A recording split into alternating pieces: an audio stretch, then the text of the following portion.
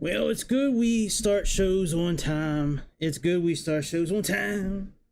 Oh, bitch. Oh, bitch. Oh, bitch, it's good we start shows on time.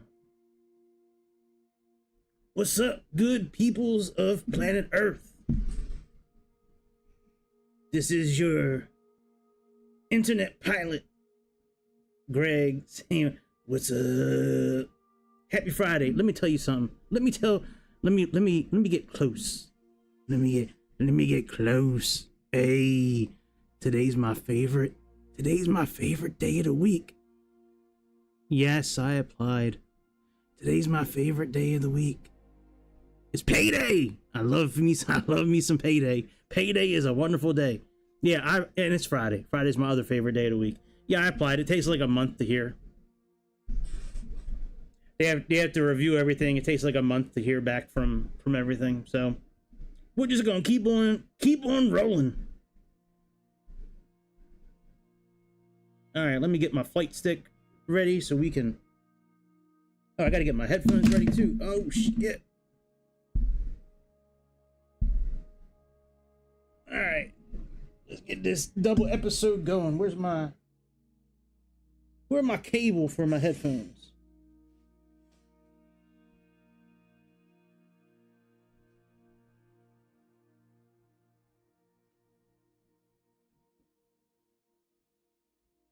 Could have sworn I pulled it out already. Hang on a second. Maybe I didn't. Nope, I didn't. Ugh. That's the one bad thing about putting everything away when you're done. Sometimes you just forget to pull it back out. All right, let's get my cable connected to the headphones. Cable gets connected to the headphones. Cable gets connected to the flight stick. The flight stick you can connect to the Xbox. Oh, bitch. All right, and I gotta mute the monitor. All right, let's mute the monitor up. There we go. All right. All right, we're almost ready to do business. Almost ready. Let me push the tablet back a little bit if I can. All right, tablets pushed back. We got the keyboard pushed back.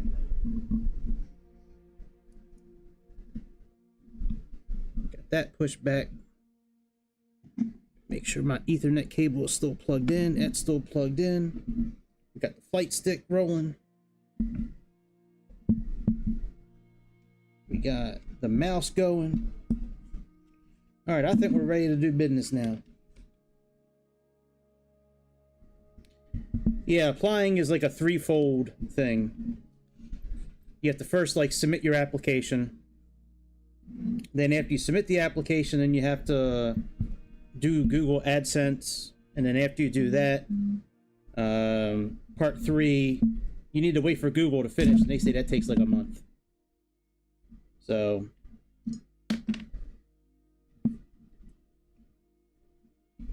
hey, congratulations, man. Now you can fly for Spirit Airlines when they hire that 20% back. That's awesome.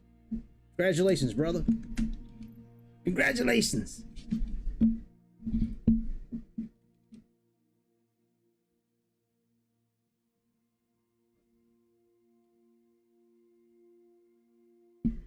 I'm sure. I'm sure it is, man. They make you do all kinds of crazy shit probably to keep your license. All right. Can I hear some shit? Let me see here. Oh, yeah, I can hear it. Yeah, I didn't want to put that article on Discord just because, you know, it's the company that signs your paychecks, man. Like, I saw it and I was like, ugh.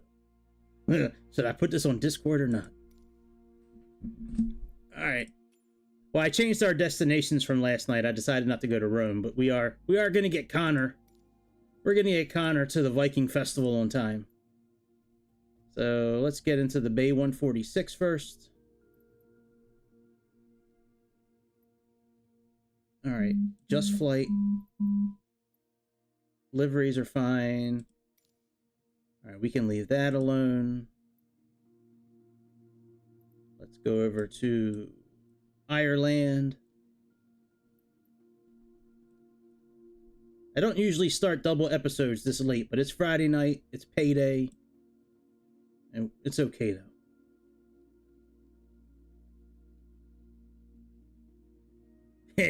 It's not North Korea yet. It might be one day, but today we're okay. All right, set Dublin as departure. And where do I want to take off from? I think I chose this one earlier today. Yep, medium. Yeah, right. Please, Mr. Ung, don't hurt me.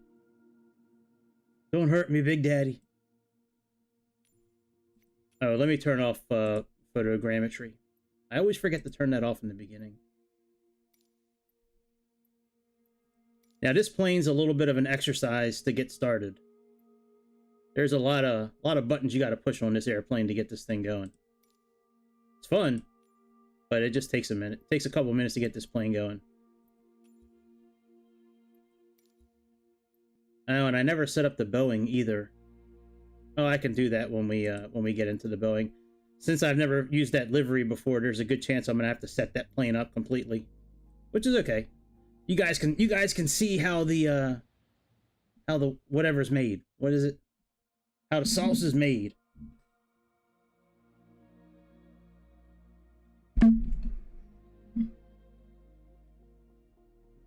Yeah, man, my two favorite days of the week, payday and Friday, man. Gotta love both of them. They're my favorite days. Ain't nothing like payday. Yeah, I saw this on the marketplace a while ago. And I was like, "Oh, what's up, stranger? What's up, stranger?" Yeah, I saw this on the marketplace a while ago, and I was like, well, let me give this thing a try. I thought it looked cool because it had 4 engines, and I remember flying this plane on Real Flight Simulator years ago.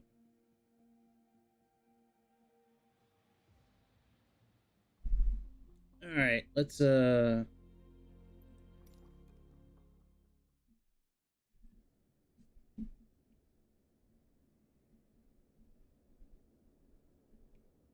Yep, here we are, Aer Lingus. Oh, I didn't put our flight number in. I got to go back. And I actually don't want to start here. Let me go back. Hey, Grease, guess what? I'm getting ready to restart. I haven't had to do this in a while. Look at that. Look at me restarting, Grease. You missed my dance last night, dude. You missed my funky chicken dance.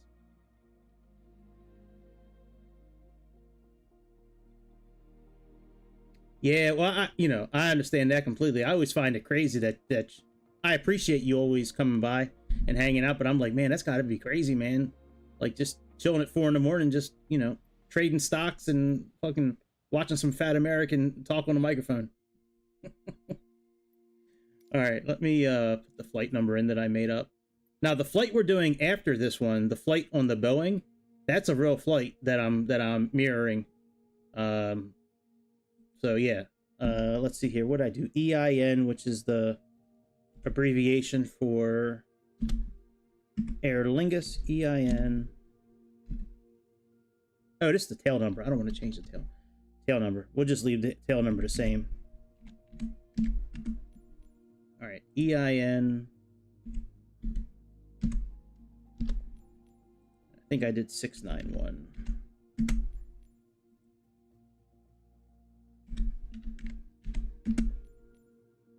All right, that's good. And let me start. Let's start over here, I guess. Because this plane doesn't have I mean, this plane, most of the time, I believe you're gonna, go on a bus and get dropped off, or oh,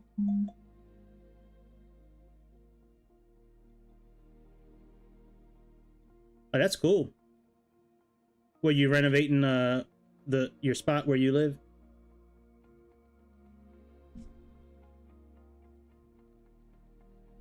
Oh shit! What's up, Pittsburgh? Hey, what's up, Keith? Yeah, man, that plane does look real cool. It's short and fat and got 4 engines, man. It's like me. I don't have 4 engines, but I am short and fat. All right. There we go. There's our beautiful, beautiful plane.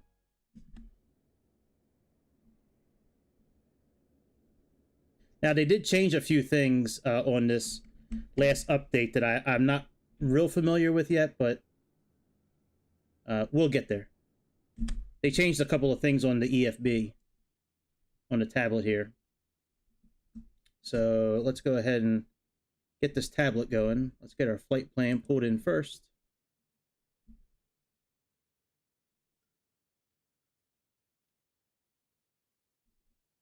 The systems are pretty, well, I don't know how it is in real life. I can just tell you here. Oh, this is new.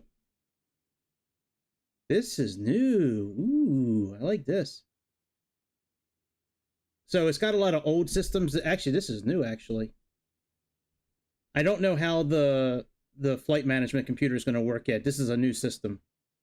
So the old system was very, you couldn't really do much. You could enter a flight plan and that's about it, you know. But I don't know how this new one's going to be. Well, but other than that, I mean, it's got a pretty basic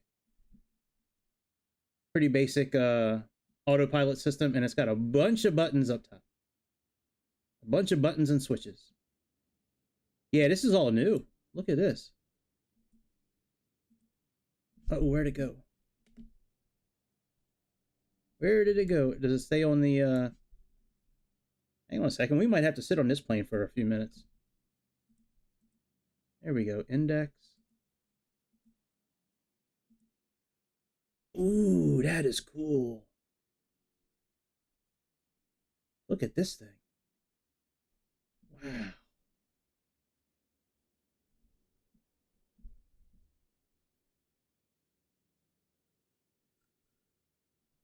That is cool.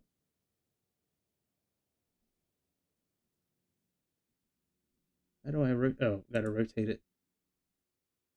How do I rotate it back?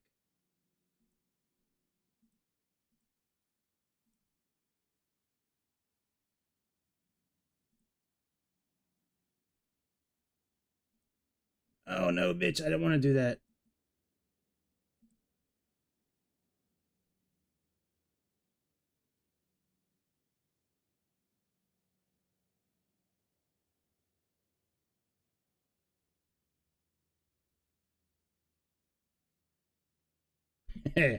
Yeah, don't sue him, man. Drag and drop. Well, that would be good if I could actually drag and drop stuff. All right, I don't want to rotate it. I want to go to the next page. Oh, here we go. Huh. Click spot guide. Oh, okay, I got you. That is pretty cool. This will be useful for once we take off. Until then, we're gonna use this one here. That way we can have our co-pilot spouting everything out. That is cool though, man. This is brand new. They didn't have this checklist before. That is brand new. That is dope as hell. Good job, Just Flights. Way to show the world why you guys are the best of the best. Just Flights is awesome. All right, we don't need, yeah, let's get our METAR. All right, very good. All right, and aircraft, import from SimBrief.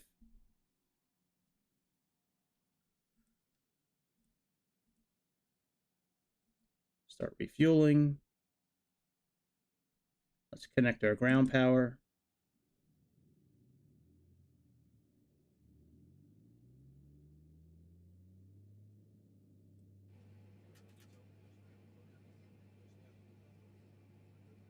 I gotta turn the volume up. You can hear people. All right, let's turn the volume up. All right, so we got people boarding, it sounds like. All right, stairs aren't open. Let's open that up so people can go in.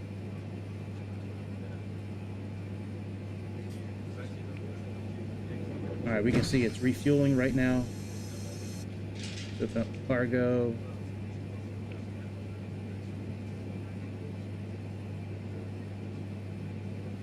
That is really cool. This is brand new. They didn't have this before.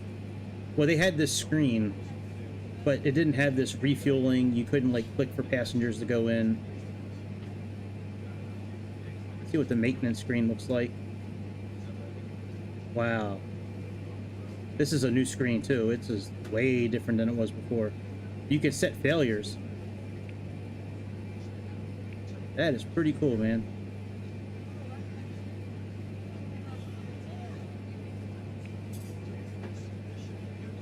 Very cool. All right, well, let's get this pig started. The Whisper Jet, that's right. That's right, I just found that out today. That was called the Whisper Jet. All right, let's get, let's see who's our co-pilot, if it's Karen or Chad. Landing gear.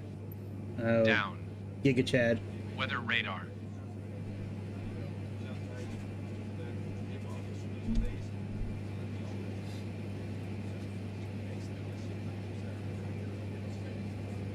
Turn this to 15. Off and 15 degrees up. Transponder. STBY. Air brake and flaps. In and up. No smoking signs. Actually, hold on tight, Chad. Let me put on some power. Because it makes no sense to turn signs and shit on if we don't have any power. Let's put battery on. And ground power. Alright, now we can continue, Chad.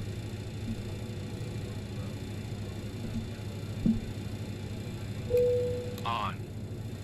NAV lights. High int. That 1 and 2. Both on voltage checked. Parking brake. Yellow and park. Master switches. I'm trying to look at the chat too while I'm doing this. If you're talking about this thing being detailed for an X, yeah, this thing is very detailed for an Xbox jet. Absolutely. Yeah, Just Flights makes some really good shit. All right, y'all dampeners. All on. Ground ignition. As required. Anti-skid. On. Lift spoilers yellow and green. Both on. AC and DC bus tie.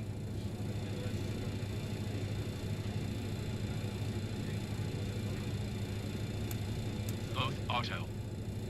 Standby inverter. Arm. Standby generator. Oh, good. I can use the wheel on the mouse to do these. Arm. That's good. Instead of clicking. Generators 1 and 4. Both off / reset. Galley / shed switch. Yeah, well, it has a real checklist. Galley. APU But generator. okay, let me pause this real quick. So it has a real checklist now, but for me personally to kind of navigate everything smoothly, I would need to write the checklist down or print it out and have it in front of me, instead of like looking at the steering wheel and then going up to find a button and looking at the steering wheel. And then, so this way is easier for now because checklist is right there. But yeah, now that this checklist is available, I'm going to find a way, either maybe on their website to print it out or just write it down. Yeah, I have an iPad.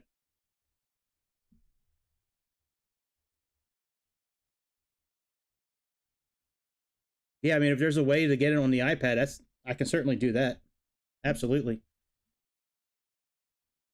Yeah, I just up until a few minutes ago, I had no idea that that was available. With that update that they had come out, that's brand new with the update. So On. Fuel pumps. Left inner on. Engine fire handles. yeah, All now that in. that's available, I'm definitely gonna Ground use test. the real checklist moving forward. Hang on, let me turn on some lights here so when I turn it.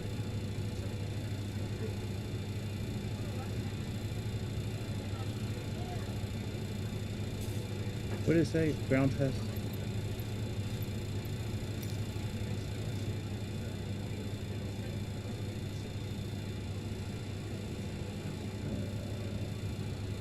the ground test. Oh. Fire X5 and EXT. APU. Start that up. Start. APU RPM and TGT.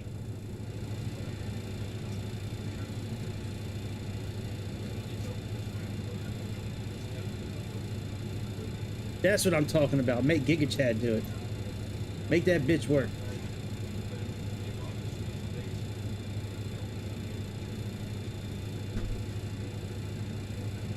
He's got to earn his money. Stable. APU air and packs.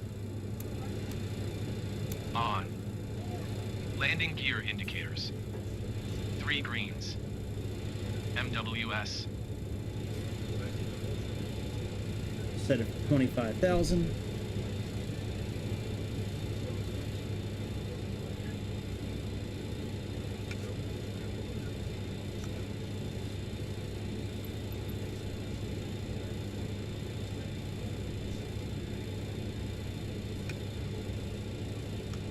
Can't see what I'm doing. Hang on a second.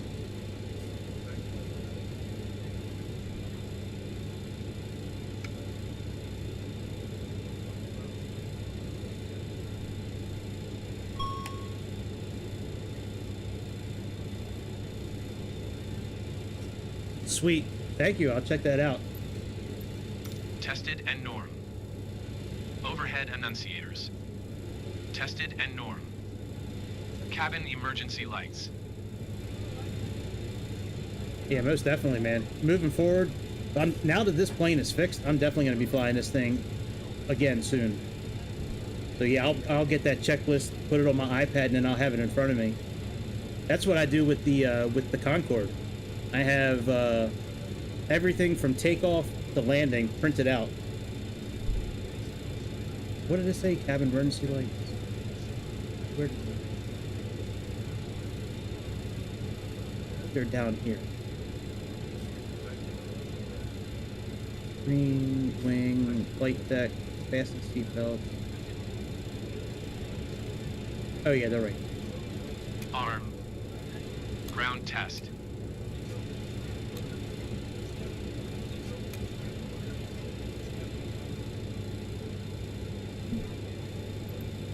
Smoke stall loop speed anti-skid rear bay flap and horn. DC pump. On yell brake press rise checked off. AC pump and PTU. On yell and GRN press rise checked off. Flight deck emergency lights. Arm. Yaw dampers. They're down here.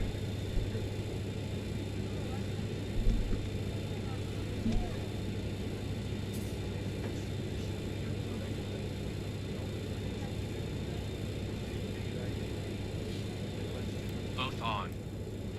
Oxygen masks. Yeah, there's no way to check those. 100% flow checked. Oxygen main valve. There is a way to turn on the main valve.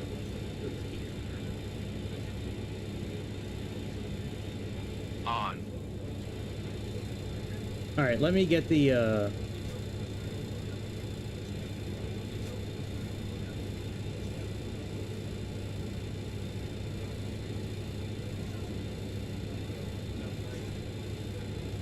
All right, they're still loading everything up. All right, very good. Let's make sure our flight plan is good to go, and then we'll move forward with the checklist. Now, I've never used this. This is a new system. Hopefully, it turns on.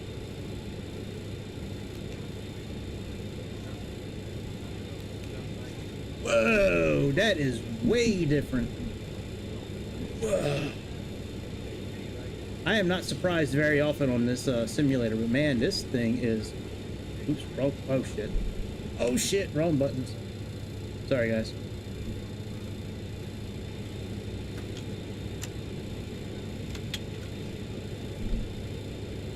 Yeah, that thing is cool. Alright, let's take a look at this thing. Trying to get lined up properly. Alright, accept. This is brand new. I have never seen this before.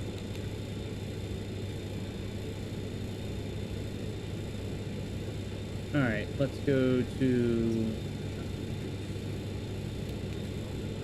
menu.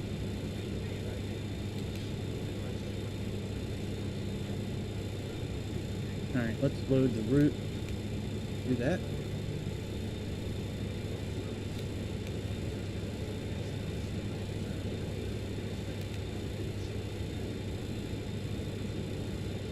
Alright, let's go back to menu.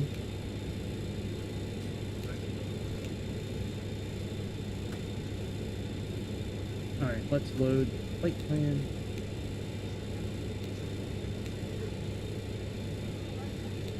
Alright, maybe I need to push it over. Let me see.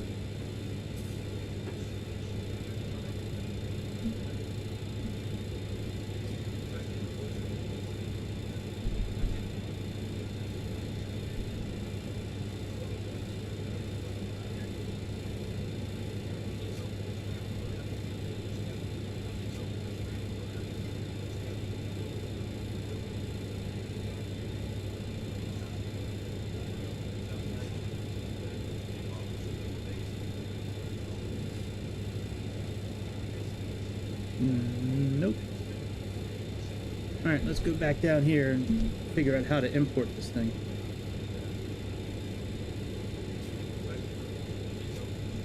Boy, if I knew it was this different, I would have spent some time working on this before tonight. Okay, flight plan.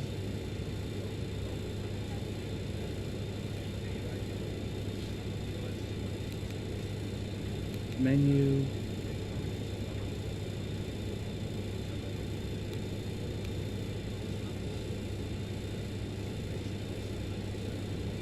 Right.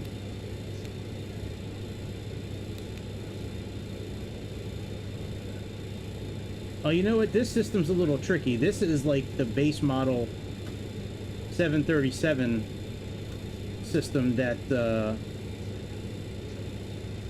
is in like the older planes, which would kind of make sense, I guess, being that this is an older plane. I wonder if I have to type everything in myself. I don't mind doing it, but yeah, load ATC route. We don't have an ATC route, so yeah, I do have to load everything myself. All right, no worries. All right, so we have BI. That's easy to do. Sorry for taking a few minutes.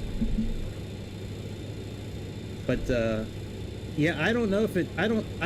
So the old BAe146, I don't think you could import the flight plan, and I don't see a way to do it either right now. But I might be wrong. But we'll just type everything in real quick.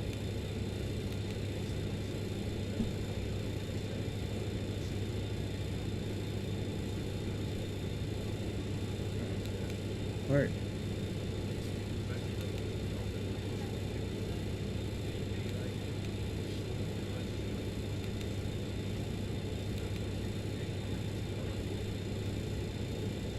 Okay.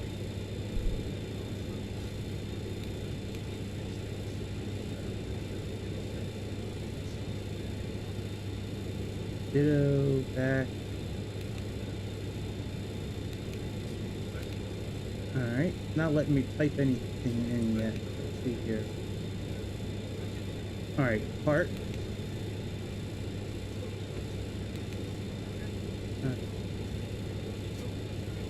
Click back here.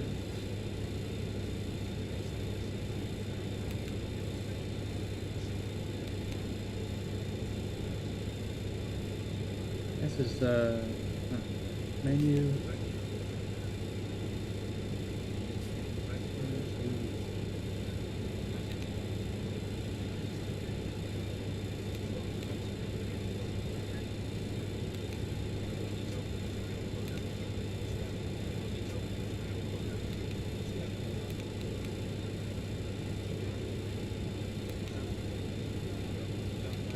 BI D W. That. Oh, okay, I get it now. This is like the old system. Shit, I can't put airways in. That's fucked up. All right, Baker, B-A-K-U-R. So I got to put all the waypoints and everything in here. Okay, we're good. K-U-R, enter.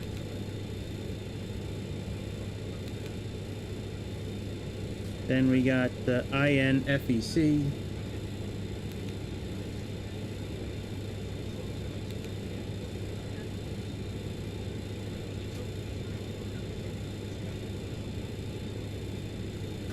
I didn't see a random video. Where what are you talking about? If it was put on Discord, and then I might have missed it, because I don't remember seeing a random video. All right. Enter.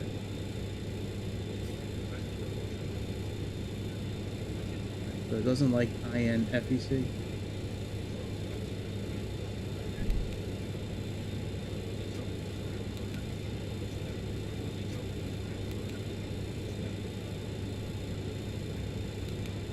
All right,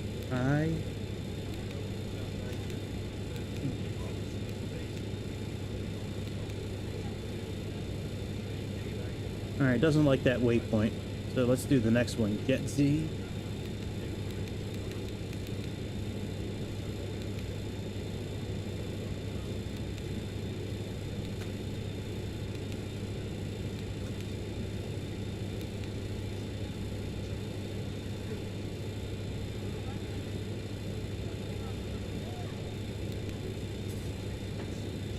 Maybe I have to put the destination here. Let's try putting the destination in. EGKK.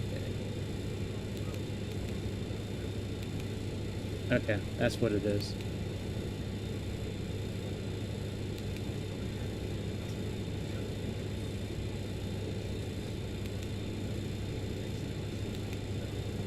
Alright, let's try putting something in number 4 now.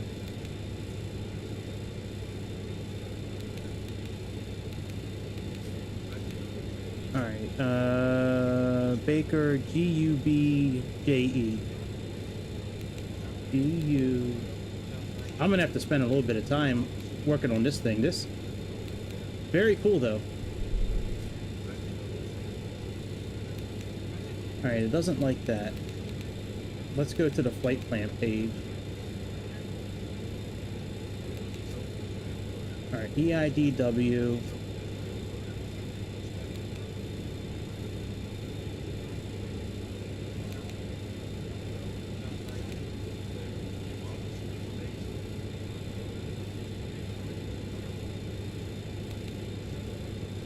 Alright, let me try entering that other one here. D-U-B-J-E. If worst comes to worst, I'll just put in like one waypoint, enter the departure and the arrival, and then that'll be it. And then I'll do some research on how to operate this thing.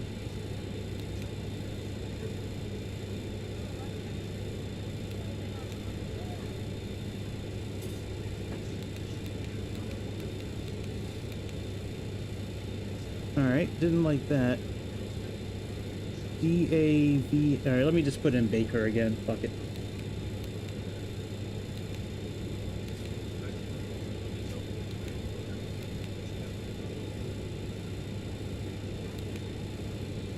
Unless it just doesn't like these waypoints. Let's try another waypoint. Let's try Amphil. Maybe it just doesn't like certain waypoints. I have seen that before in this simulator where certain waypoints you can't put in. Doesn't like that. Alright, fuck it. Let's go ahead and go to the flight plan. Let's do menu, departure, runway 10 left, so we can type in 1 for that. 1 enter. And PESI 2Q. So let's go to the next page. Right, we got PESI 1Q. That's probably the same, pretty similar. So let's type in 14.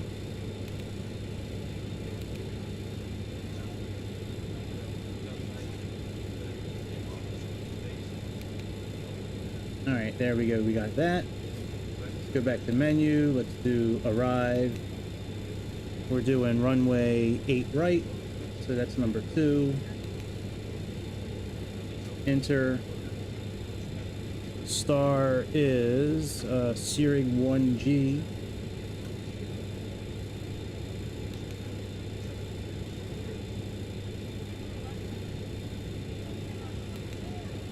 Alright, where is it at?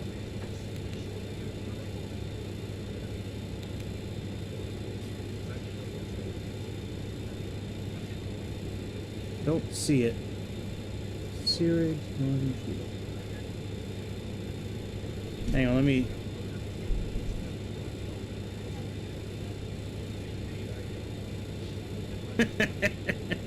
Yeah, I could do some ASMR while we're doing this, man. This plane is really fucked up now. Like, I need to learn a few things about this airplane.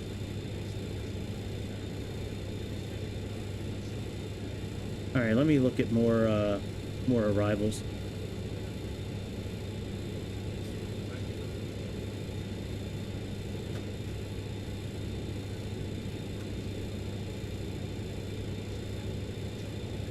Koenig, Midix. Well, we could do Midix.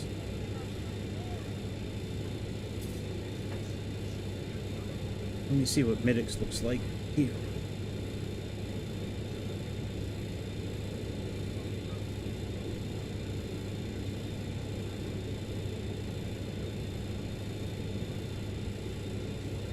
I can't believe they don't have that one here. Let me see. Let me look one more time.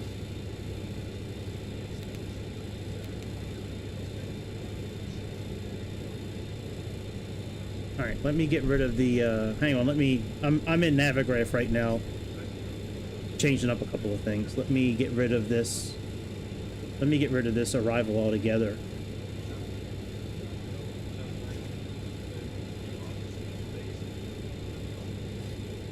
Alright, and let me get rid of the waypoint that was associated with it, which was Zurich. Let's get rid of Zurich.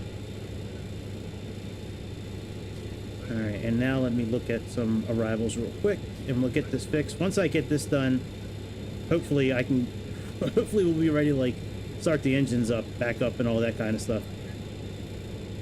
I had no idea that this plane had this kind of a learning curve, because it wasn't like this before.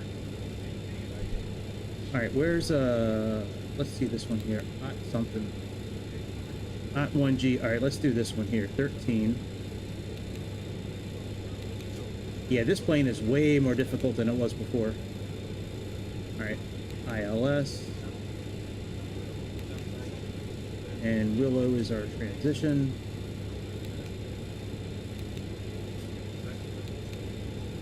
Alright, very good. So our flight plan is in.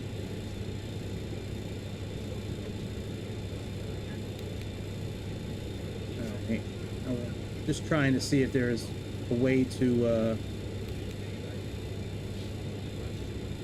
next.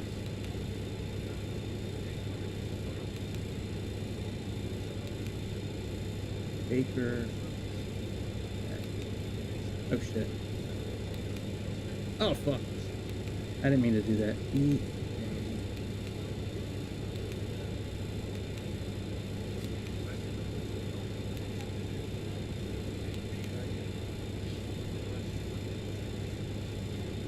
Oh, wait a minute. Let me see if I can go in here now and change this one to, we might be onto something here by accident. You guys want me to sing a song or do a dance while we're while we're trying to learn how to operate this plane? Alright, so what would be next? We have Baker. Let's try Davaz, D-A-V-A-Z.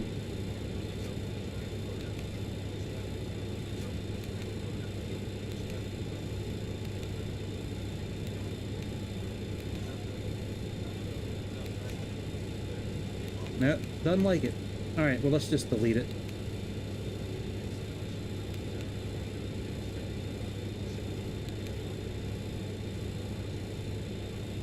What the fuck? Why is Baker in there so many times? All right, delete. Accept.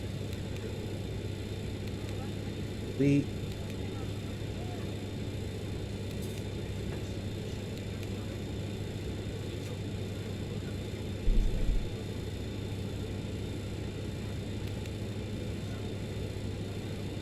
Hang on a second.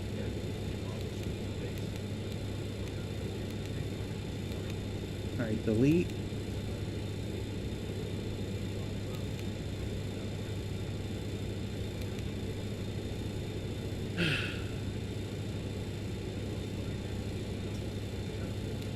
Where's the clear button at? Next, message, data, flight plan menu. So there is no clear button.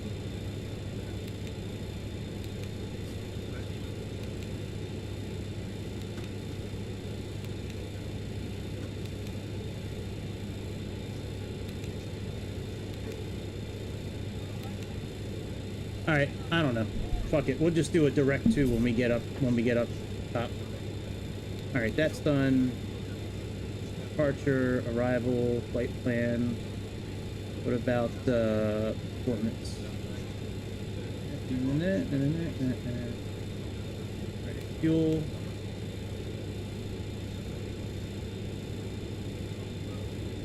Passengers. Fuel on board is showing that. That's next.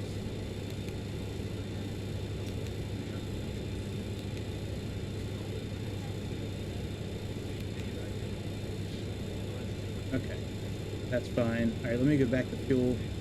All right, let me make sure the plane is loaded, and then we're just gonna we're good for the most part. Wow. I feel bad for the passengers that don't have any air conditioning right now. I'm sorry, you guys too. I did not check to see exactly what was involved with this update. If I knew that this update was this involved, I certainly would have done things differently. All right, 80.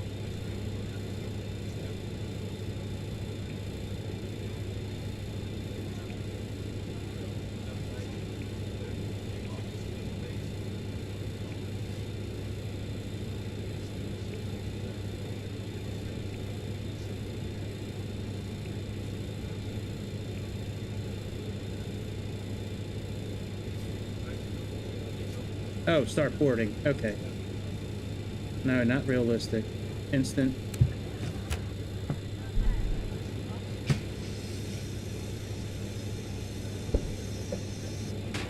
Oh, good. Everything's locked up. All right, let's continue. Wow. This is a learning curve. Jesus Christ. Departure briefing.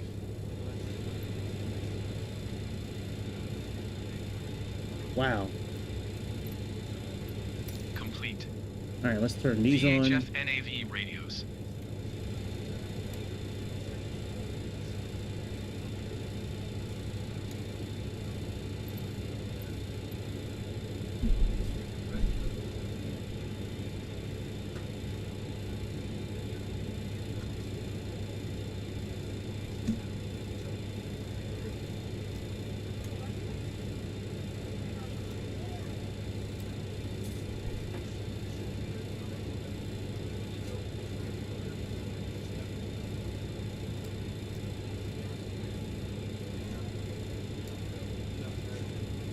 Why are you not letting me spin you around? Come on, baby, work with me.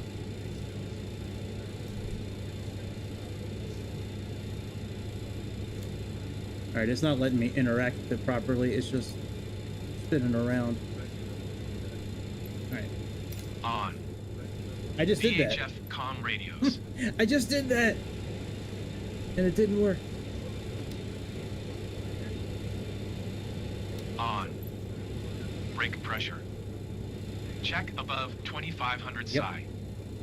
Hydraulics. All off. Fuel center transfer.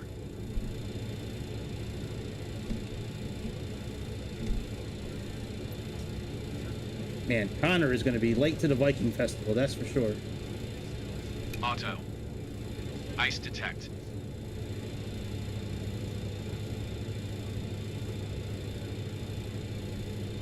On.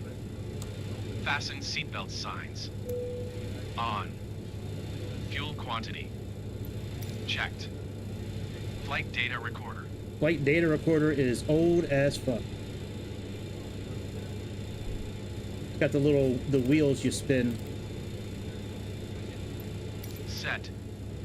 Altimeters.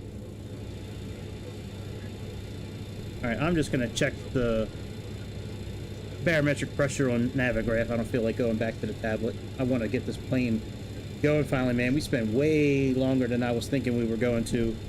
I had no idea that thing was that involved, man. Jesus. 3015.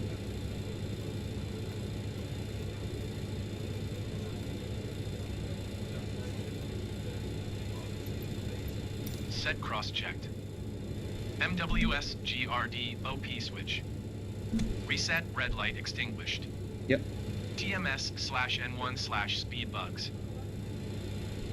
Alright, to set the speed bugs, it should still be the same thing. We just have to click on this right here. Yep, there we go. Checked bugs set. Doors and equipment. Closed and removed. Oh, I don't know about that. Is it closed and removed? Oh, we gotta remove the ground power. And the chocks. Now it's closed and removed.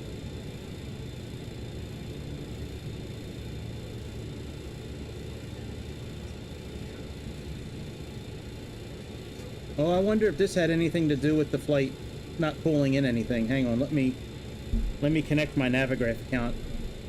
So Navigraph was already connected. That's how I pulled. Well, SimBrief was connected. I wonder if this has anything to do with me not being able to pull it into the flight management computer. Hang on, let me just do this real quick.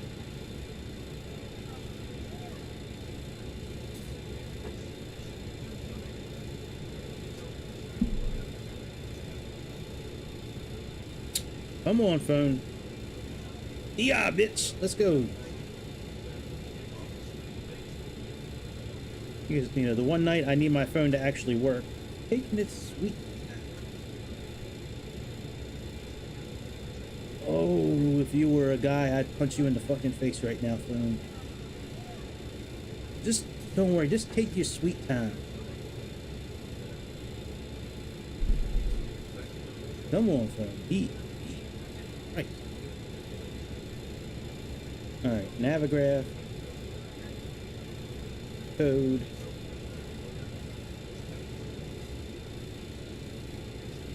If it's going to force me to restart the airplane to use charts, we're just not going to use the charts. Because I am not going through that again. I had no idea. That system for the flight management computer looks so cool. But underneath once you start peeling back the layers of that onion, it's a fucking base model beta system that Aerofly uses in the Learjet. They use it in the Dash Q400. They use it in the 737. Yeah, that system's bunk, dude. It looked so cool when we first got into it. I was like, oh man, this thing is awesome. Then you peel the layers back on that onion and man, it is rotten to the core. Unless I just don't know how to use it properly. Maybe I'll have a different opinion once I learn it. But for tonight, that onion is bunk. Alright, EEERK. Prove that.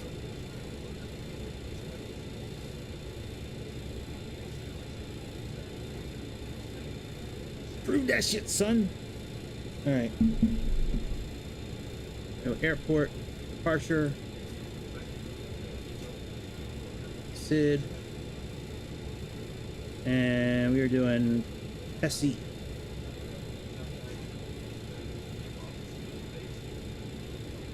What's the chart number? 10-3.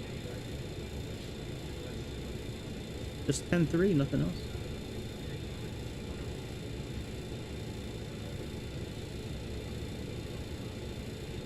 This must be it here then.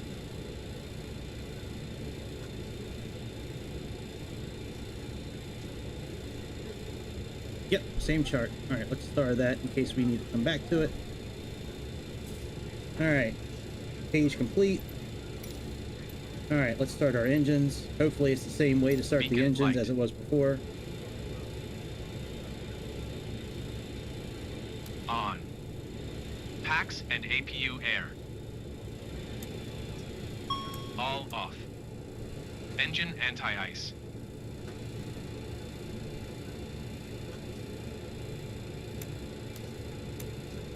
Oh, wrong buttons.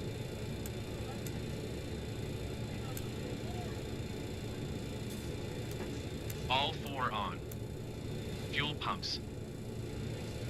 All on. TMS. Off. Engine start power.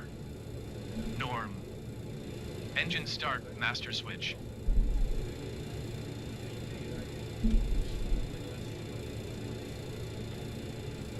On. Start select switch. Engine 4. Engine start switch. Start. N2.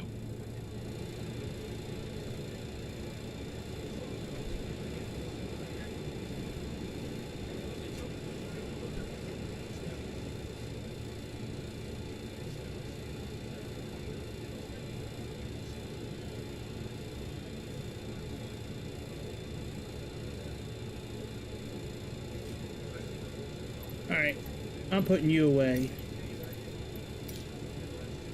We gotta redo this.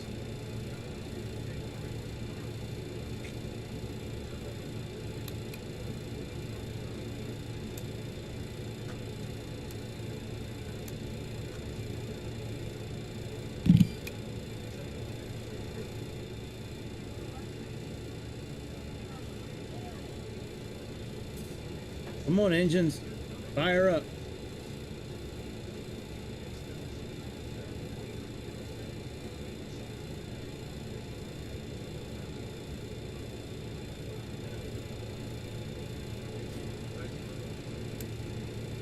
All right, engines. I'm not gonna have a problem with you, am I? All right, start power. Number 4, start master.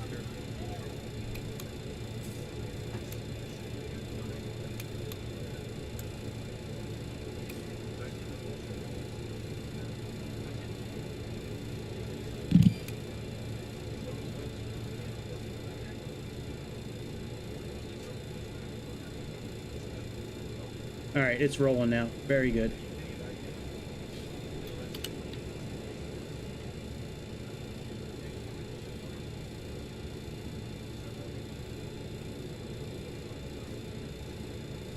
Wow, man. Just wow. Like, I feel like such a fucking noob tonight. Like, this is my first time in this airplane. Like, I have no idea what the hell I'm doing. I'm thrown for a loop, man. Glad it's Friday. That's all I can say. At least I got Friday and I got payday. At least I got that going for me tonight.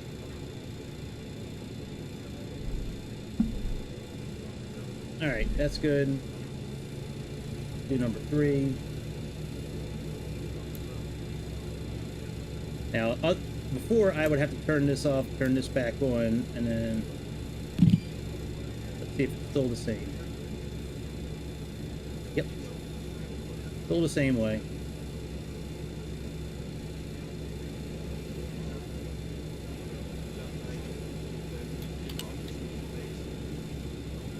Guess I should get my clearance from ATC for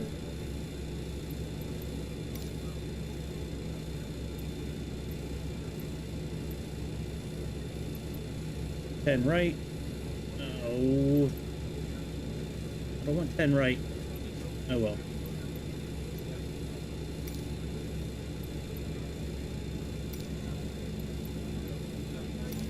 I'll go in and change it real quick. After I start the engines up, I'll go in and change the runway. All right, turn you off, turn you on, turn you on. Let's let you get up to 10. It's 10%.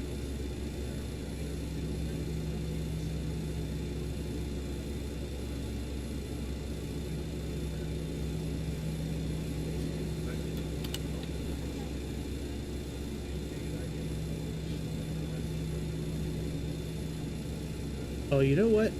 I didn't check to see if my throttles are on the right axis. Okay, they are. All right, very good.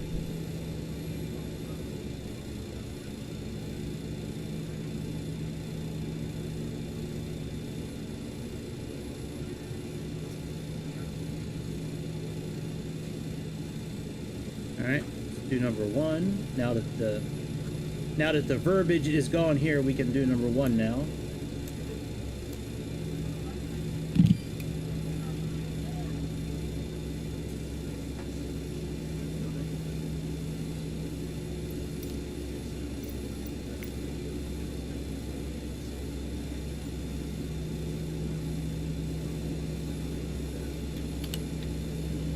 All right, let me fix this to 10 right.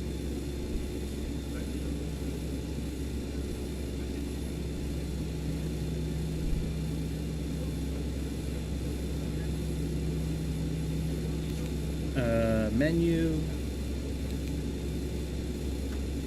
part 2, enter, and next. SE, hang on a second. Gotta see which PESI to do. Go to Navigraph again.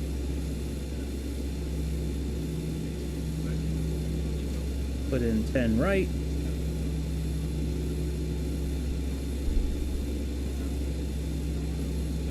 Put in PESI again.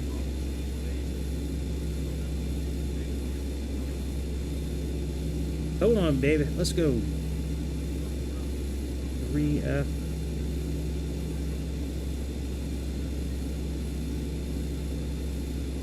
Well, it doesn't really matter. They both look the same. Oh yeah, we'll do 3F. There's less turns with that. 1-1. Enter. Flight plan. All right, there we go. Start power.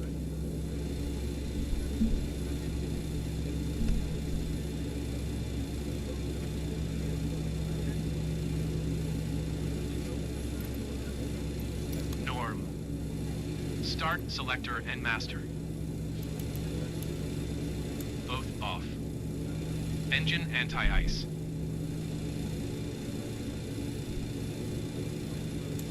As required. Gen 1 and Gen 4. Both on. Brake fans. Auto. English 2 and English 3 hydraulic pumps. Both on. AC pump and PTU.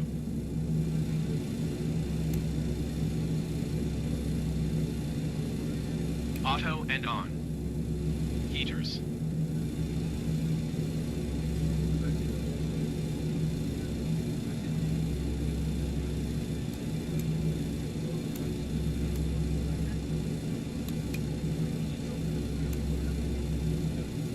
All on.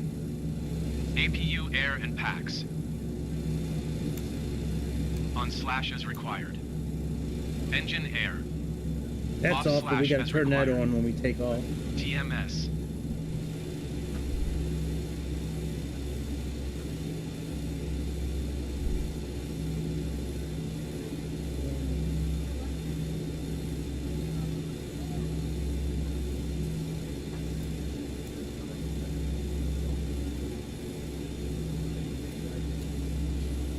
On slash to mode. Transponder.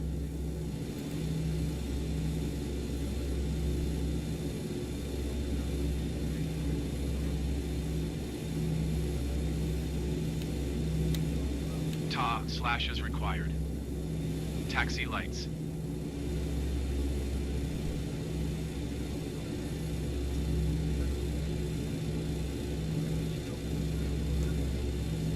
On. Brakes. Tested on initial roll.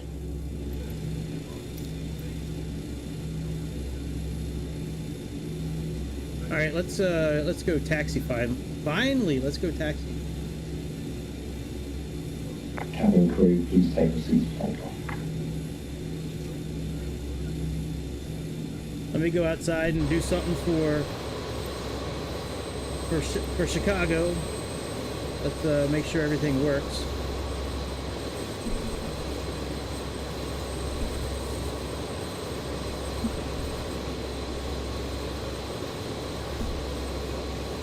All right, free and clear.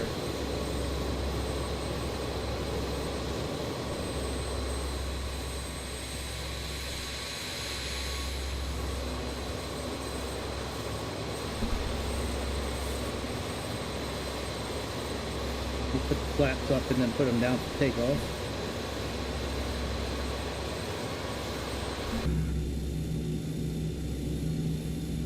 Oh, actually, let me see if we are set for takeoff. Hang on a second. All right. That's that. Let me, configuration check.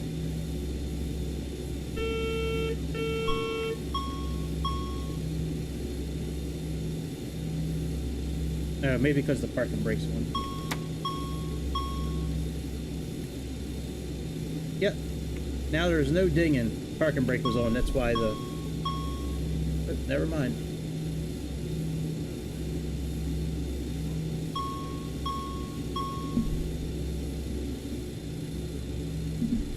Alright.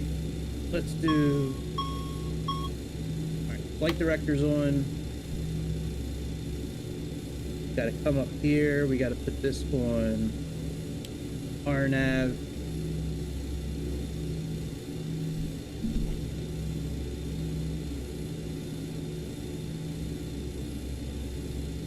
You on RNAV as well.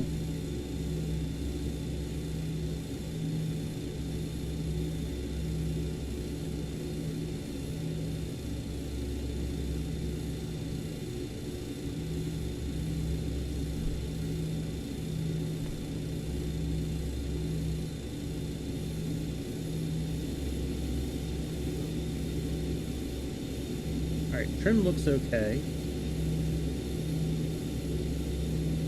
Wonder why we're getting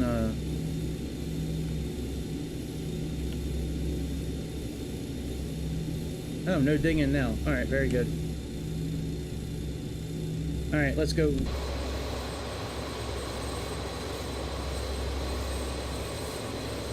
Well, I'm sorry guys about the delay tonight. I did not expect it to take this long. Usually it takes about a half an hour to get this plane ready.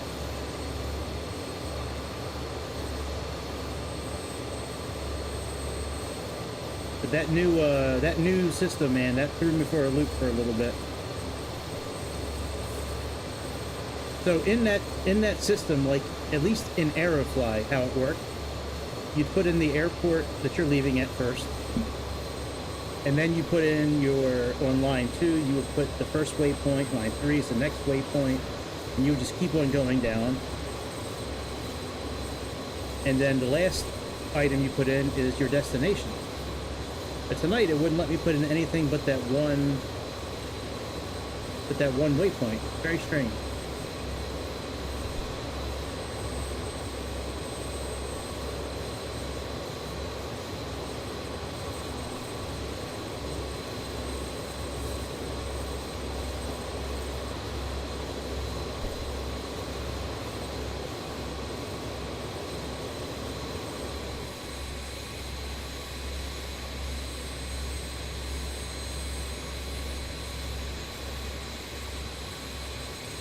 So I apologize that this is not the, you know, the normal type of content that I usually put out, but I think from here on out tonight, everything will be fine.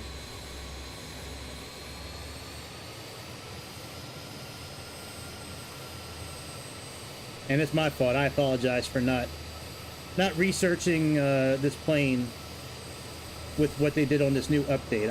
I did not expect it to be that much of a learning curve with the flight management system.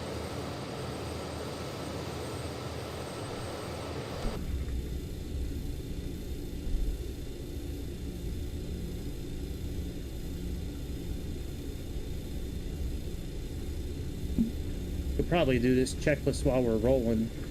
Hopefully it doesn't take me to You know, we can just autocomplete this. Fuck it. There we go.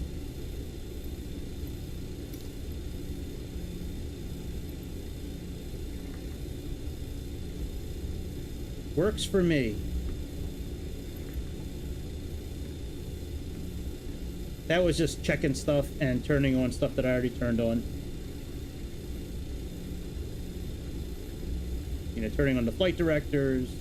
The only thing that they turned on that I didn't turn on yet was the weather radar, which is down here. We turned it off in the beginning.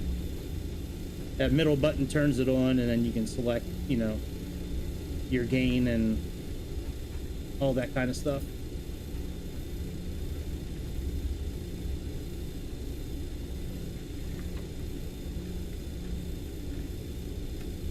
Man, I feel terrible, man. Hey, what's up, bro? What's up, Broheem? How you doing?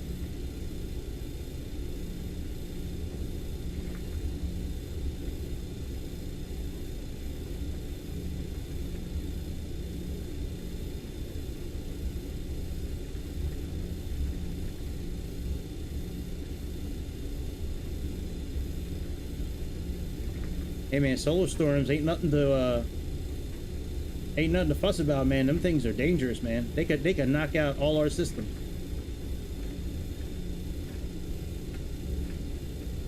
Yeah, man, they're crazy. Oh, there's some lights that aren't turned on yet, actually.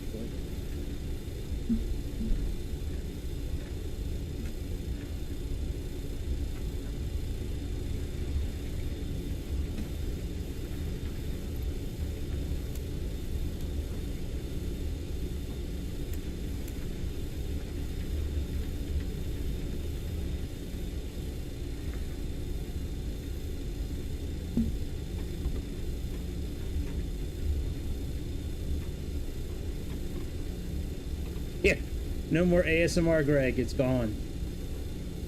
Canceled. Gone forever. Just like the chat. I killed the chat tonight because I took too long getting this airplane set up. They came out with a new update on this airplane, and I did not do my homework. And the new flight management computer in this thing really threw me for a loop tonight. Just Flights pulled the okie doke on me. This plane used to be so simple. And now look at it. Look at what you've done now, Just Flight.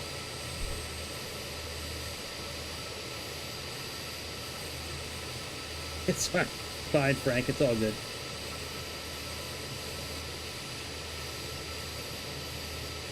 It's all good. They ain't going anywhere. We got to get Connor. Oh, I can't use the flight stick in drone mode. Alright. We got to get Connor to the Viking capital of Norway. What's it? Trondheim, I think is the name where we're going.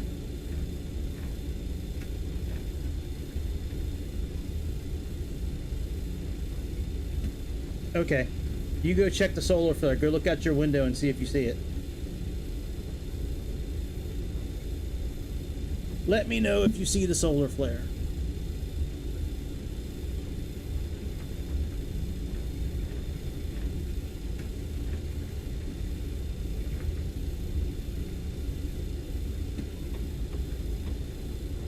Hey, what up, Jake?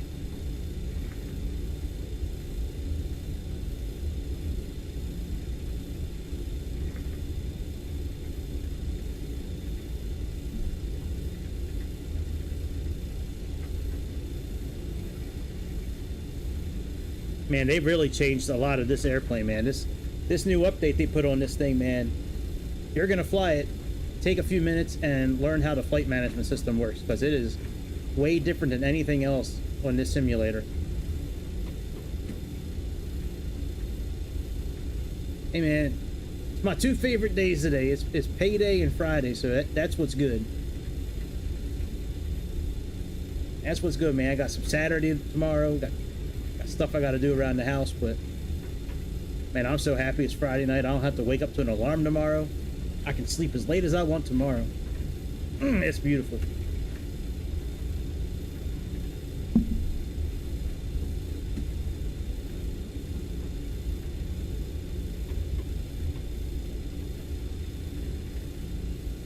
Alright, we are just about ready for takeoff to London Gatwick.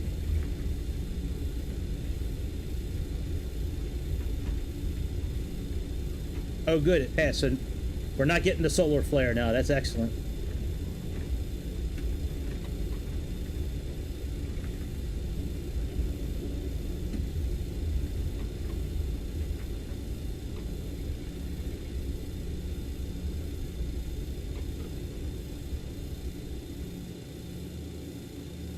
Alright, let me get the landing lights on.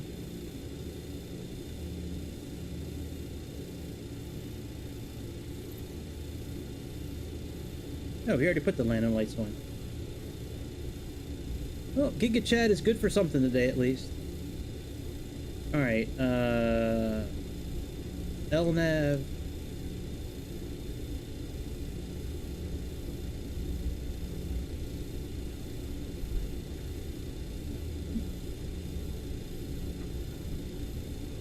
$25,000.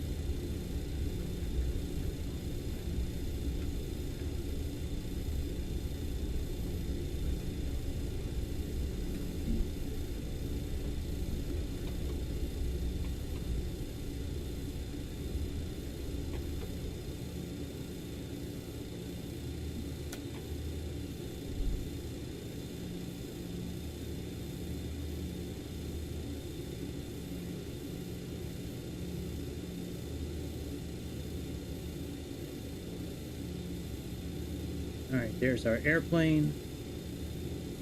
And let me do one thing before we take off that I know used to be an issue with this airplane. Let me just knock this out real quick.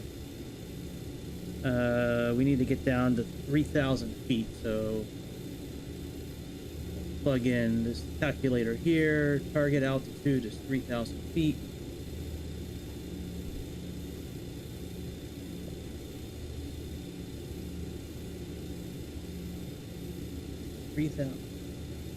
Backspace. 3,000 feet. Alright, enter.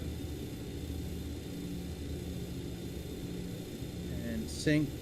And sync. Alright, very good. Right, charts.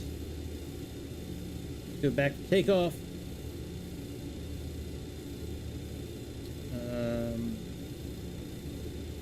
Do.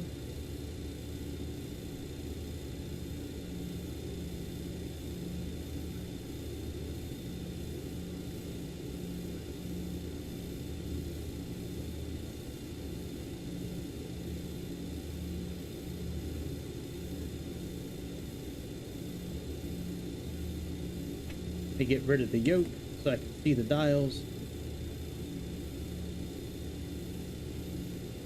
Alright, very good. Let's go. Let's release the parking brake.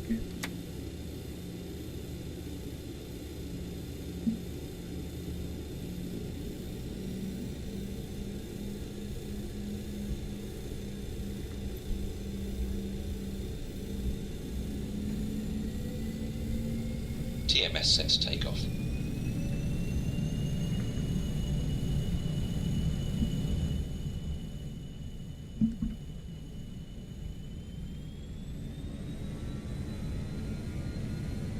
Power set, flex achieved. Speed alive, both sides. 80 knots, cross checked.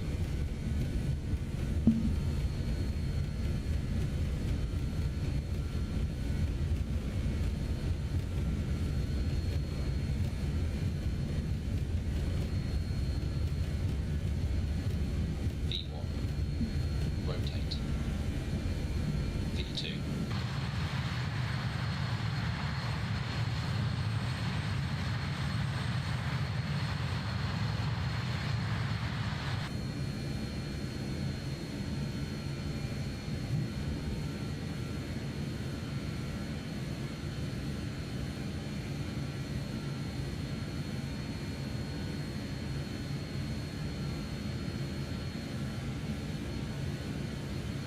Alright, let me do a couple of things here.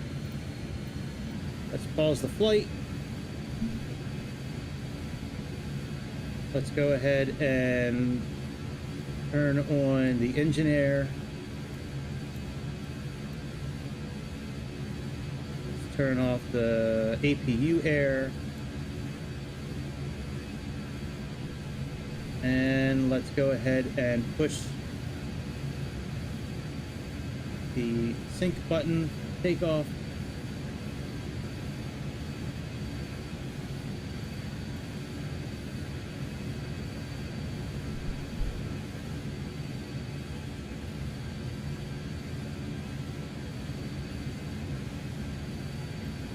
All right, now we can continue.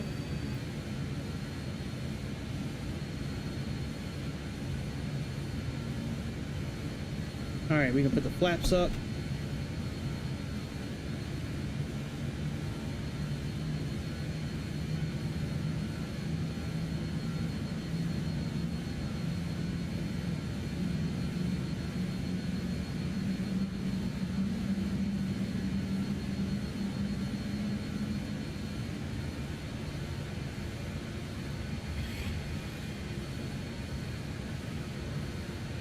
All right, let's put it in climb mode.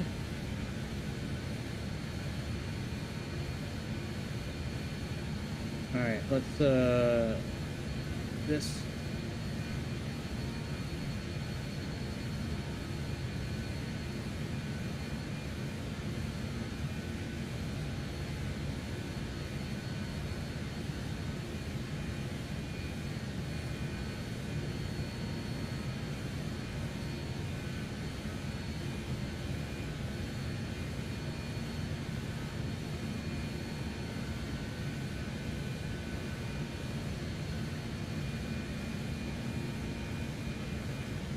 Need to get to about 250 for climbing speed.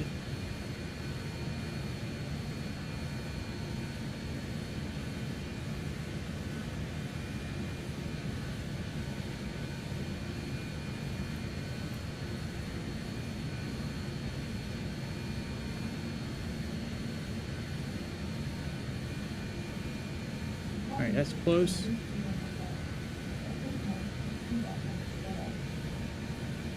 Autopilot on and IAS on, and arm the altitude.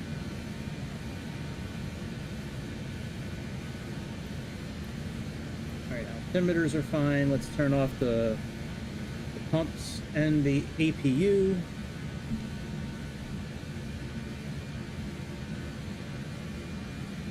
Okay, PTU and AC pump off and off. APU generator, or actually just the APU is stopped. All right, we are good for climb. Wow, that was an effort, man. Thanks, Keith. Hey, I'm sorry about before with this this new system, man. This thing really threw me for a loop, dude. I mean, in Aerofly, it's really simple. Like, you just plug in, like, airport, waypoint, waypoint, waypoint, waypoint, you know, and then go down, and it wouldn't let me do that tonight.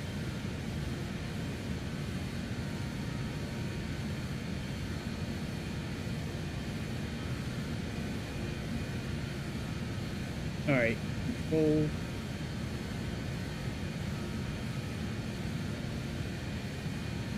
So right now, this sync button's going to sync all the engines to number 1.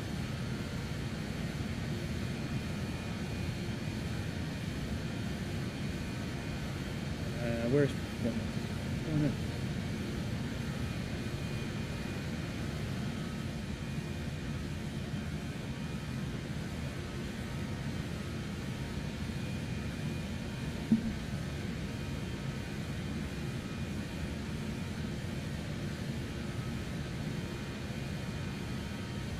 Let's make sure we turn here before I bring up our arrival charts.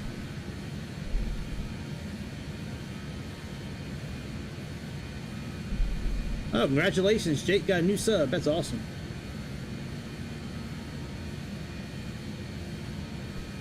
Oh, you know what? We probably should have put standard pressure in now. We're over in the UK. That usually changes around like 6,000 feet.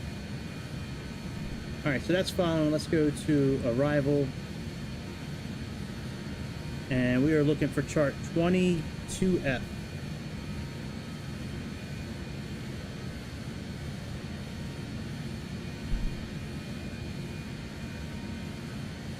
Meg 22F.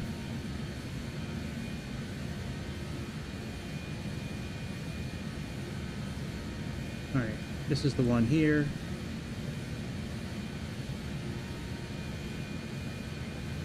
Star this one. And then approaches. We're doing 21 1 and 21 1A. So this one and this one.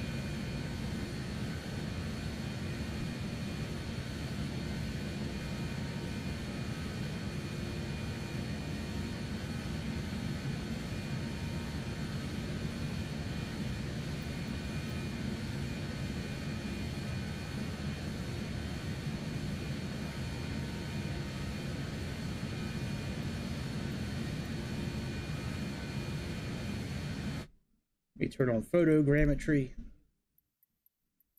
All right, now it feels like a normal episode now. Now I feel better. God, maybe I'm too hard on myself with that flight management system. Like, you know, I've been doing these simulators for so long that I just automatically expect just to kind of breeze through everything. And that one, once I figured out what kind it was, it just would not let me. It would not let me continue the way I thought that it needed to, man.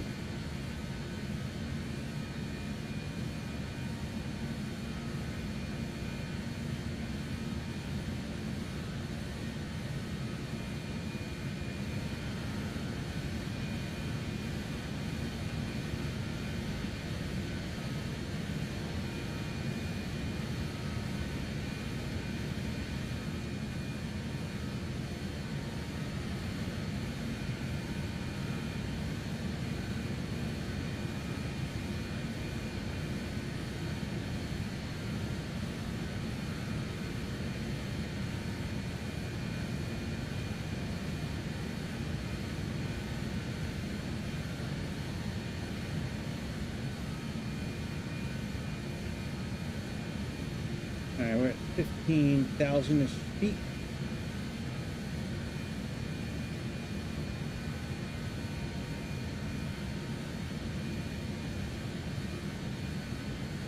Everything is looking good. Oh, you know, I can turn those lights off now, actually. Let's do all that. Let's turn off all the lights.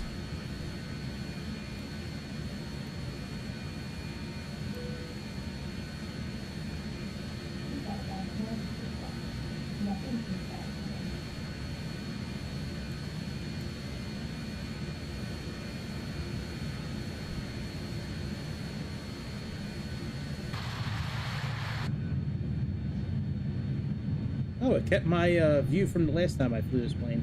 That's very interesting. I haven't flown this plane in probably 2 months or something like that, and it kept the view from the last time. All right, well, Connor is happy. Connor is now looking out the window, thinking about the size of the beer he's going to get when he puts on that Viking helmet in a few hours. He's a little pissed that we're running about half an hour late, but he'll be okay. The layover is pretty quick.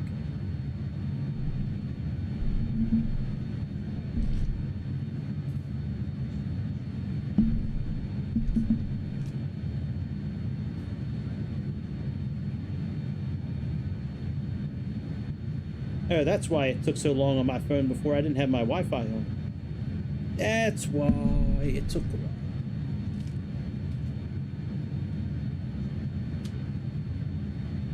I think I put everybody asleep. I have to sing that song all by myself. All by myself. I wanna be all by myself. I wanna be.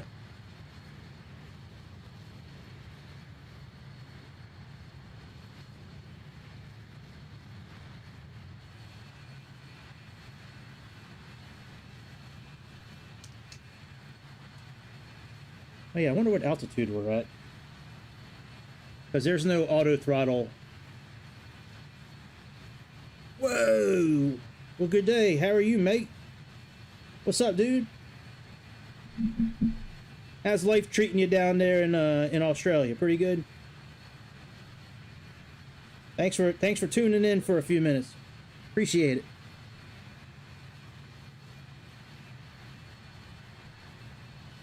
We're climbing to our cruising altitude, and the BAe146 took a little while to get off the ground tonight, but we're doing it.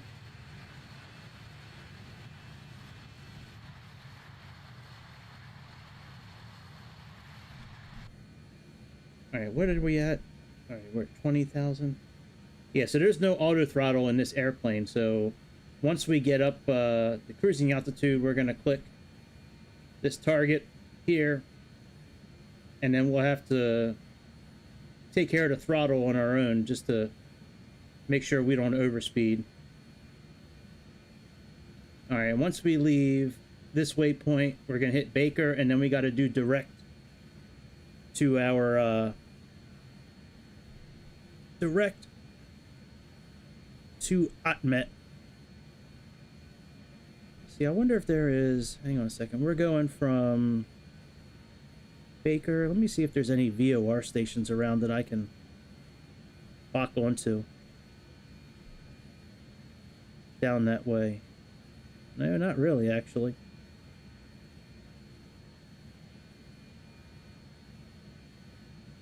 No VOR stations to lock onto.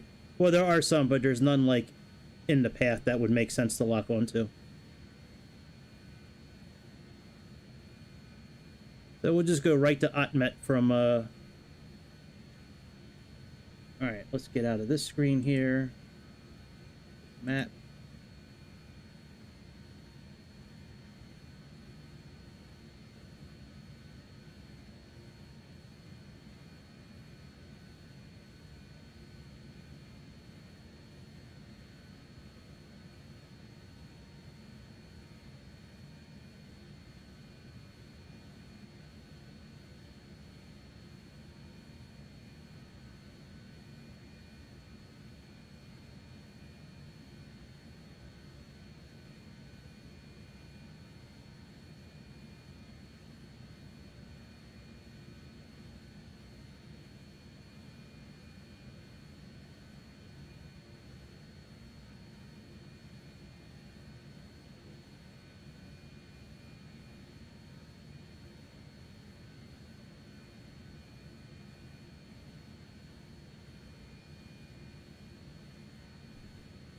Let me see what our, let's see what our transition altitude is.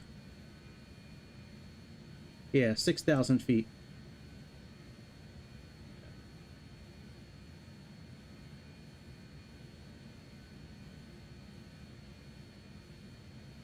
Oh, I meant we got to be at 27,000. All right, let's increase our altitude then to 27,000.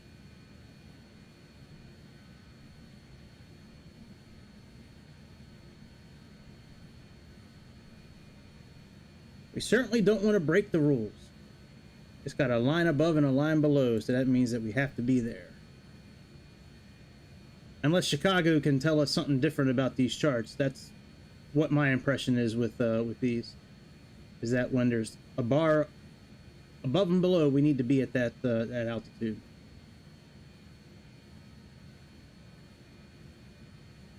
All right, so let's put 27,000. Let's put. Oh no, I don't need to change anything there.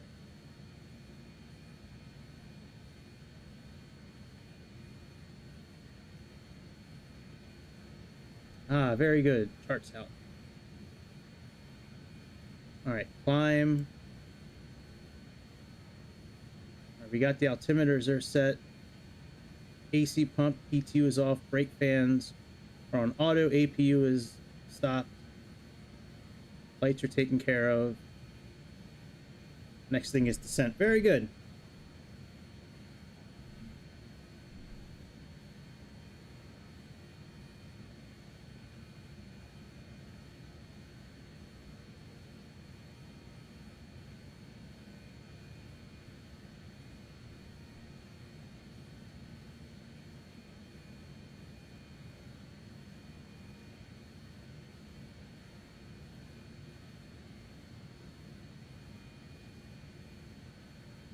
All right, so we got 7 miles to Baker, so let's do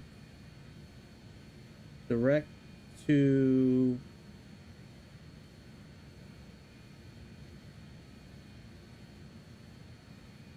$13.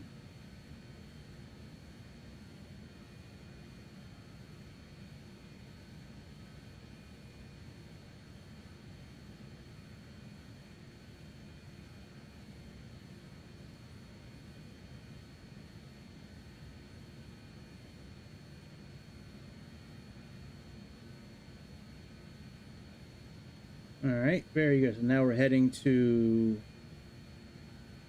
Hotmet. Oh, look, it's got the altitudes in here. Very good. 27,000, 21,000, 13. Oh, very good. It has it in there. Very nice.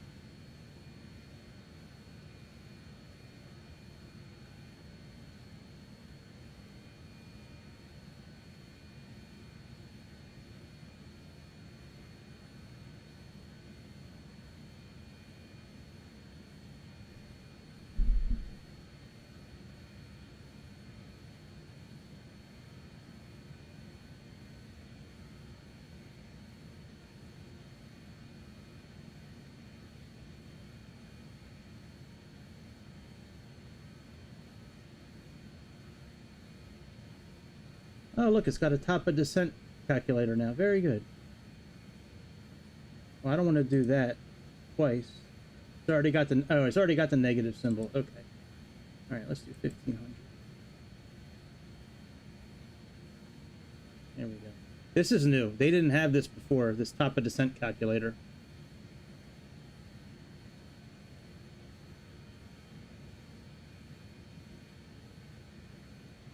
Very cool. There's a couple new things on here.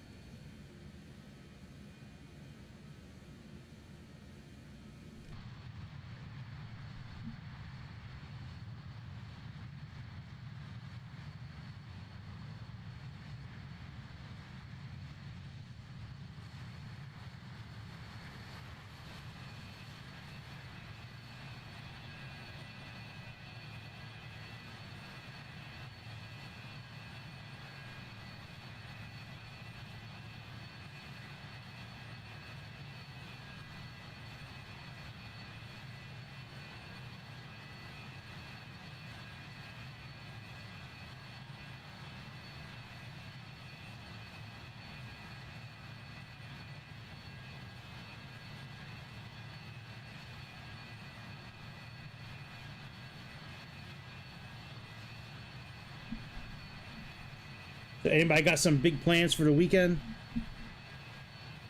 Anybody got something they're doing that's pretty cool, or everybody just kind of doing the normal weekend stuff? Anything like special for Mother's Day or?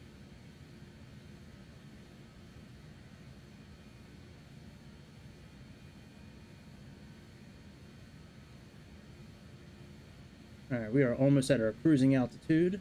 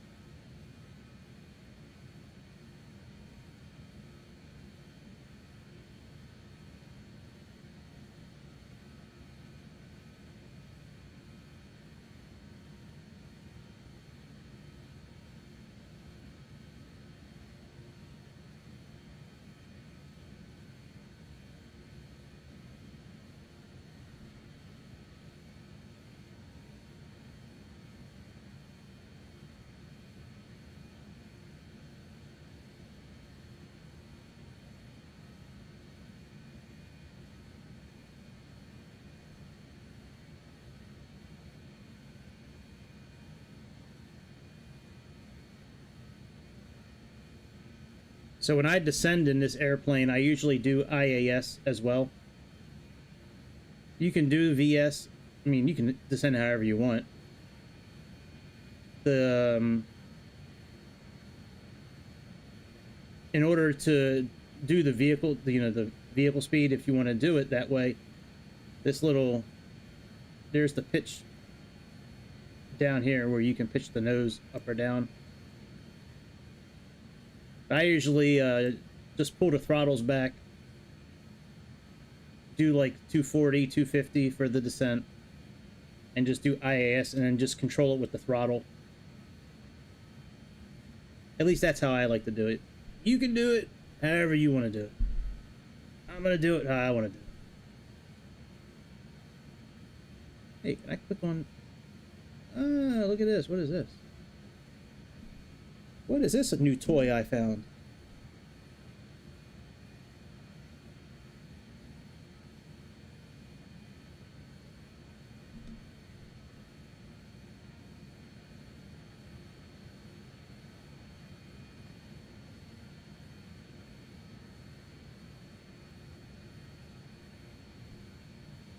What? Oh my God.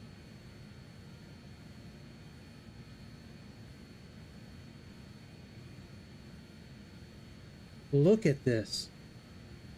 Oh my God. Boy, Just Flights has really outdone themselves with this airplane. Oh my God. Look at all the cool shit they have now.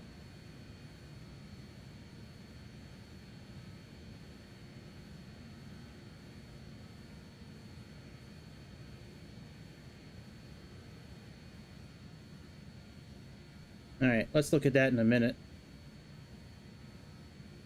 Once we get up to altitude.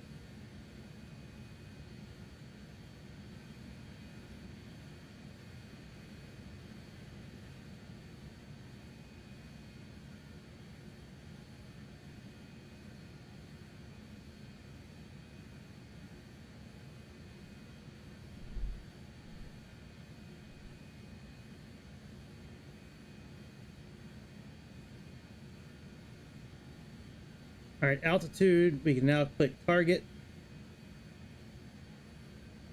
sync, and now let's pull our throttle back a bit. We don't want to go past we don't want to go past like 290, 280, somewhere in that area.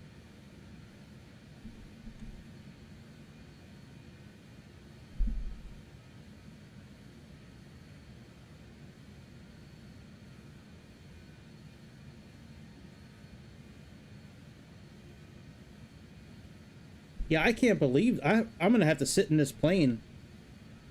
Maybe I'll do that tomorrow morning. I'm just gonna sit in this plane and look at all this stuff. Look, I mean, they never had shit like this before.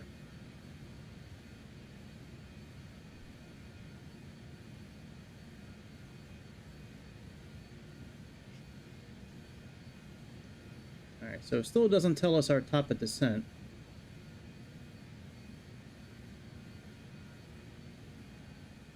Oh, you know what? Actually, it might do it.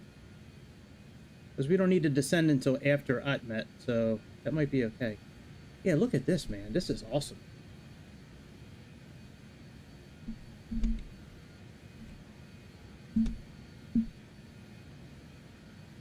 Cruise summary.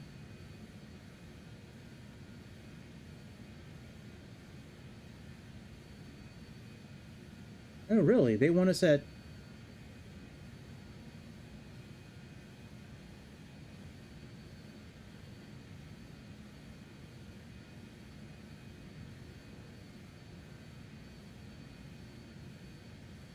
That's interesting. I thought they wanted us a lot higher than that.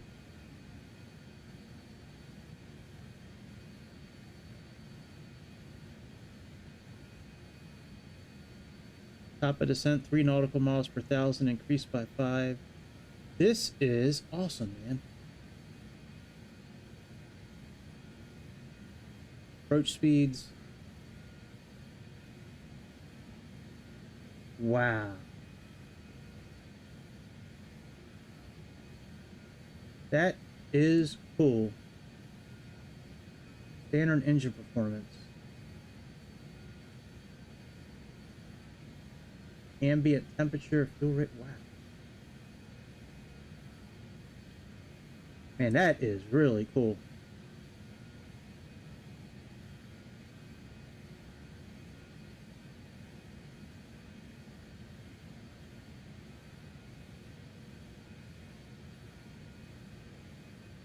So I'm just going to leave this thing sitting here for approach. Oh, hang on. Let me see what... Well,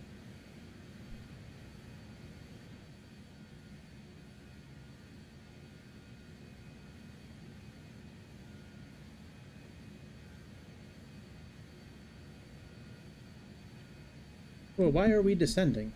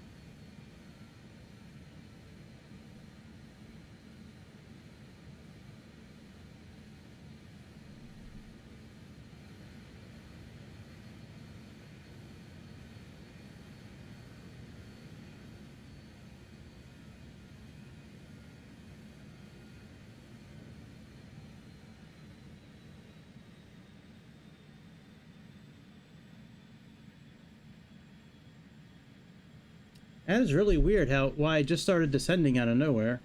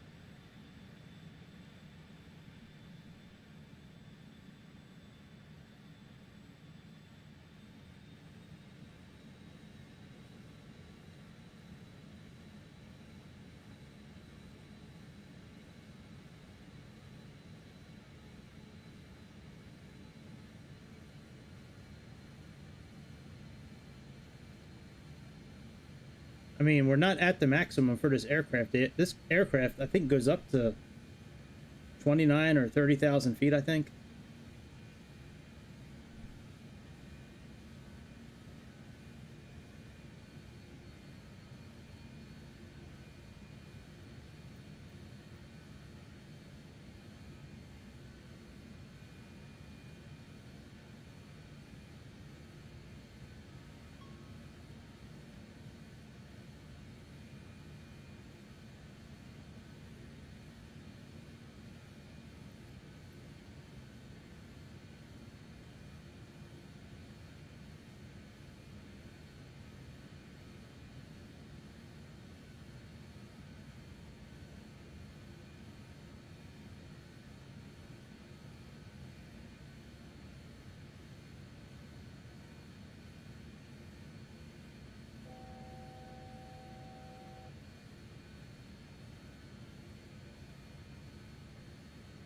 All right, let's just stick at 24.5, I guess.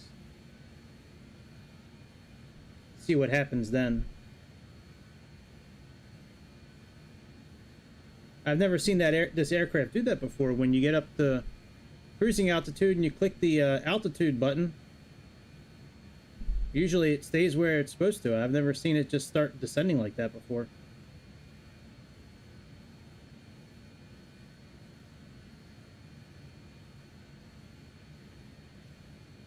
Very strange.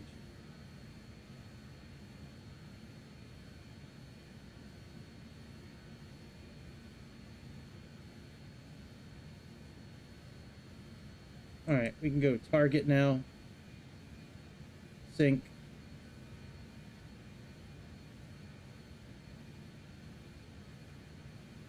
Let's just click the altitude button now and see what happens. Yeah, look, it's starting to drop us now. Look at that.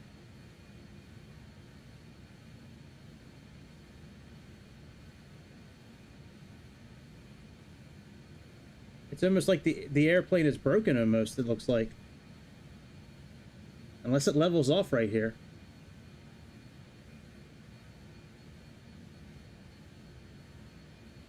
That is really weird. Alright, looks like it's leveling off now. Very strange, man. I wonder if this, I wonder if there's something in the, maybe they have new material to read on their website. I'll have to go on just... Well, I already planned on going on Just Flight's website anyways. Tonight, tomorrow, somewhere in that area. To kind of read about some of the updates that they did. Well, I read about some of the updates, but like the updates with the flight management system. But that's really weird that it was just descending for no reason.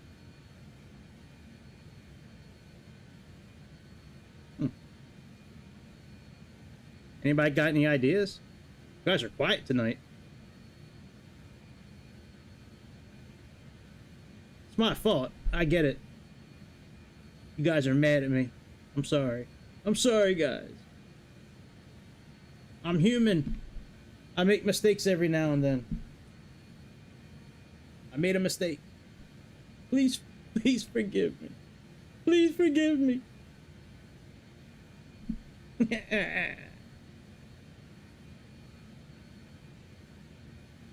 Remember all the good times we had.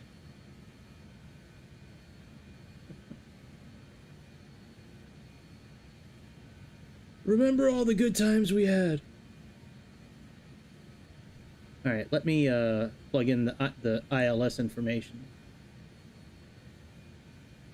While we're just sitting around, so 110.9.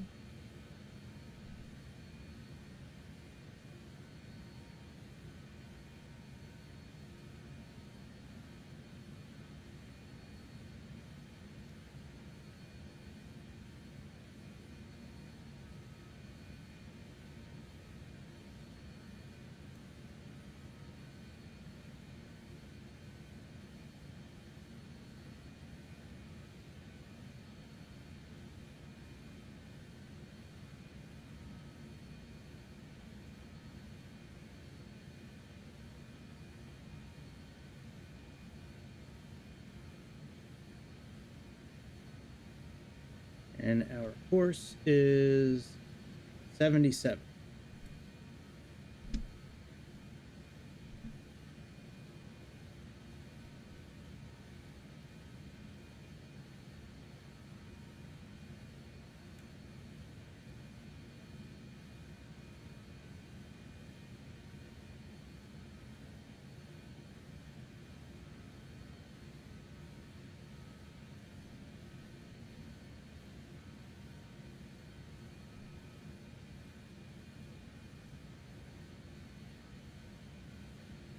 And what is our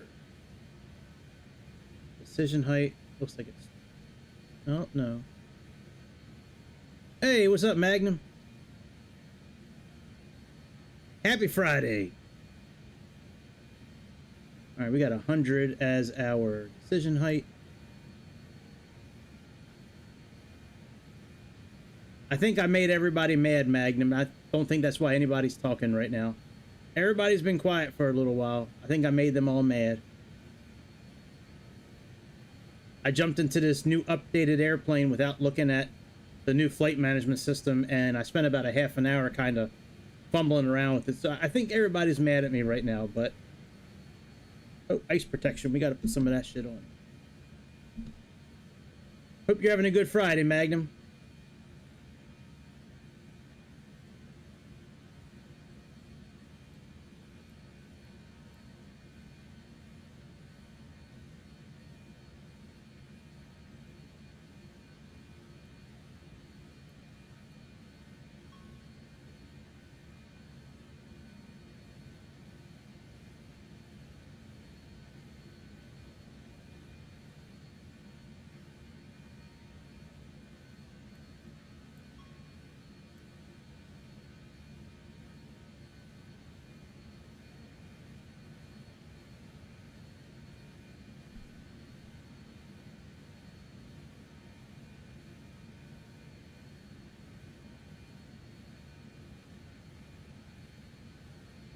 I hear you. Yeah, they updated this airplane, and maybe that's why it dropped us in altitude, because of the icing. That's interesting if it did that. No, I've flown this plane tons of times. They just did an update on it, and this flight management system is new, and it just wasn't working the way that I've used one of these before, and it just wasn't working the way that I was able to use it before. So yeah, so I spent a little bit of time kind of fumbling around, and everybody's been quiet since. I think I really did ASMR them to sleep tonight, Magnum. I submitted the application for it. It takes like a month or two to get an answer back. But yeah, I submitted what I had to last night.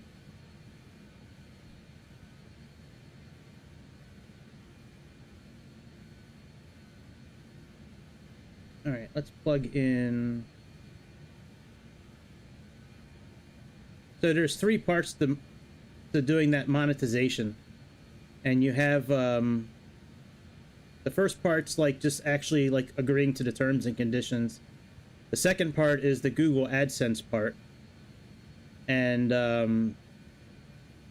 that part takes like, I think they said it takes like a couple of days to get, or it takes like a month to get an answer from Google, and then like a few days after that.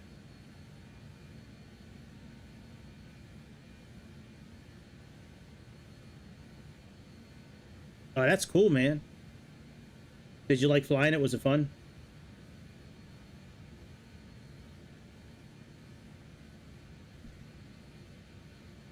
That's what matters, if you had fun doing it.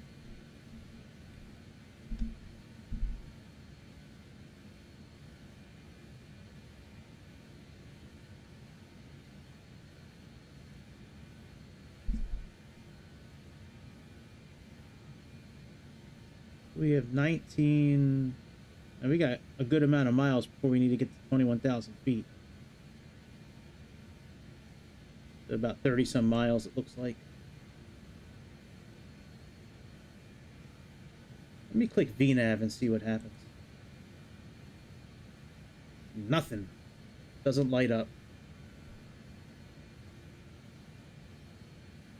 Because they have this new, oh,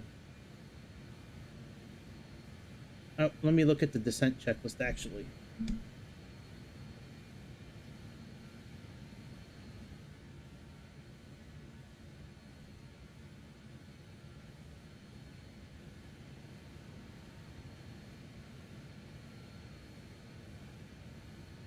All right, is it going to give us a top of descent?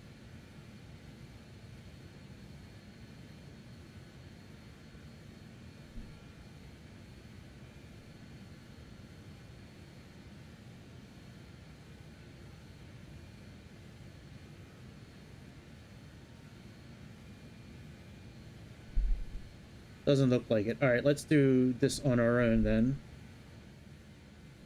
So we got 21,000 in. Let's do IAS. Let's reduce the engines. Let's put this in descent mode.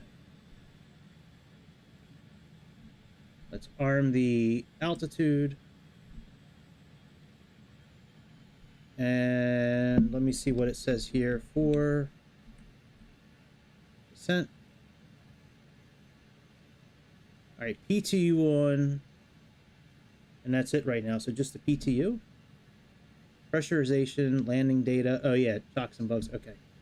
All right, so PTU's got to go back on.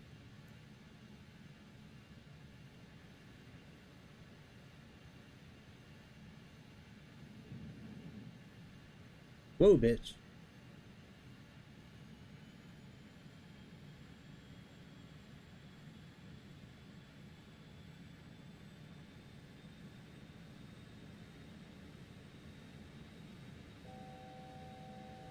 Why the fuck are we nosediving? What the hell is good?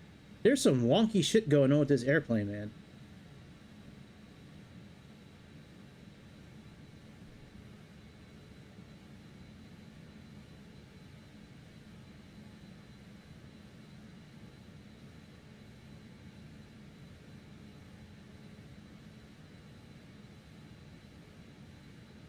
See, this airplane keeps on doing this when we get to an altitude. It keeps on like dropping the vehicle speed. It's really weird, man. All right, then we got to get to 13,000 after this.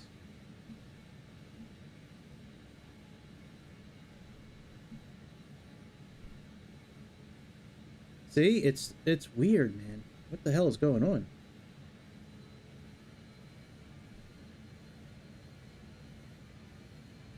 I don't remember this plane doing this before. All right, I'll get the TechNam by tomorrow. I'll get it. I promise.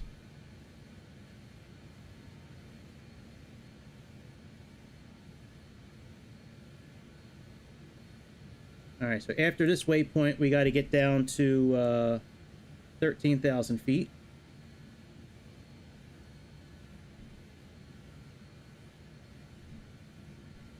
We can turn the icing off.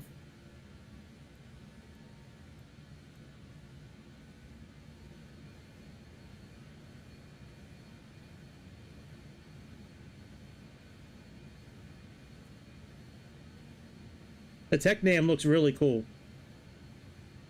I do agree. That plane looks really cool. I agree with you on that, man. It's a pretty cool looking plane. All right, let's IAS ourselves and drop some speed.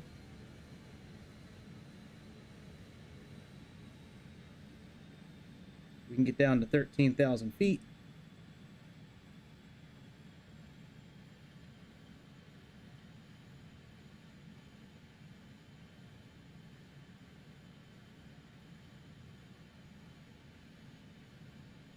Let's try to keep our descent somewhere around 2,000 feet.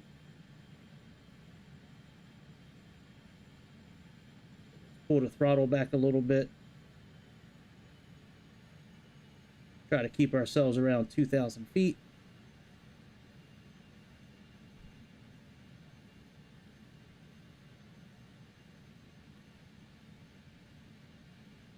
Oh, we're not even at Needle yet?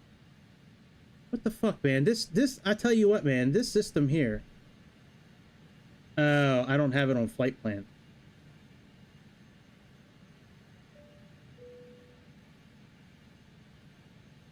That makes sense now. I don't have it on flight plan. Let me put this thing back on flight plan.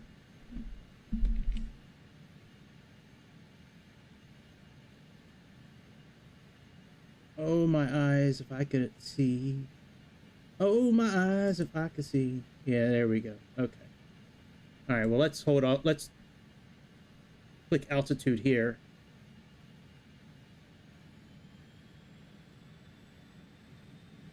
Let's hold our altitude here then. Now, I didn't have to reinstall it.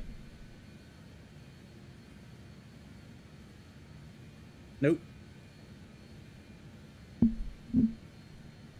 I just, you know, no, I didn't reinstall it. I just went in the next day and tried the, that Concord again, and it worked perfectly. I did delete the cache, and, you know, I did that. But, other than that, no, I didn't touch it. I really didn't want to reinstall everything, man. That's a pain in the ass.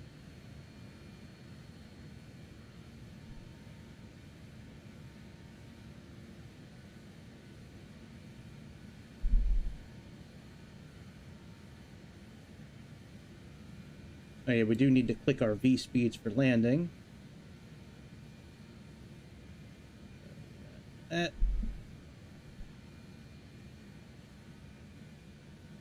Yeah, see, I think everybody's mad at me. That's why nobody. I think that's why nobody's chatting, is because everybody's mad at me for being like a noob boomer in the beginning of the show. Nobody's talking tonight, unless I really did put everybody to sleep, which is possible.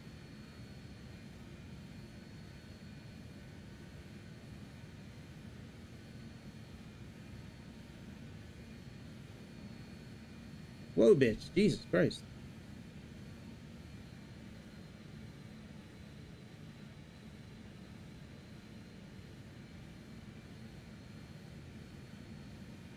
There's some turbulence out here today. Good Lord.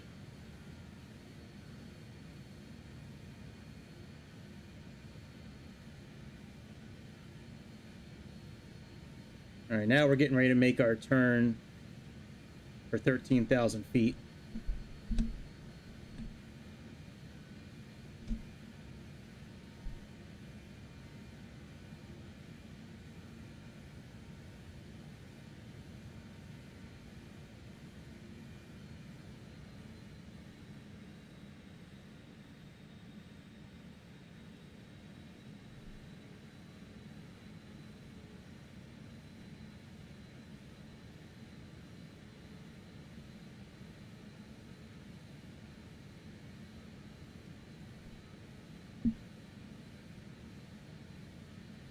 Yeah, it's always good when you have a plane that you spend money on and you hope it works a certain way, and then when you do get it, it actually like surprises you that it's better than what you thought it was going to be. All right, let's go ahead and arm this, descent, and IAS.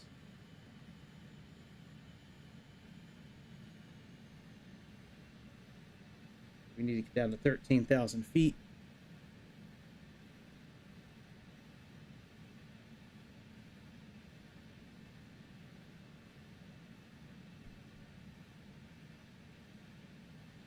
And then we're going to be making a big U-turn coming up.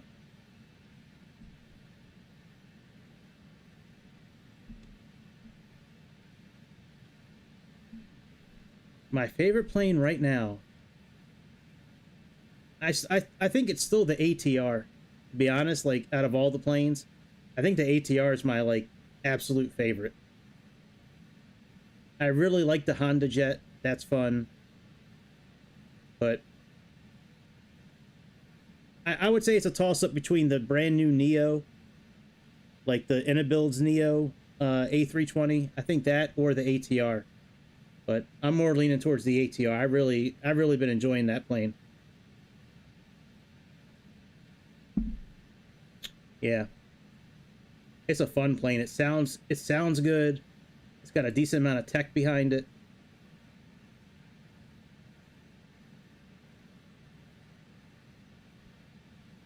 What's your favorite plane, dude? I'm thinking it's probably the Tecnam at this point. I think Tecnam's probably your favorite plane. If I had to guess, that's what I would guess.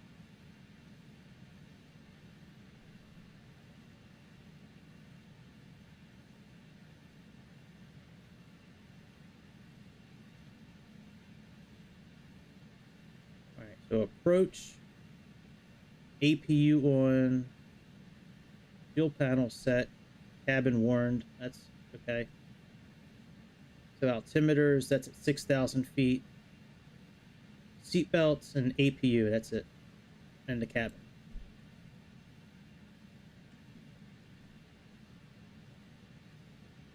Oh, I thought that said the Godwood. I was like, yeah, that's from Game of Thrones.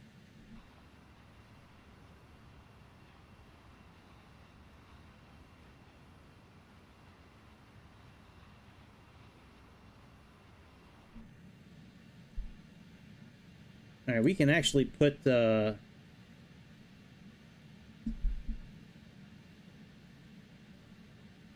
we can put on the landing lights now.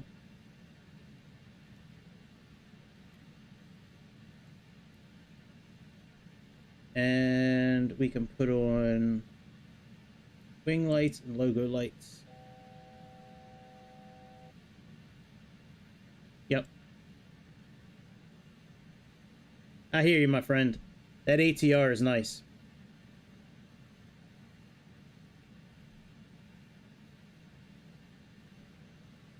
All right, we got a max of 220 coming up.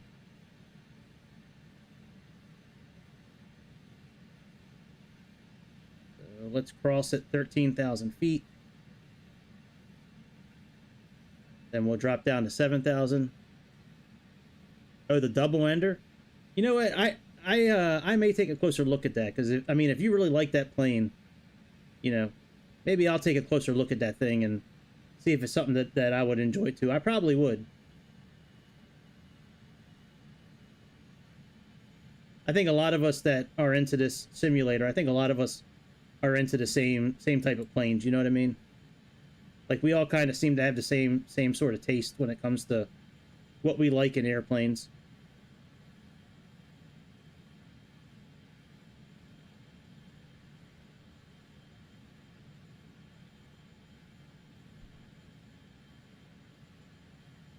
All right, let's get ready to drop to 7,000 feet.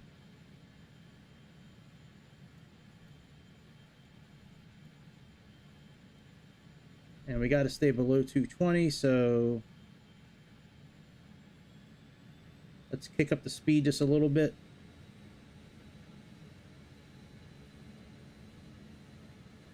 Kick up the speed a little bit so we can throttle down a bit.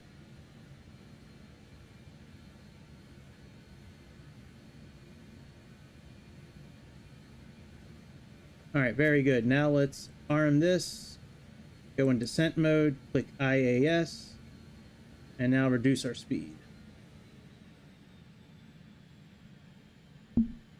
I don't know if this is how they would do it in real life, but in this simulator, this works. And now we just use the throttle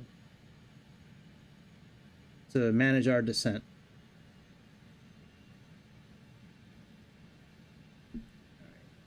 We got that coming up. What is that, a max of what? 220? Yeah, max at 220. What's the METAR here? Refresh the screen.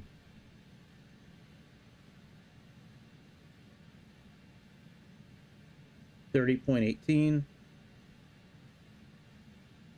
Yeah, you really like that tech name. You've been saying a lot of really good things about it, so I may have to...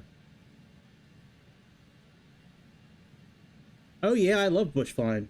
Absolutely. I do those bush trips when I'm not doing these kind of, you know, when I'm not doing, you know, streaming and stuff like that. Whenever I'm not streaming, if I'm not learning about the airplane, practicing, I'm doing a bush trip. I love those bush trips are so much fun.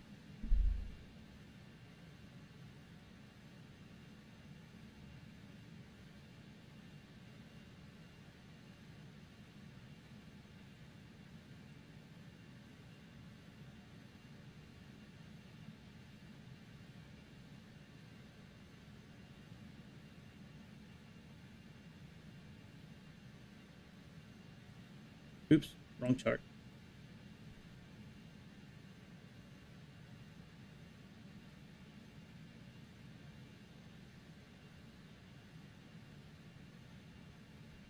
All right, we're getting down nicely.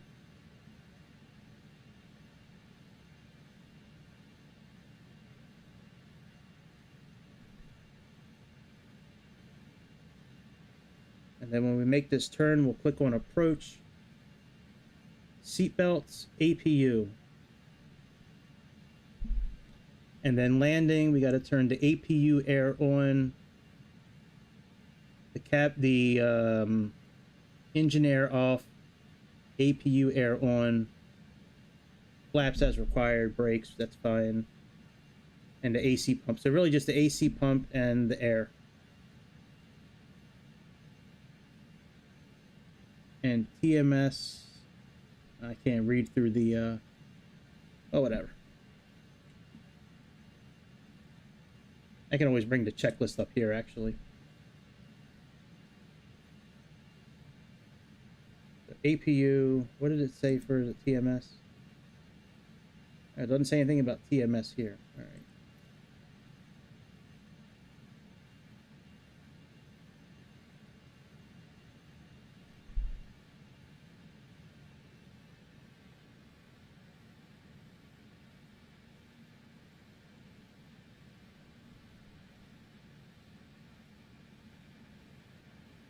And what's our... we're going to London Gatwick is the airport that we're going to. So we flew from Dublin to London Gatwick, and then we're going to fly from London Gatwick to Trondheim, Norway. ENVA is the code for it.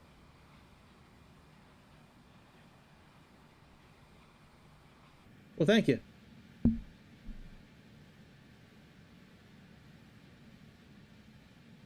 I try. It was very the beginning of the show tonight was very uncharacteristic of how they normally go. It was kind of a clusterfuck, to be honest.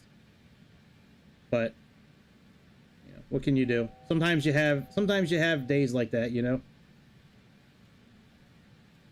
But yeah, ever since I had issues with the flight management system in the beginning, everybody's been quiet.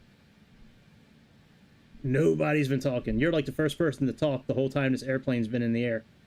Other than Frank, who stopped in for a minute. But, like, Greece was here. Like, he's not saying nothing. Chicago's, you know, was here. He's not saying nothing.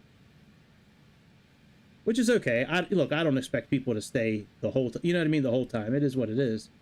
But it was just funny that everybody was having, like, this great conversation amongst themselves. And, like, it was like I put everybody to sleep because I couldn't get everything, you know, started up properly. Oh, shit. Let me click on altitude.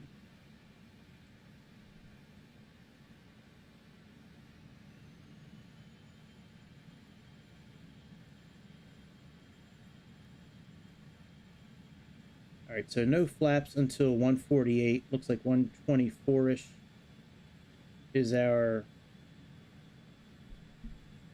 I don't even know what our landing speed is.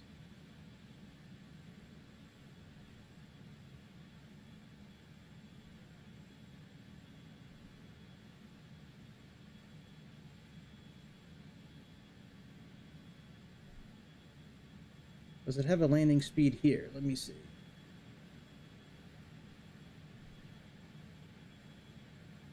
All right, we're making our turn. I can feel it.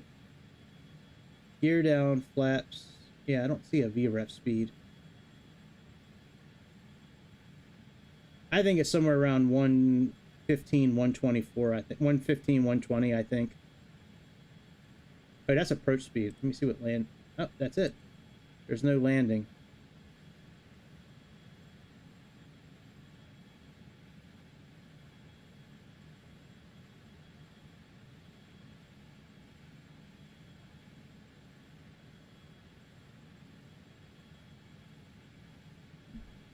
All right, let's go back up top.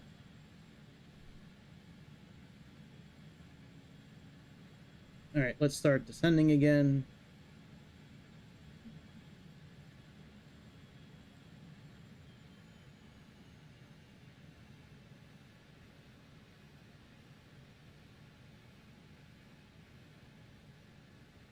Let's let the cabin crew know.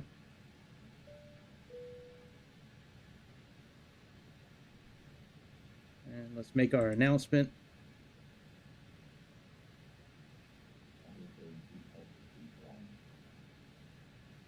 Let's get the initial approach chart going here. And let's do this. Let's set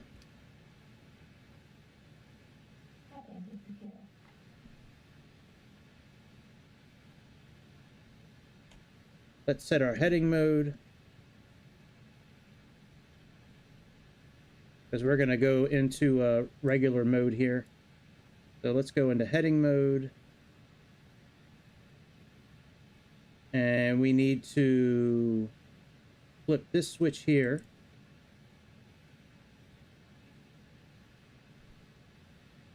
That has our 77.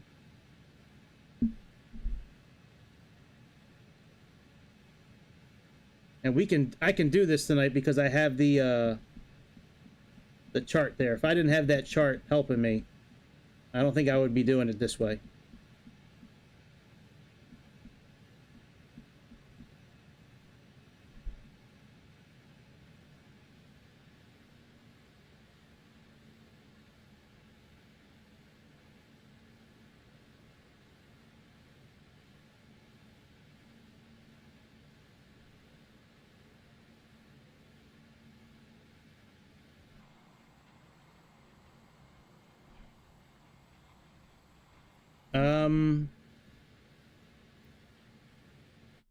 Good question. East USA.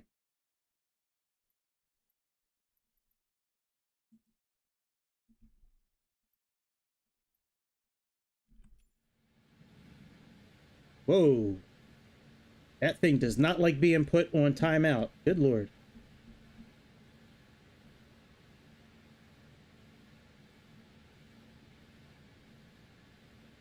I'm actually going to take this thing down to 3,000 feet, because that's our capture point for the ILS. So let's just take that to 3,000 feet now.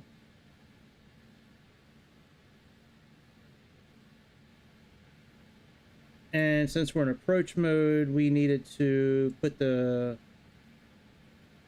What the hell did it say? APU, and that's it for now. So APU, we need to put that back on. That's right here. And fasten seatbelt signs.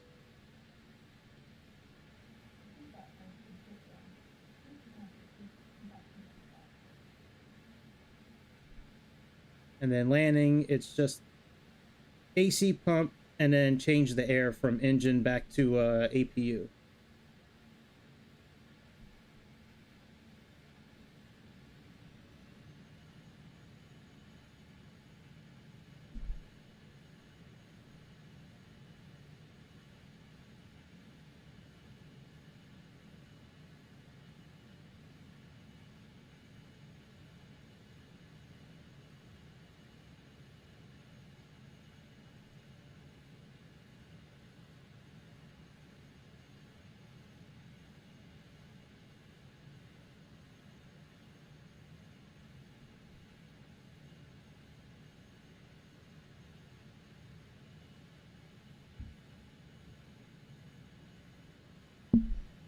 All right, we'll be landing here momentarily.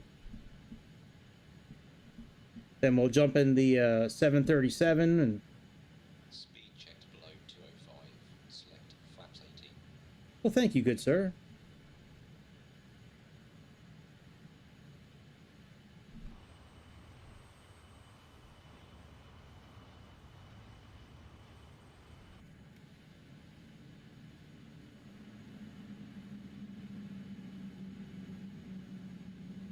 I like that. That's new. This airplane had never done that before. When you get to a certain speed, it tells you to put your flaps down. That is brand new. That's cool. I like that.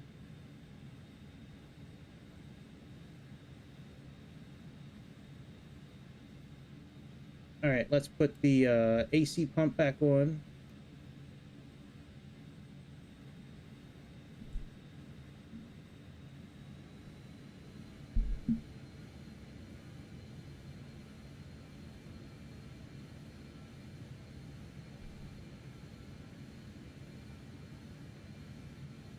AC pump we just turned on, and we need APU air and engine air. All right, very good.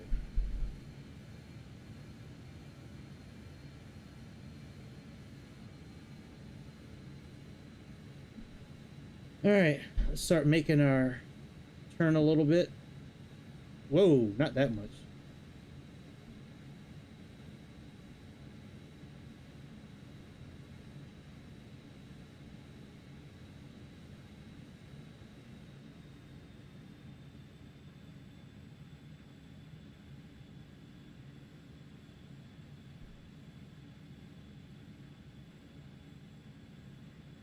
Let's click Localizer armed. and we can arm the glide slope as well, since we have the flag up here, so we can arm the glide slope.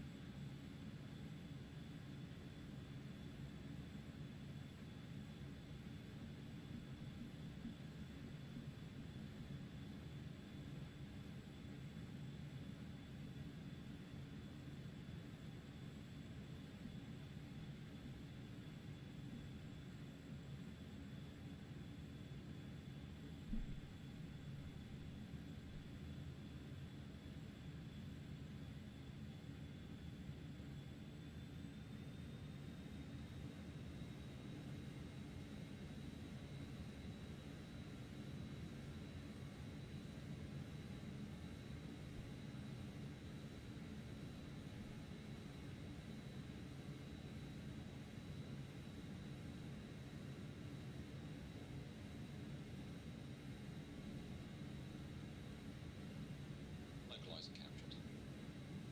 All right, localizers captured. That's one less thing to worry about. 15 miles out, so we're still a little far away from putting the gear down.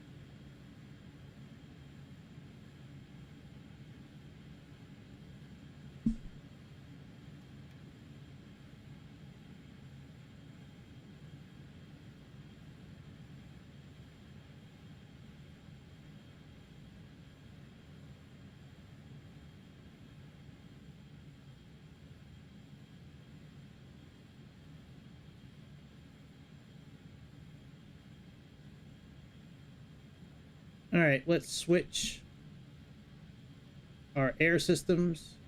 Turn these off. Put on APU air. Glide slope's alive. 1 dot to go. Glide slope's alive. Let's put the landing gear down.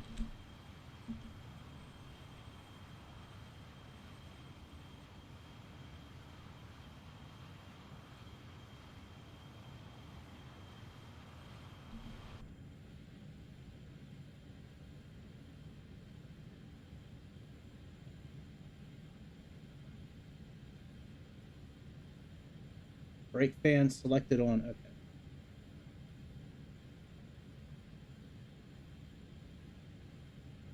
Nine miles. Established on the ILS. Thank you, good sir. I tell you what, I take back all the nasty things I said about GigaChat on this flight. He's pretty useful, actually, on this flight.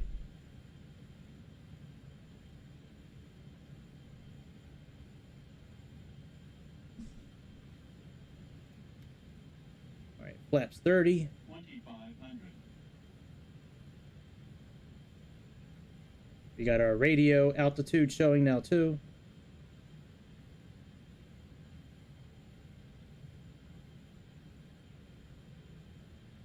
Outside of the flight computer in the beginning of this, it was pretty damn smooth.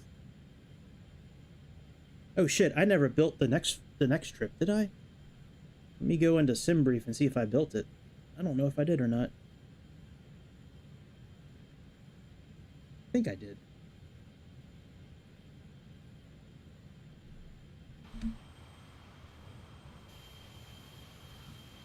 That's a pretty cool camera view.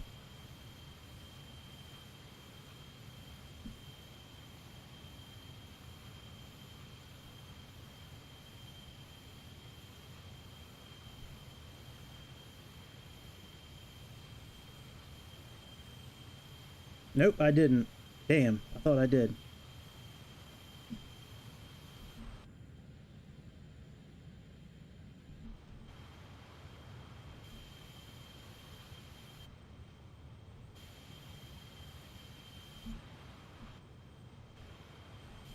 Oh, fuck, I can't get back into the cockpit.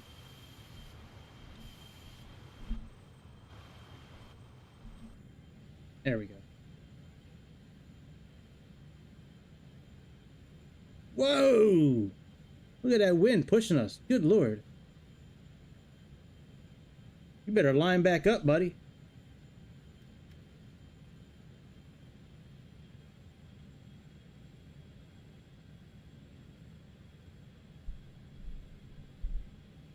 All right, NOZ.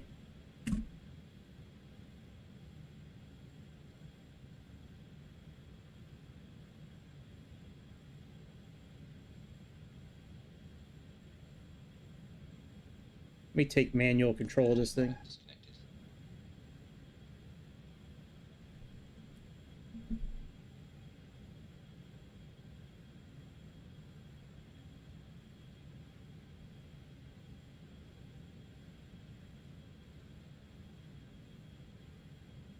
That autopilot was scaring me, man. It was blowing itself all around, making weird moves. I was like, man, if we gonna do that, I might as well fly the plane myself. We're gonna make all kinds of weird moves.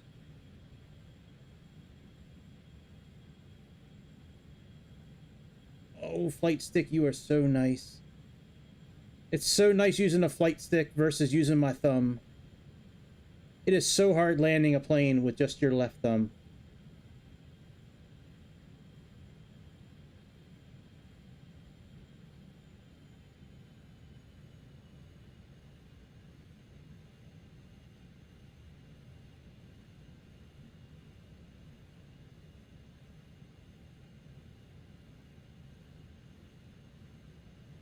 Glide slope.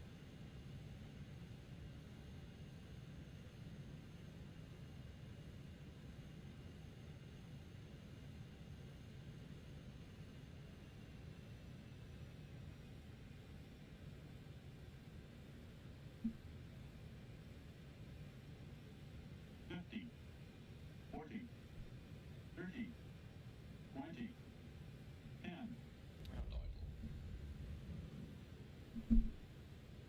Brake pressure seen.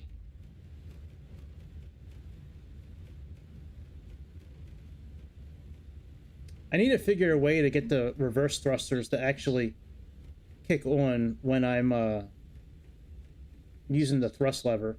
Because I'm pulling it back to where thrusters should be, but they're not. I think I know how to fix it. I think I need to do 0 to 100. All right, we're not. We'll just pretend Connor gets out here. We've spent, 2.5 hours on this flight, so let's pretend Connor's, already exited the airplane. And because I think there's going to be a couple of things that need to happen for this 737 to work, because I didn't set up a couple of things. All right, NOZ 1341. Depart from EGKK, going to ENVA. And we will set the time for this. We'll do yesterday's date. At like 10 o'clock in the morning. All right, B738. I'm in SimBrief right now, putting a route together. All right, and fuel factor is going to be plus 20.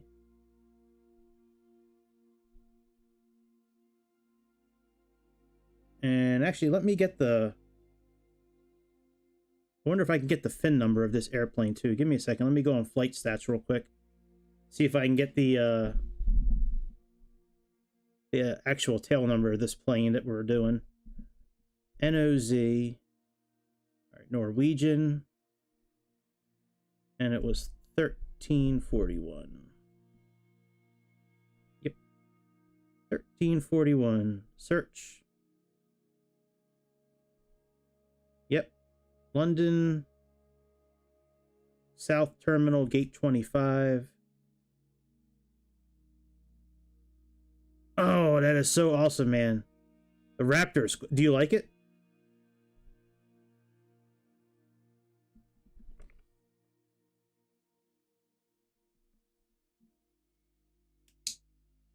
All right, we got South 25 and LNENO. All right. Very good. We got the tail number and we got the gate.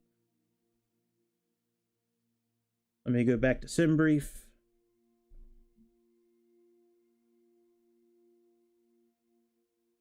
Okay, that's fair enough. All right, let's generate this flight.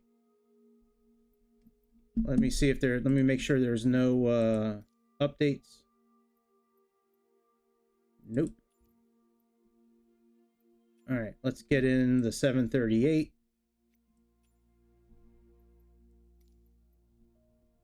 Let's get all up inside this airplane.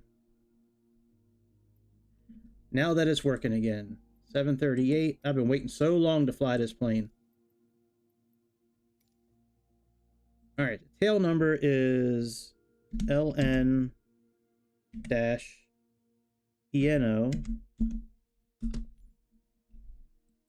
And it's HOZ. I'm sorry, NOZ. NOZ.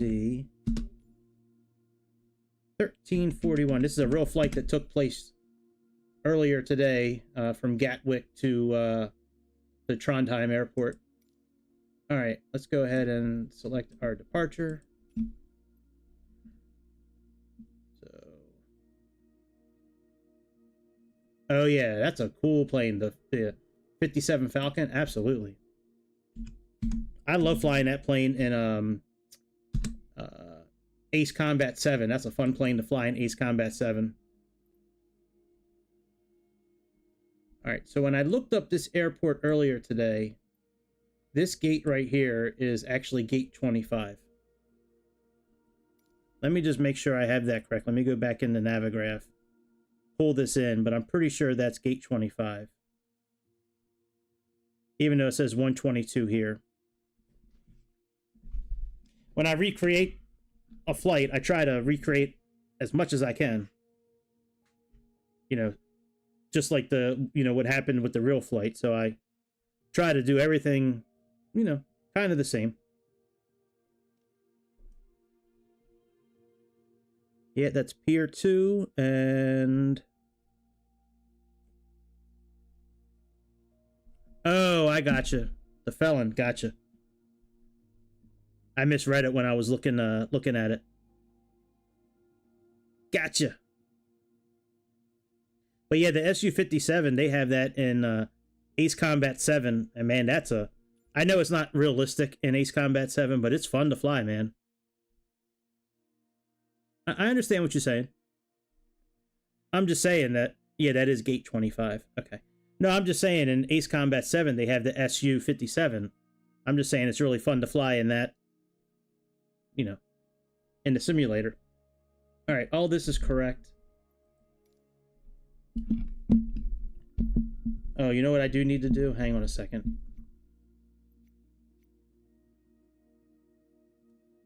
Oh, yeah. Oh, yeah. Yeah, for being such a big plane, it can move really good. I think they use that as a bomber, if I remember correct, on I think they had that in the bomber class of airplanes in Ace Combat 7. I haven't played that game in a while, but It's been a few years since I played it, but I mean, I played the hell out of that game when I probably played that game very religiously for like probably 5 or 6 months.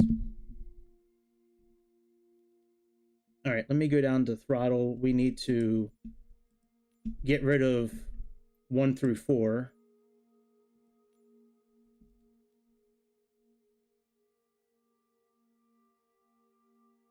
All right, let's actually clear this because this isn't working. And let's clear this.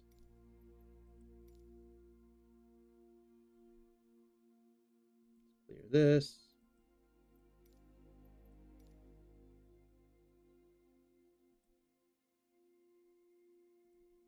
Clear this one. I should set up, you know what I think I'm going to start doing is setting up different profiles for different planes. Okay. So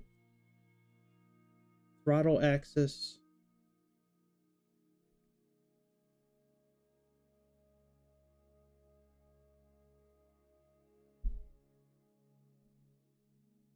All right, throttle.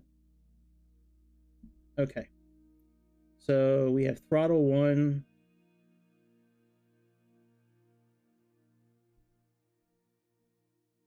I think that's what I'm going to do. Let's do this here. Let's try 0 to 100 this time. All right, validate. And throttle 2. Let's do the same thing.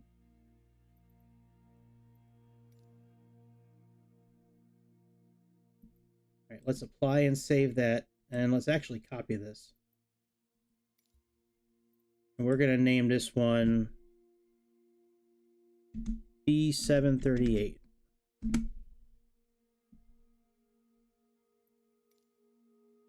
There we go. All right, apply and save. All right, very good. Now let's go back to the airplane.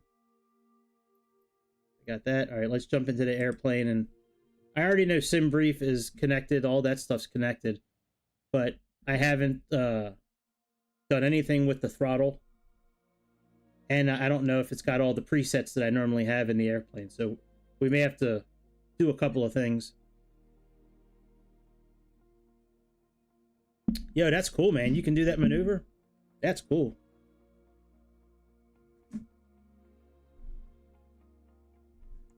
Very cool, my friend.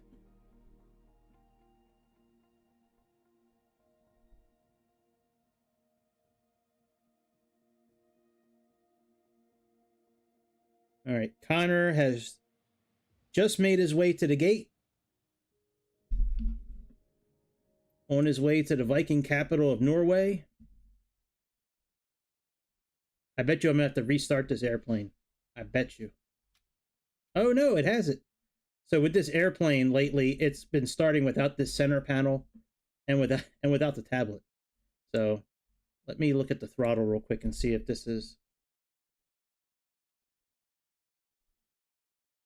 All right, so it's only doing throttle 2. All right, let me fix the throttle. I'm sure it is noisy. Got some powerful engines behind it.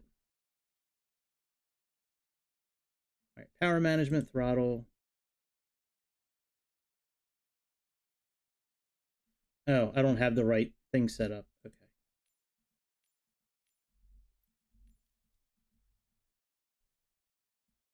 All right, let's get rid of this. And throttle 2.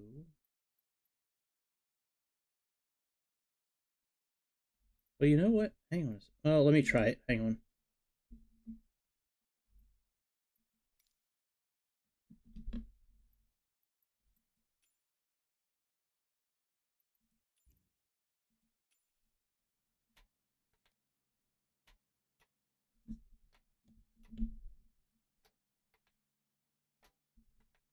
Okay, the throttle's not working, so that means I have to do it the other way. All right.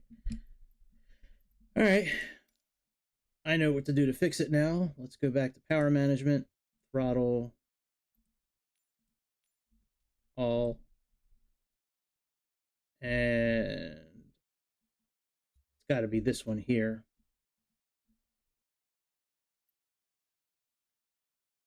Oh yeah. I could imagine that. That must be pretty awesome to see that plane. I would love to see that plane up close. That's such a good looking plane. It really is.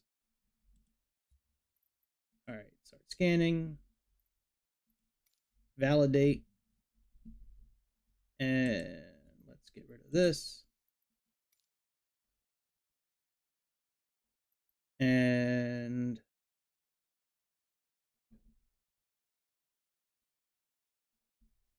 let's reverse the axes and see what happens.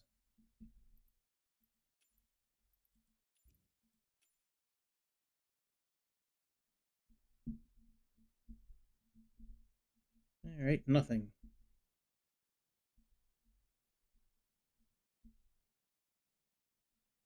But it's disappointing. All right, let's try one more time.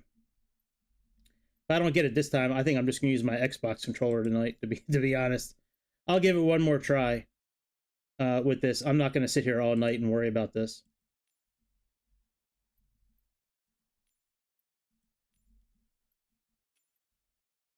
Okay, let's go to all again.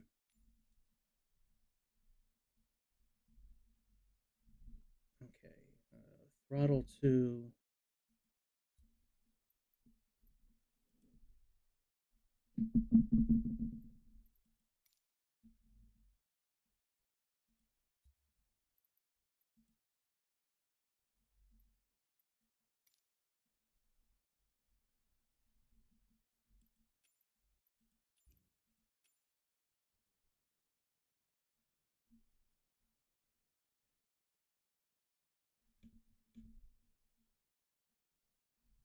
Yeah, it's still not working.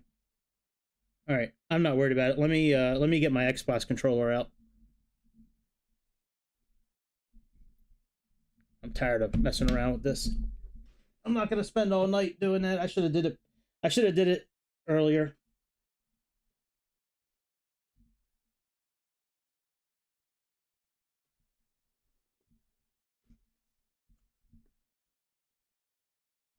All right, Xbox controller. Here we go.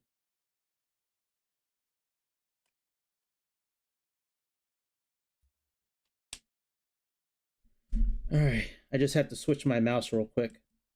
Oh, and I got to make sure this is on sim rate. All right, sim rate and default.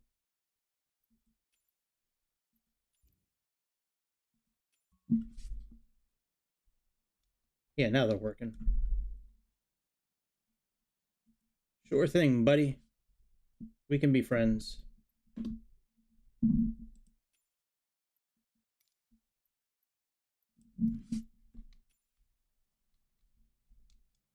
All right.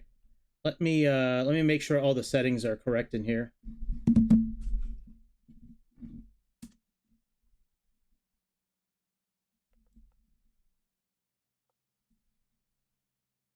This takes just a couple of seconds to do. Not that one. Setup. All right, aircraft, equipment.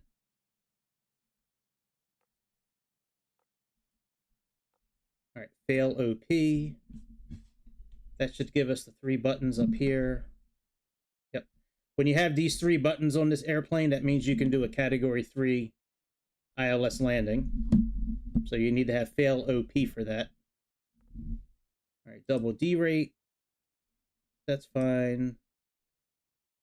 Minimums, that's fine. Okay, all this is okay.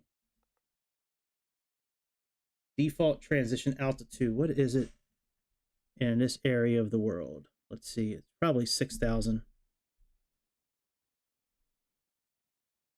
Yeah, transition altitude is 6,000.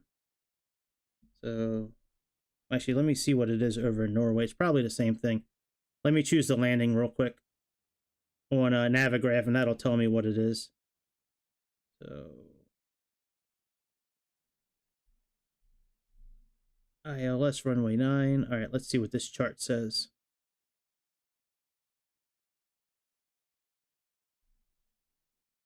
Bakalaka hakala. 7,000 feet. 7,000.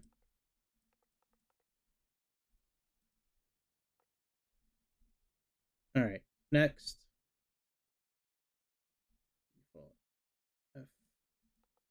FL 070.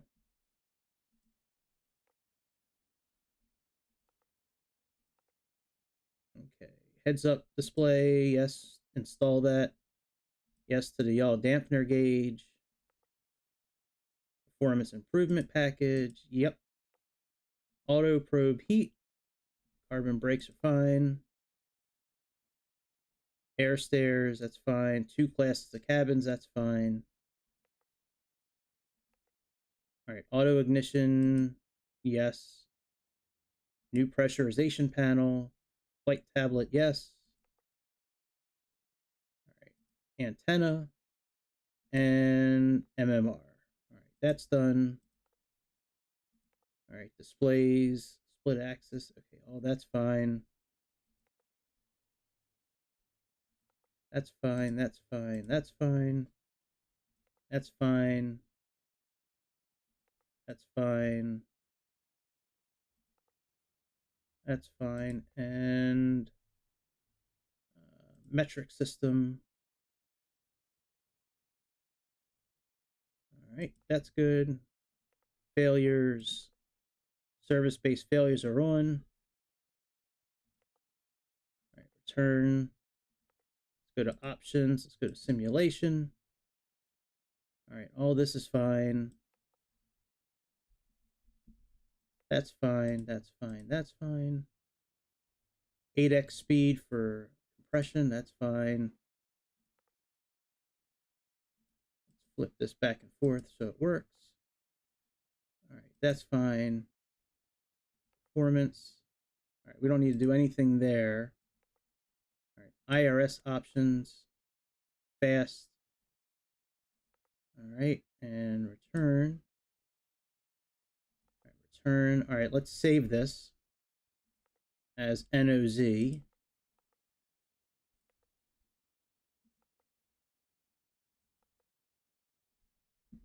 All right, very good.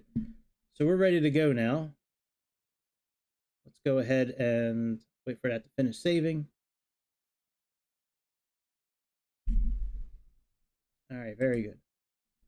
So now let's come up to this tablet here. Let's go to the flight bag. Let's request this data from SimBrief. All right, there's our flight plan.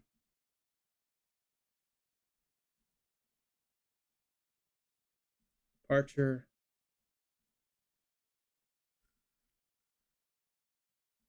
All right, very good. Let's get this airplane started up.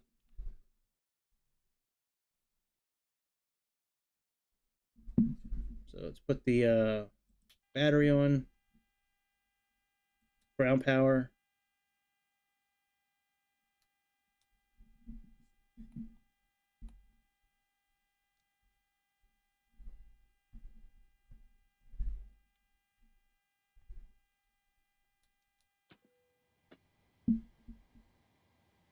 Ground power is on.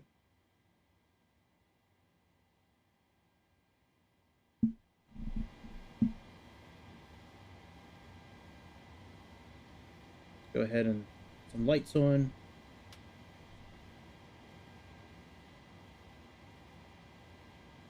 All right, and setup. Oh, not setup. Actions.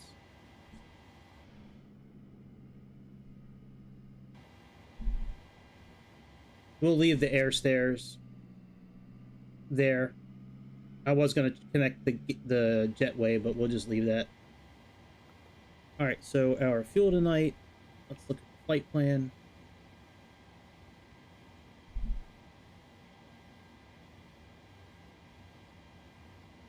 We have a total of, let's say, 12,000 kilograms.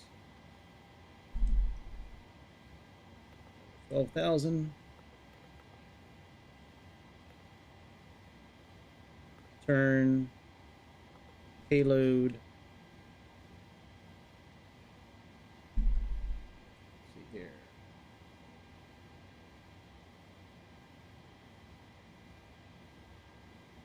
All right, we got 178 people and 4,400 for cargo. All right, people are fine, and we got 4,400. So let's do 1,500 in the front.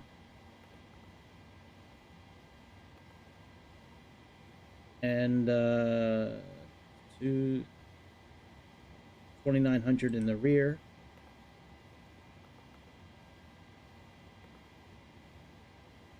All right, very good. 26.5%. All right, now we need to put that into the airplane. So let's go to ground services. 12,029.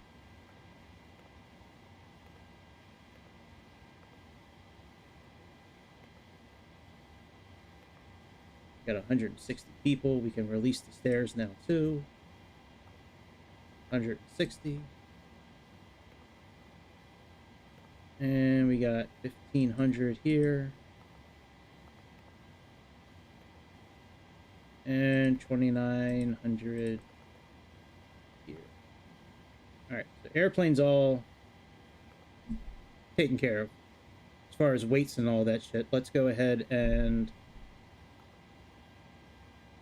let's align our system here, and then we'll bring the flight plan in. Come up here. Put this on heading STS. Put this on nav. Put this on nav.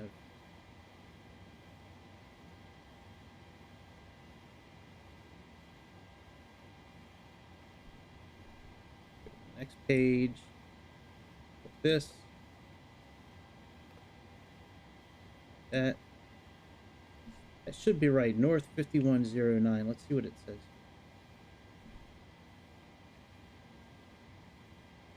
Oh, close enough. 5108 and west 11. Yeah, it's close enough. Alright, route. Let's request the flight plan. Here's our flight plan here from SimBrief.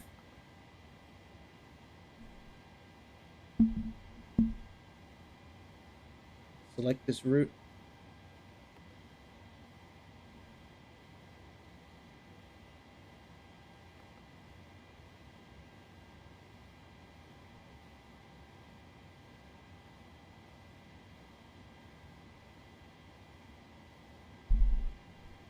All right, let's load.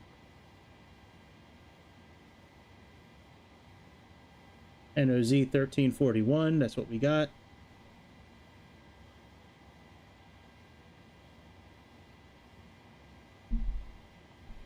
Activate, execute.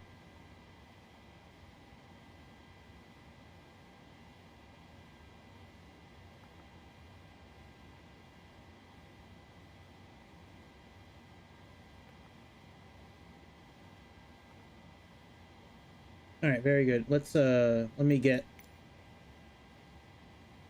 actually let me see if we have our departure in here. All right, there is none. Let's do 8 right. And Franz 1Z. Execute. Let's make sure we can get that. All right, so if we're taking off on runway 8, I'm going to ask for west. Usually with this simulator, you got to ask for the opposite of what you really need. So let's see what happens. Oh, 8 left. Let's do 8 right.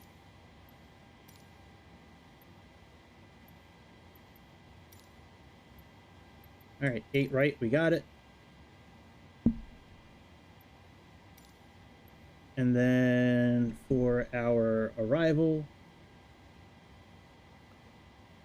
we have ILS 9, Bamboo, and Vivo 1L. 3018. All right, very good.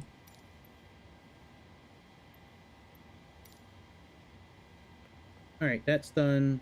Let's go to legs. Let me look for any discontinuities. It's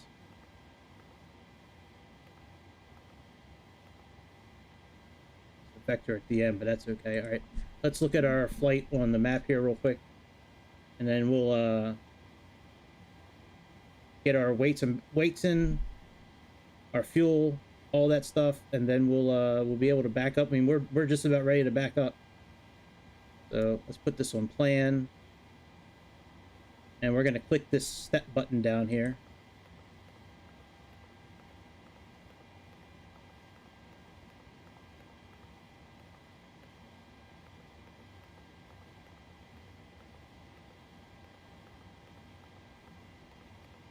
Hey, it looks good to me. All right.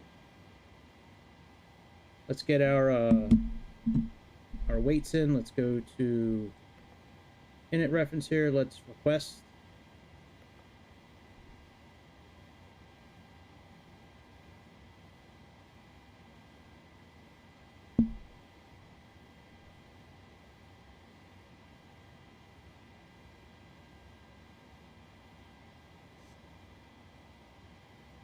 Load,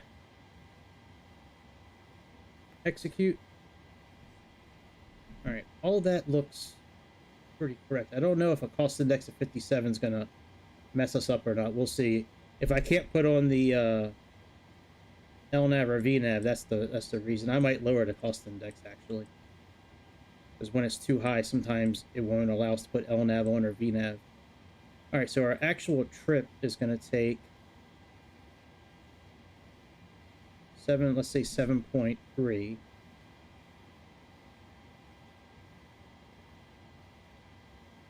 All right, let's put a cost index of like 25 in.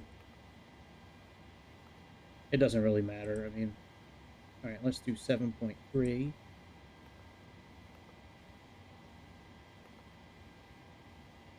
Using reserve. Okay. So let's put in actually then 11.6.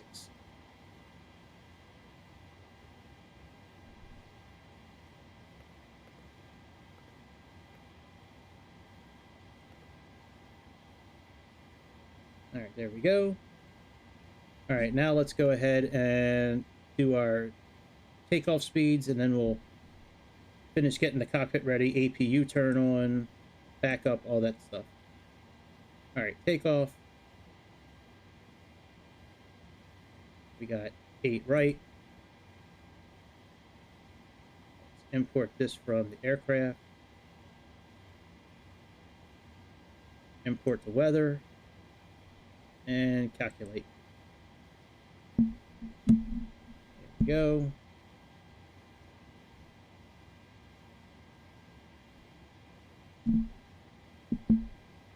And let's see if we can actually bring this in.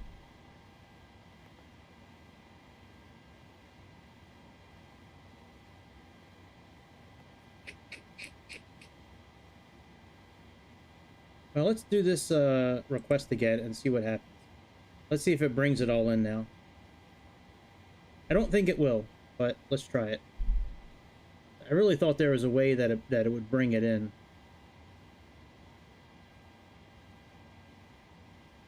All right, load, execute. Let's put in 25 again for cost index. Oops. All right, N1. All right, I could have sworn that there used to be a button here. All right, well, whatever. We'll just plug it in ourselves. All right, 49 is the temperature.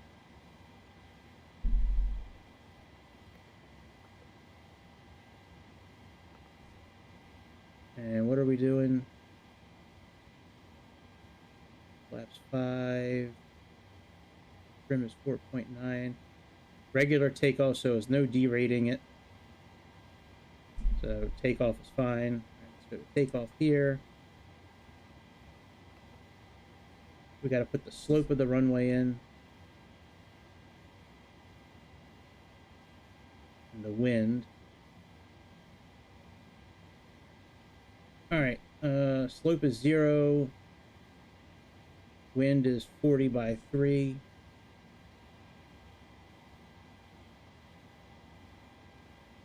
So let's put that in, 40 by 3.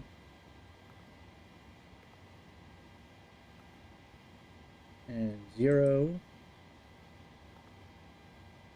Go back. Flaps 5.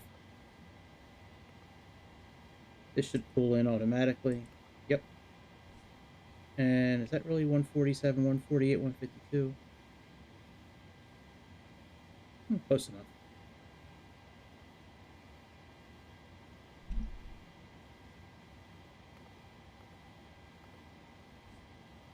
All right, and we got a UNH of 30.18.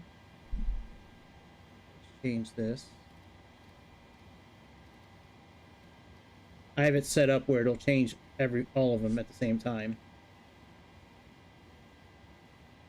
All right, so this is all good. We can actually like put the APU on now. Let's get our forecast real quick.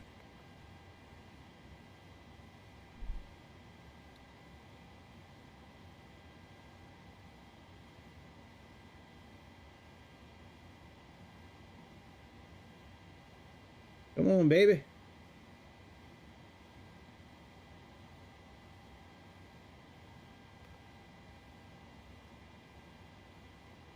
There we go. That's done. Climb.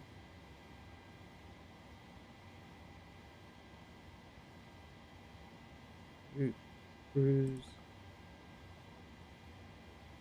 Actual wind.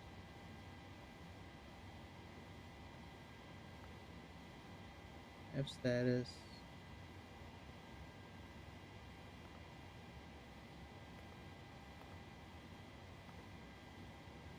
All right, let's get going. So let's go ahead and clean up the top up here. Let's put our yaw dampener on. Let's get the aft fuel pump going for the APU. Let's go ahead and get the APU going. I do want to look at cruising altitude. I think it's 37,000 feet. That's actually 35,000. Change that. So let's go to cruise. Change this to FL350.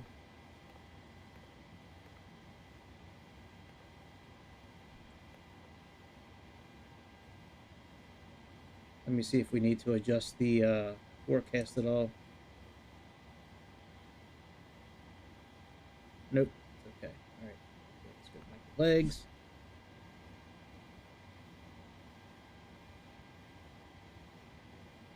So let's put this on 35,000. APU bleed on. Put all these on. Window heaters. Probes are auto. Put on the hydraulic pumps, the electric ones. Arm the emergency lights.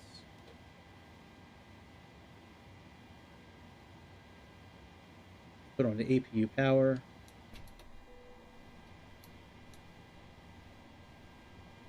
Fasten seatbelts.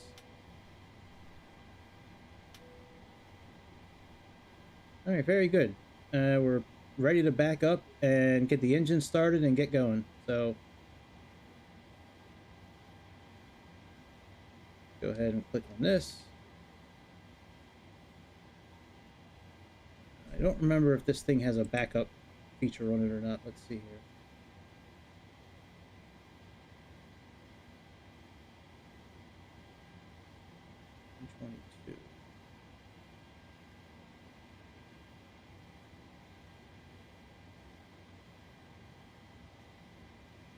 No, no backup feature. All right.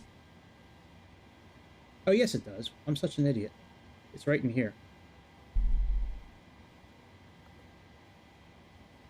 All right, we can remove the chocks.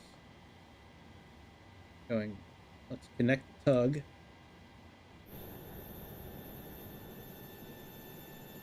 And we need to back up, nose going to the right.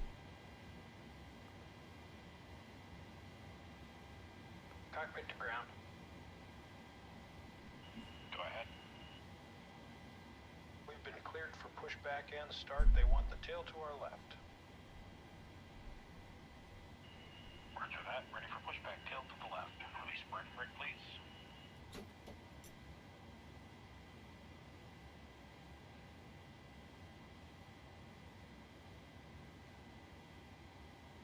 Brakes released.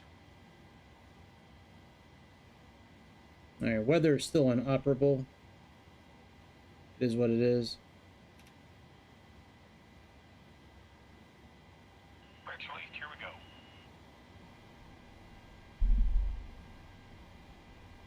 Put on the rest of the fuel pumps.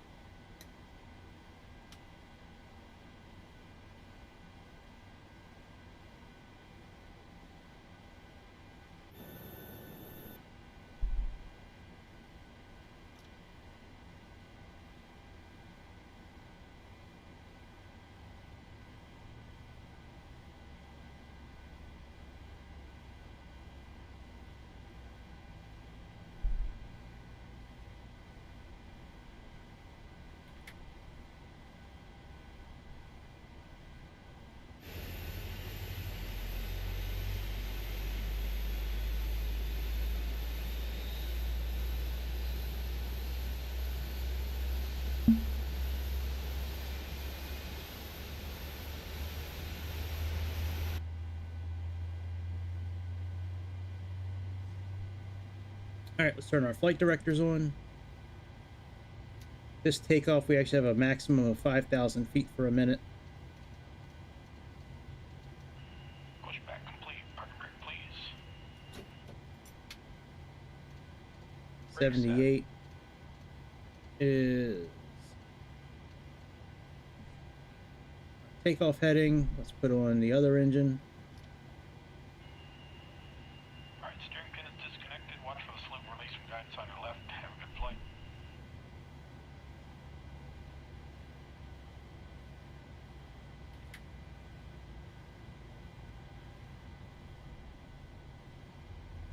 All right, let me look at the takeoff data again. So we got 152.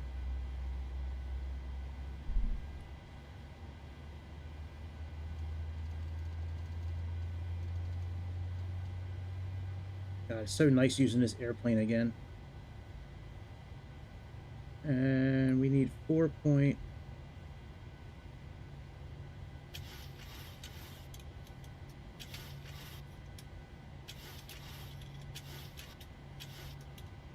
All right, there's our takeoff trim.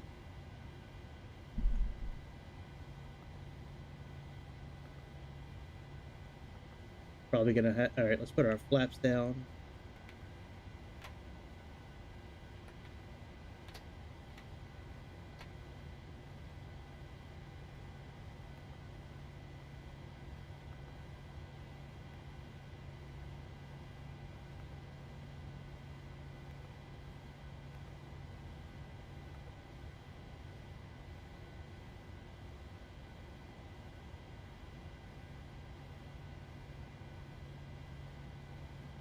All right, so let's do. Let's clear. Let's do minus 250, 2,000.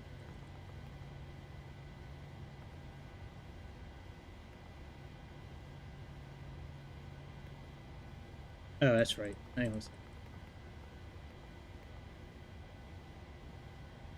All right, 250.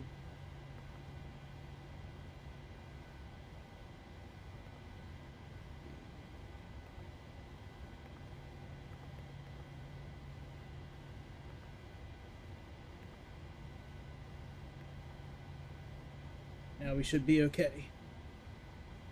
All right, let's get out of here. Put our generators on.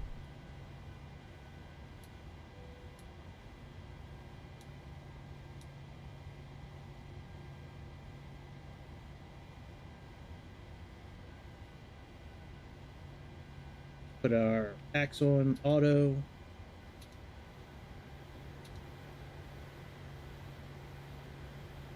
Turn that off.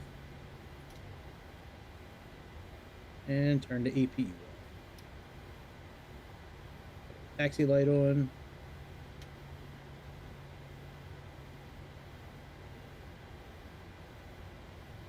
And we're good to go. Let's go taxi.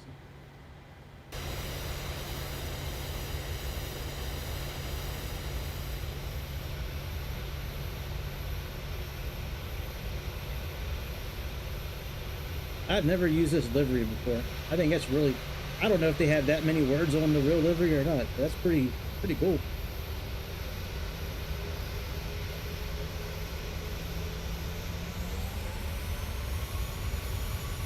Wait, do I still have the parker brake on? Wouldn't you know it?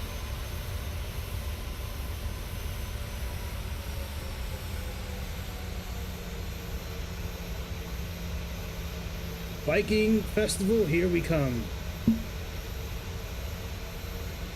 Get me a winch, a wench, a mug of ale, and a Viking helmet with the biggest horns you can find.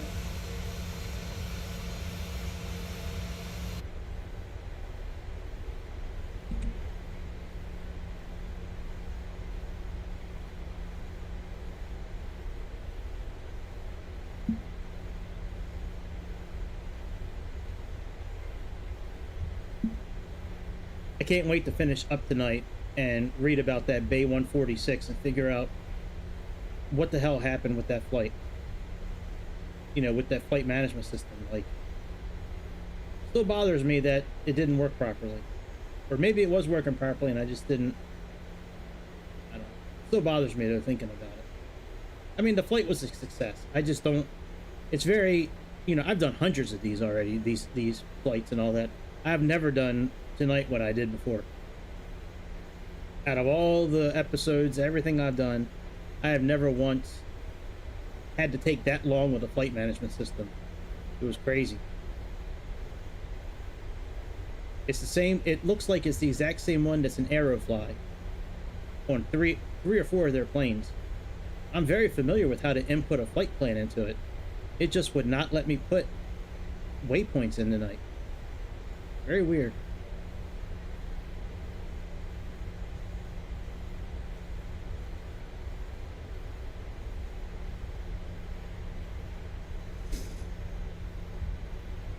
What's up, bot? How you doing today? How you doing, bot?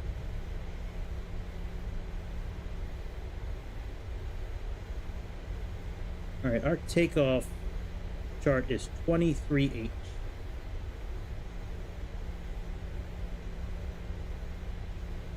23H. Right here.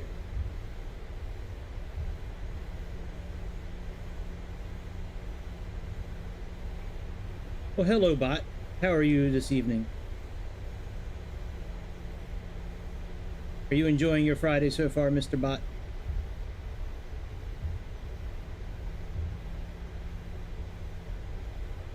Gotcha. Yeah, I'll be off tomorrow. I can't wait. That's one of my favorite things about Friday, is knowing that I'm off the next day. All right, let's put this side on plan. Put on data. Turn off the VORs.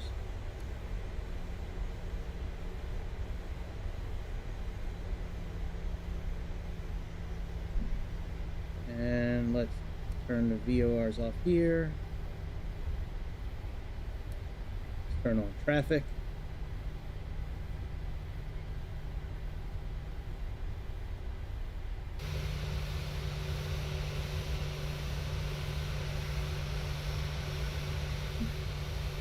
We are almost airborne to get to our Viking festival.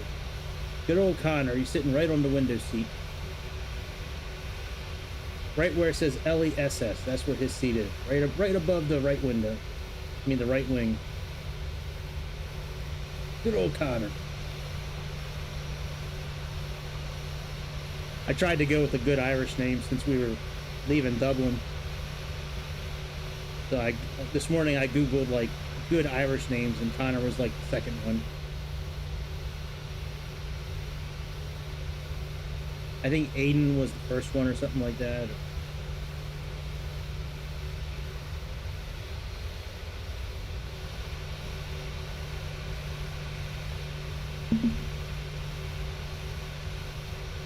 I don't know. He was here earlier. He was here when I started the night. I don't know where he's at now. He didn't. I don't think he said goodbye or anything. He might be back. He might be away from the keyboard. I don't know. Like there was a really good. Oh, I put a different tail number in. Why didn't I put the tail number in that I did? Oh well. Things were going really good in the beginning of the stream tonight, and then I had something that's never happened to me before, and then after that happened, it seemed like nobody was chatting ever again. Like the only person that chatted was you just now and the folks right before you. But yeah, I never have issues with flight management systems, and this new one and the BAe146 really threw me for a loop for about, I guess about 15 minutes. It felt like hours. But once I got past that point, like it didn't seem like anybody else was chatting. They were still here, but they just weren't chatting. So maybe I put them to sleep. Maybe it really was ASMR tonight. Maybe I really did put people to sleep.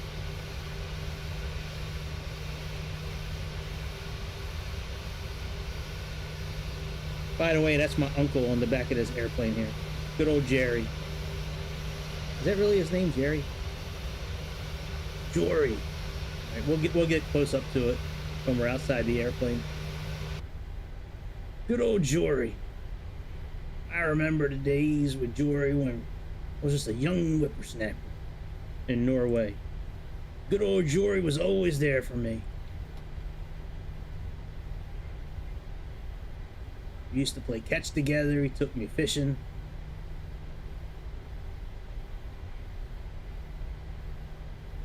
He used to make these omelets in the morning, fresh eggs from our chickens out back.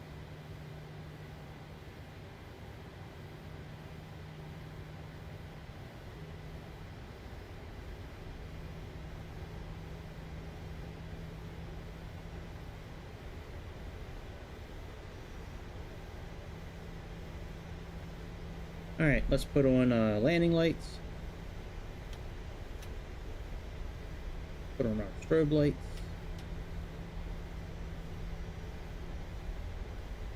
Let's arm the speed brake.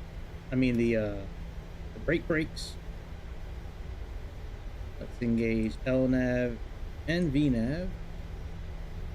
And arm the auto throttle.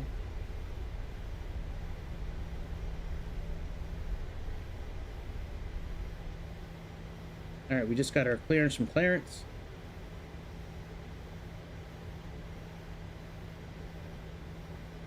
Let's continue forward.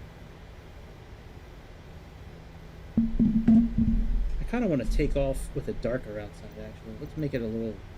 No, actually, I want to look at London as we're leaving. I'll leave it light up.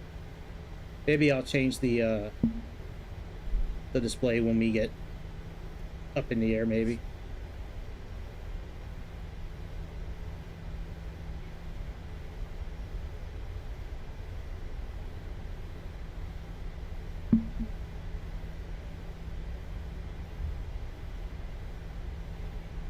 All right. Let me line back up again, and then we'll get out of here. We'll click the toga screw. PMDG, those silly guys, they have a screw that we push. All right, let's give it a little bit of juice. Hey, what's up, Jake? All right, here's the screw we need to do. Click on this here screw. Those silly guys at PMDG gave us a screw.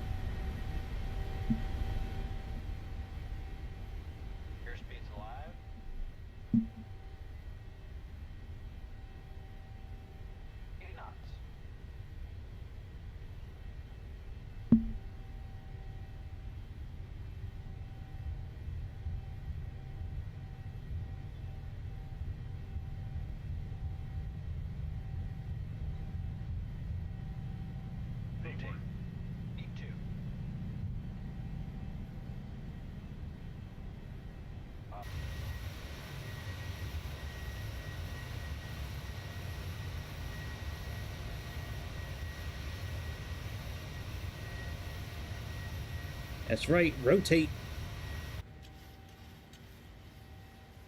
All right, let me put on photogrammetry. Yeah, it's the second leg.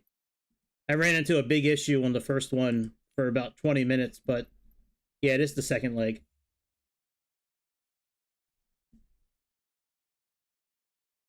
Yep. You guys are streaming tomorrow at 11:30, is it? If I remember right, you're doing something at 11:30 tomorrow. I'm going to check in for that for a while. I got to do some stuff downstairs tomorrow. I figure I'll check in and let that play while I'm doing what I got to do.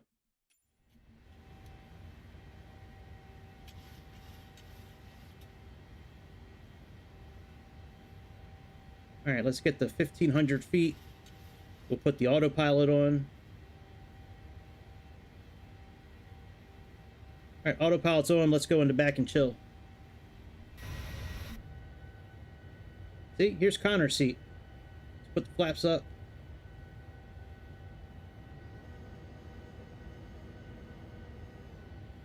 Actually, is there the other? Yeah, I want to sit on this one.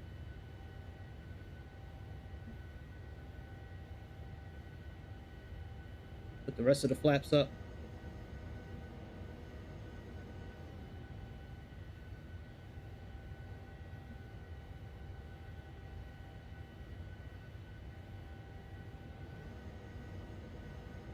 All right, flaps are up.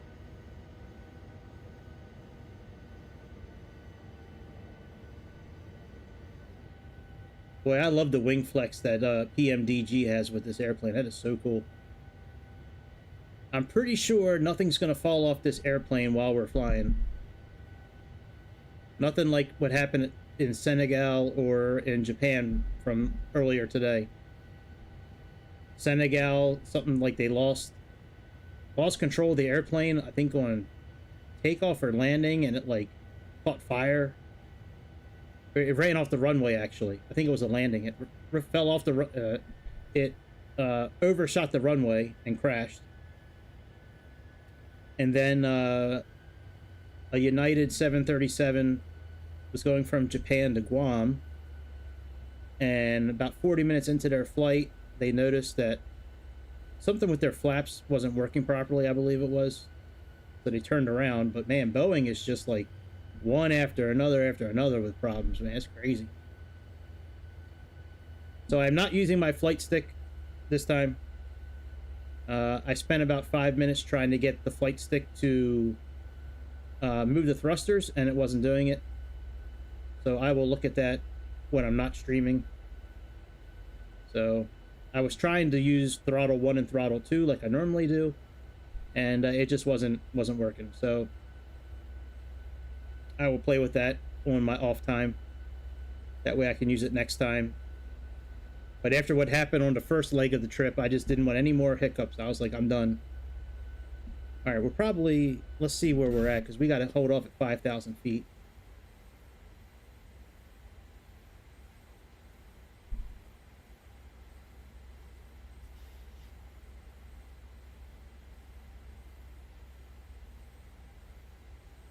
All right, so we got a max of 5,000 feet.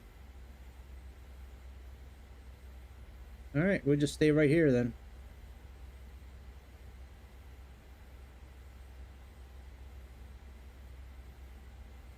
Now for our landing today, we're going to change the way this whole thing looks. We're going to change it up for landing, and when you do that, it gets rid of the altimeter, the speed. It gets rid of a lot of the clutter. It's a really cool, it's nice how it's changed.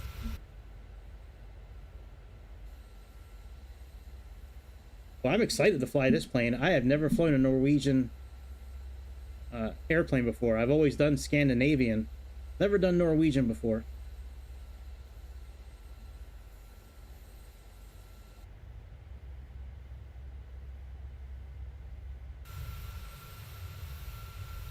Boy, there's a layer of clouds over London. Jesus Christ.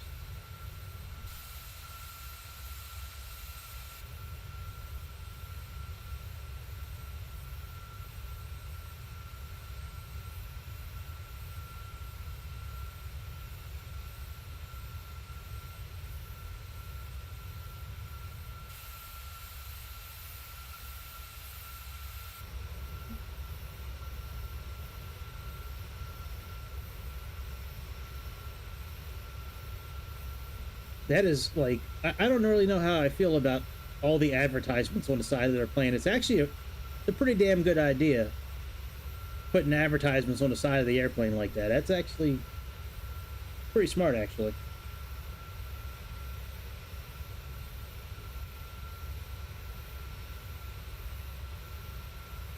I mean, I don't think it's other companies. It looks like it's advertisements for them.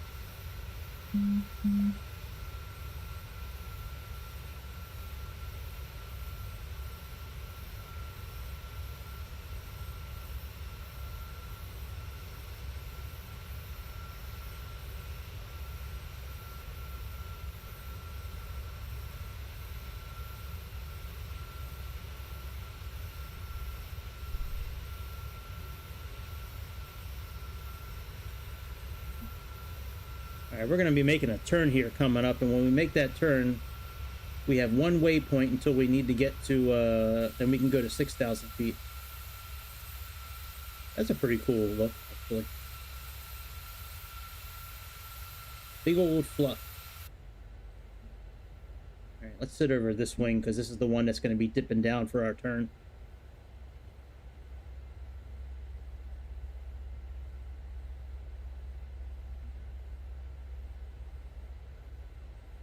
Man, I am so I'm still bothered by what happened. I shouldn't be. Should I be bothered by what happened in the beginning? I'm still like, it's still burning me up that that I couldn't use the flight management system for like 15 minutes. Like I don't know. I mean, it was a successful flight. We had a great takeoff, really good landing, no problems once we got up in the air, other than a little bit of icing, which made us drop in altitude a little bit, but.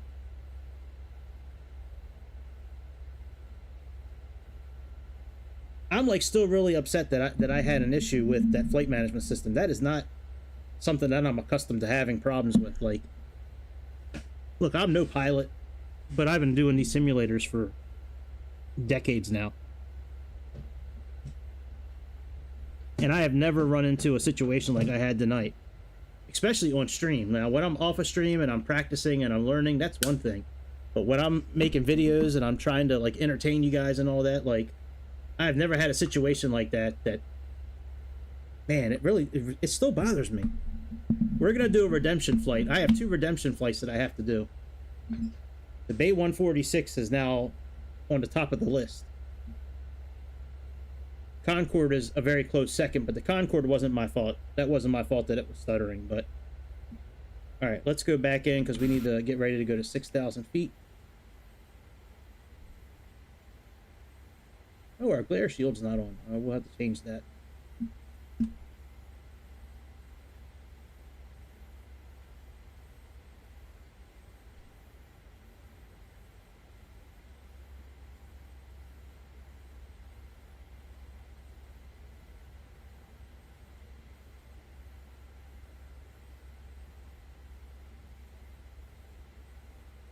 I actually forget where the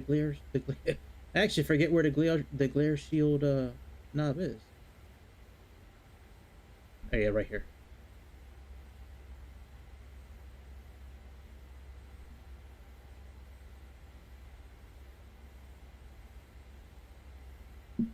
All right, let's go flight level change. 6,000 feet. And then after that, I don't believe we have any other... After that, no, there's no restraints after that.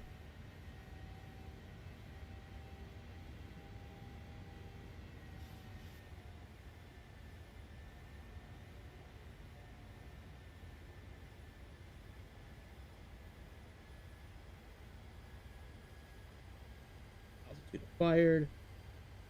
All right, let's put this on 35,000 now.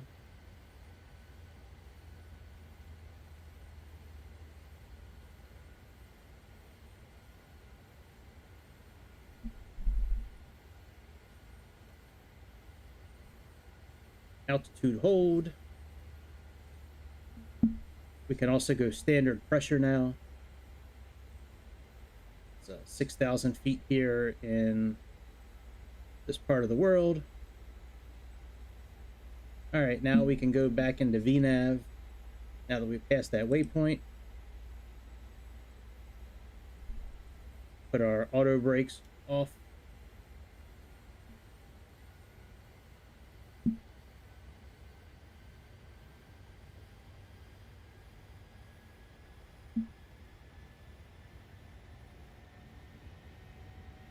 All right, that's doing its thing. Let's get our 2 charts for our landings tonight. So we have 10 2B. All right, let's pin this one. Then the approach is 11-1.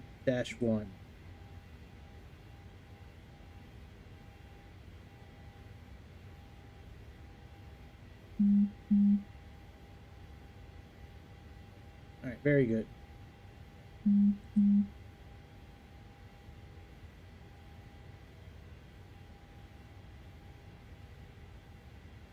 Interesting landing, actually.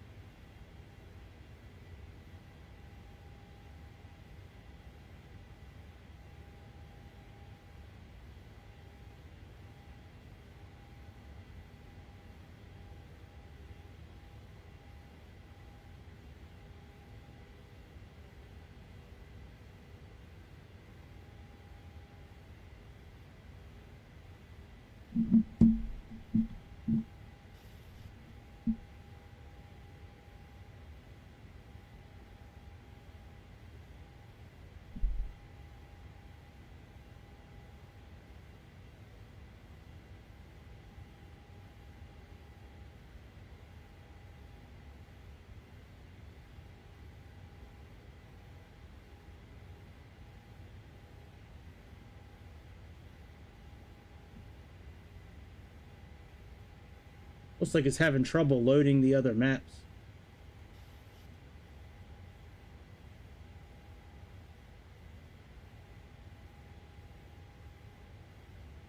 Oh well, we'll just use PMDGs.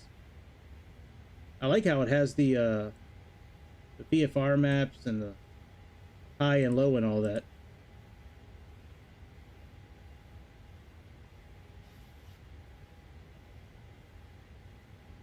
Very cool, man.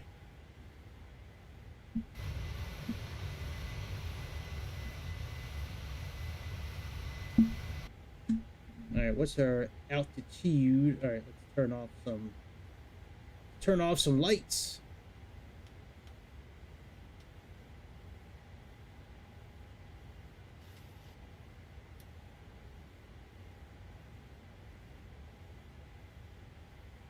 And we got well, yeah. Oh, look at the sun, man. That is so cool. The rays coming off that sun.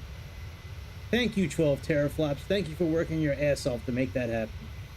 All 12 of my teraflops are working.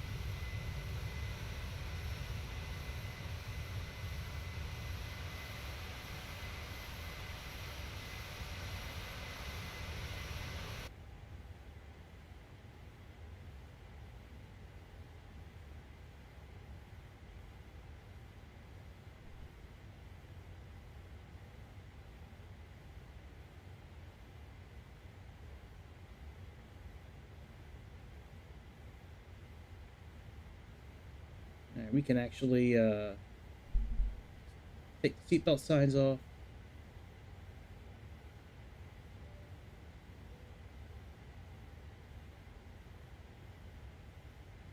And let me see what our landing altitude is, actually. Like the altitude of the, Oh, I thought I pinned the, Oh, here we go.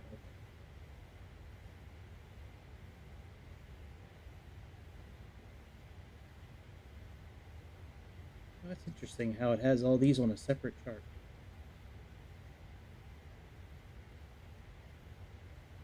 Very interesting. I've never seen where it's broken it out on a separate chart before. All right, we got an approach elevation of 60-some feet. Let's plug that in.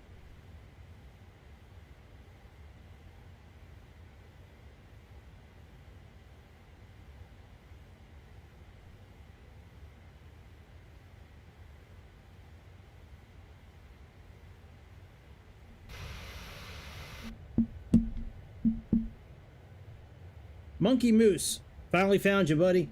I've been looking for you. Man, I see so many people online flying the new A20 Neo. Well, I'm guessing that's the new one. I don't know if that's the new one or the one that's been in the simulator for a while.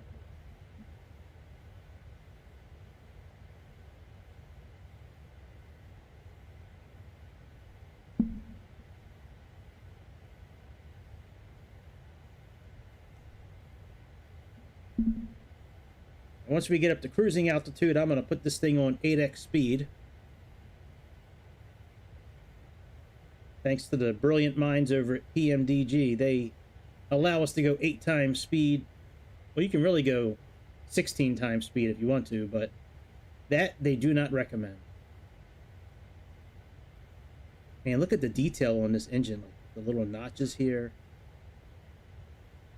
A little bit of wear and tear on it.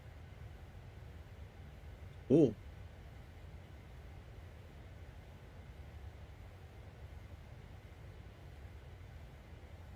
I can't believe we're almost at the Viking Festival. I'm so excited to get to the Viking Festival finally. I just hope our captain gets us there safely.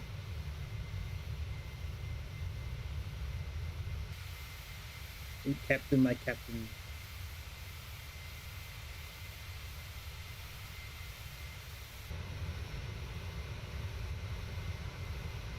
Jørn Utzen. Danish. I can't make out the second. Can't make out the second part of that. Danish something. It looks like it's the Danish word for architect. Could be. Like how famous do you have to be in your country or in your territory to get your face on an airplane? Like the dude that's on the Alaska airplanes. Like, how famous do you have to be to get your face on an airplane? Like any of the planes from Denmark put Lars Ulrich's face on it, or, you know.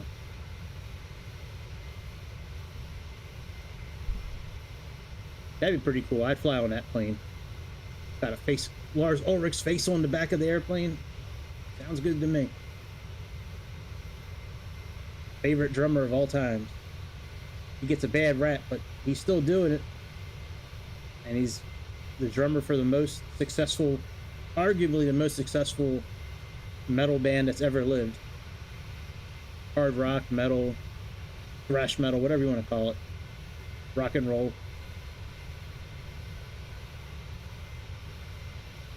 I've seen Metallica probably, I want to say close to 30 times I've seen them. Now, I haven't seen them since I was like in my early 20s. But there was a time from 1992, I was 14. Yeah, 1992 to like 2003. I saw them like 30 times.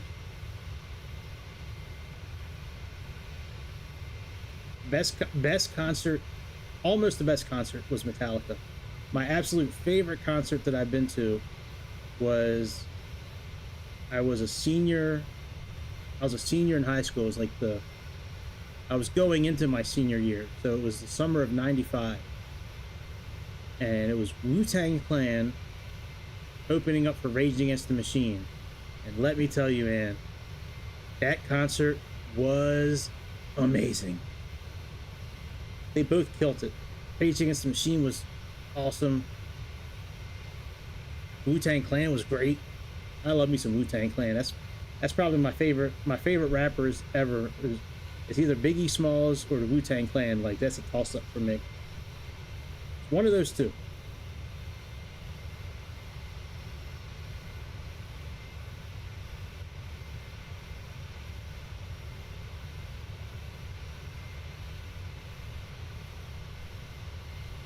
Alright, once we level off, we'll go 8x speed.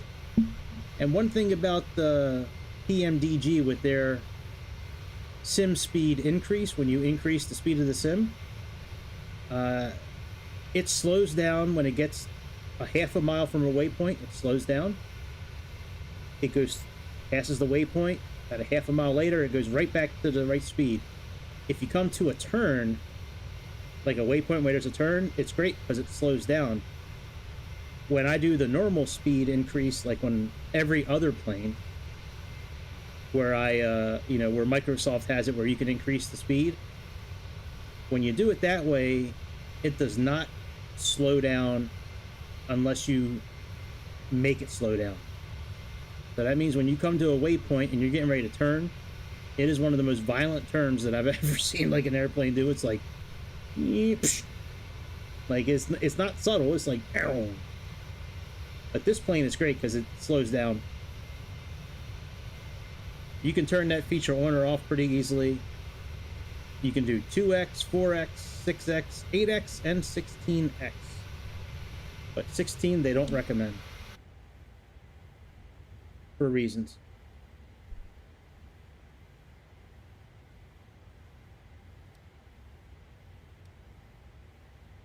Two plus 2 is 4. Minus 1, that's 3. Quick math. Once we're cruising, we'll set up the heads-up display for our approach. I'll show you what to do and what info to put in.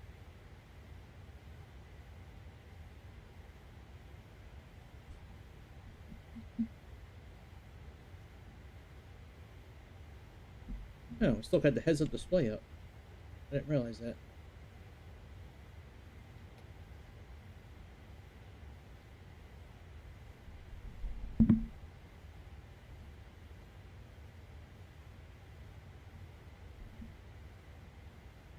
All right, I'll be back in like 30 seconds.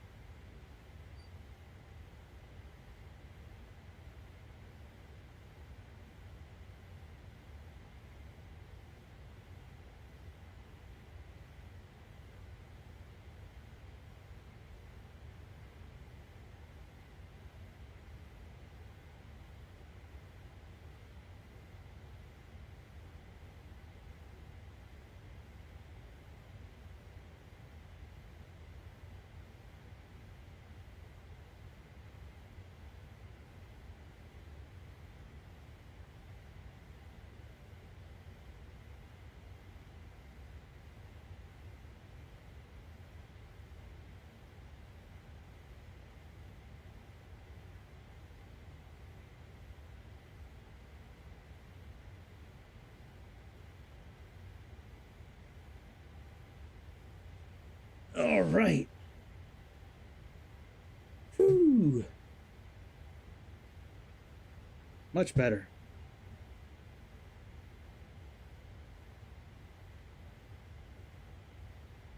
All right, sun is coming up over Scandinavia. We're just leaving shores of England. Cliffs of Dover. Let me see if this other map works yet.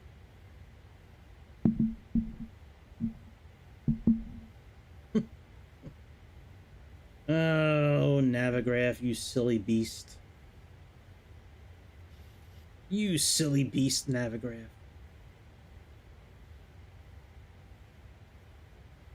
Oh, it works. It's amazing. Thank you, Xbox, for making this work so flawlessly. Alright, we'll just stick with PMDG's map.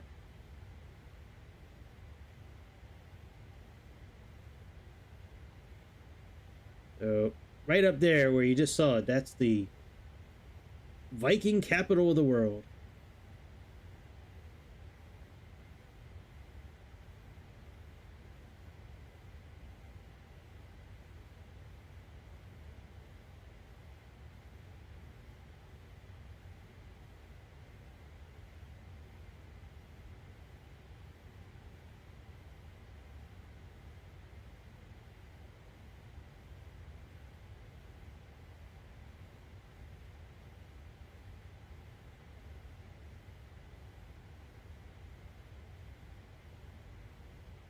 Rotterdam.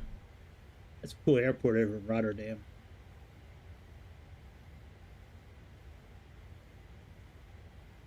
Space Monkey. Hey, you're in my plane. You're probably over in Rotterdam right now. Space Monkey. That funky monkey. Space Monkey Junkie. That funky monkey.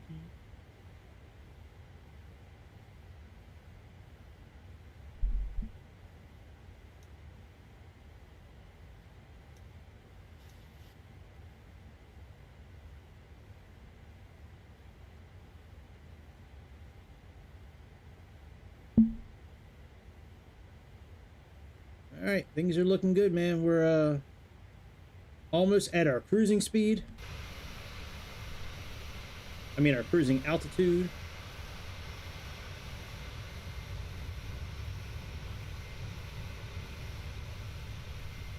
What does it say on this airplane?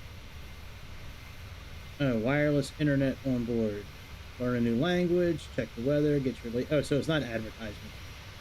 Well, it kind of is. Chat, play games, check your email, watch cute cat videos, poke friends, follow your stocks, find marriage counselor. That's funny that it... Well, you know what? I didn't think I needed help until I got on this Norwegian airplane, and in the fine print, if you read the fine print, it says find marriage counselor. Then it said search for new people. Order a new car. All right. Share a new quiz score. What kind of meeting did they have for this? Like, how big was the table that they all sat around and said, all right, guys, let's throw out some options here to put on the side of the airplane. All right, Hans, go ahead. I think we should do bid on a used chair. That's great. I was thinking the same thing. Let's do it. Write it down. Jeanette, write it down. How about we make the words kind of big, but like we make one really tiny that people have to like really look at. That's great, Jim. What should it be? Find a marriage counselor. Oh, I was just getting ready to say that. Jeanette, write down. Find marriage counselor. Real fine print. Let's see about the other side. The same things. Yep. Same things. Oh, it does. It does say architect. It's not a Danish word for architect. It's the actual word architect. All right, very good. I sure am glad I got this wireless internet on board so I can share my quiz scores. Wow. Interesting. All right, we are almost at our cruising altitude. In order to go 8x speed, we need to click a certain button. Certain button.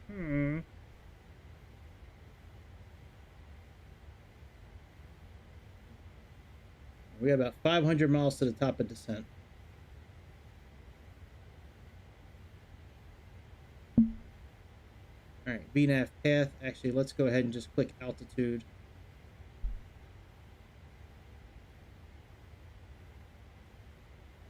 Let's wait for it to actually read 35,000. Come on, baby, you can do it. Slide on in there. Yeah. Oh, you're almost there. Yeah. Yeah.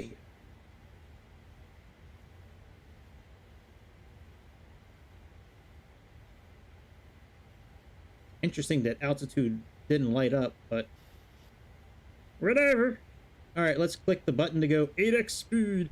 Actually, let me reduce the brightness of this. This is always so bright. All right, that's better. Actually, let me lower the other one too.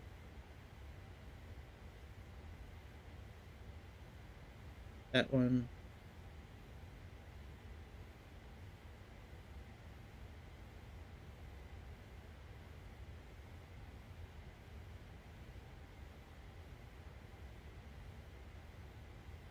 Which one is this here? Mm-hmm.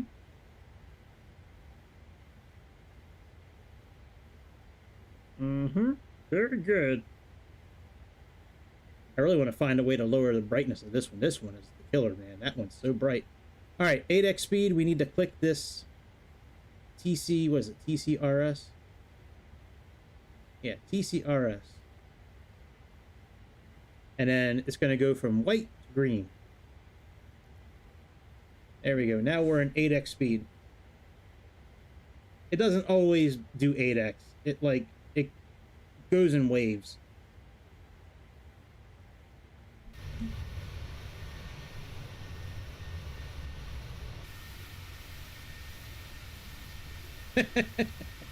Look at their faces.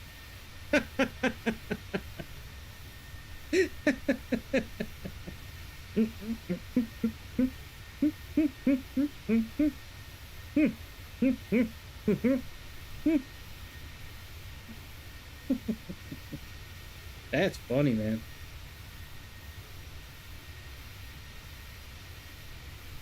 All right, now we're making a turn, obviously, but now you can see we're in regular speed. See, their heads are not moving so quickly.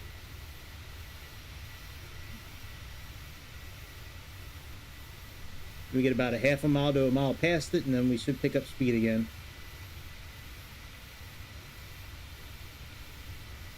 There we go.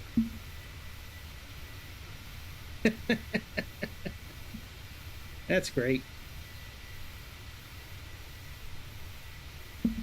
That's so funny. I don't know why I find that funny. I find it funny. I'm sorry. I'm sorry, I find it funny.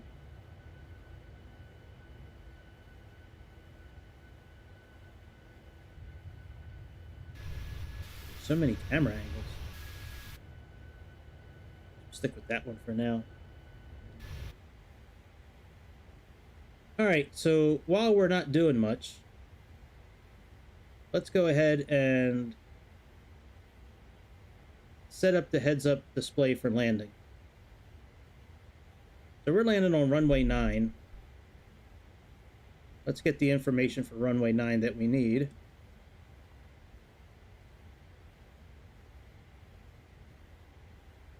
We're going to need the length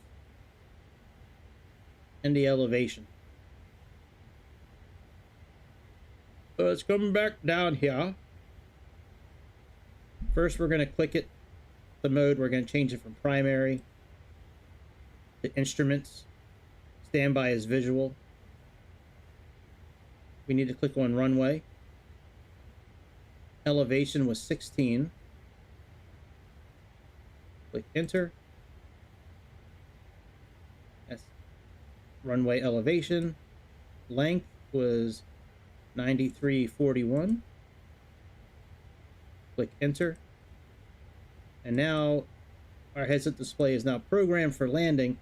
The reason why you put this information in for the runway is that way now the reticle for the heads-up display, that center reticle will be dead. It should be dead center on the sweet spot of the touchdown zone.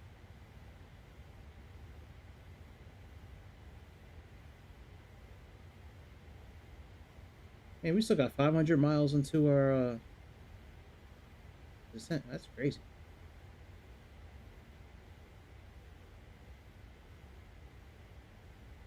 All right, let's go back.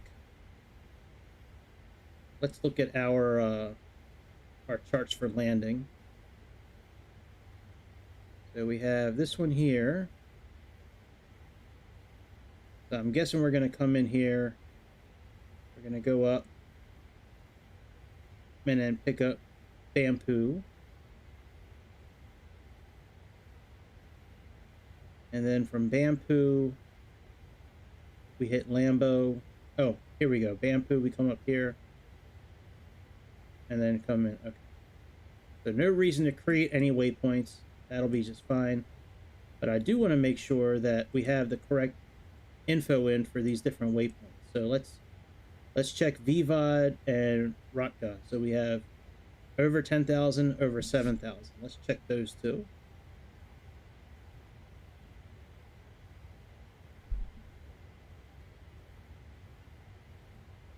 All right, very good. Over 10,000, over 7,000. See, now this is an issue I have here, right?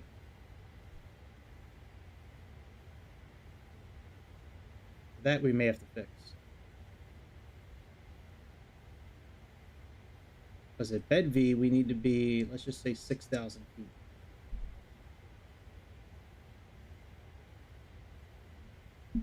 All right, native.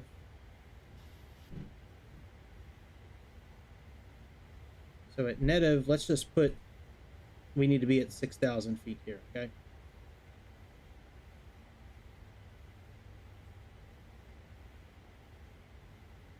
Hello? What's up?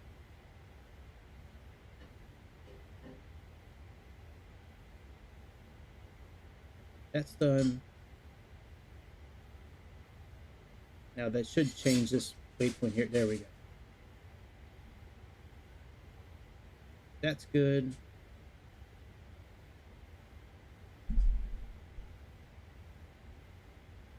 And bamboo, we should be just over 4,000. Let's check that.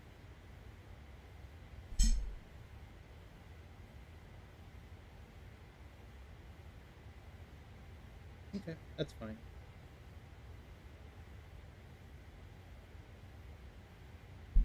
Let's check our approach.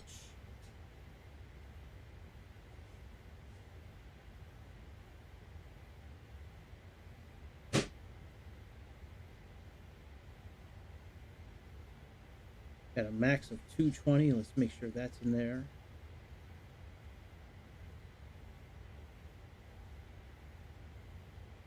Yep, 220.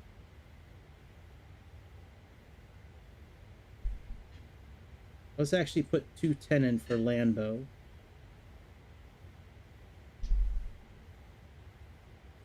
210.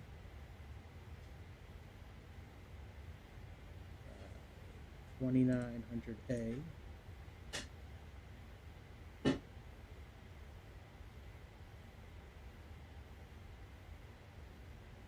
What?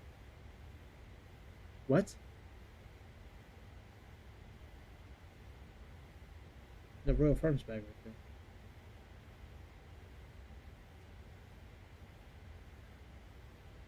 Can you take the bag like over theirs?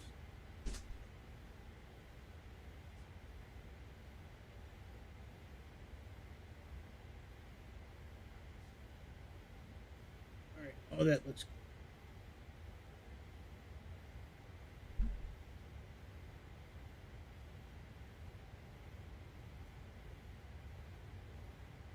Very good.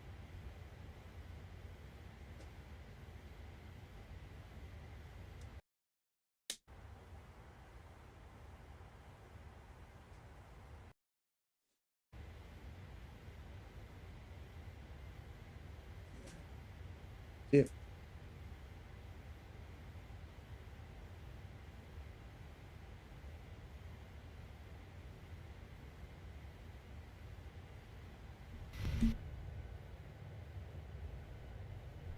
Now we are all set up now in the navigation system for the correct speeds and correct altitudes.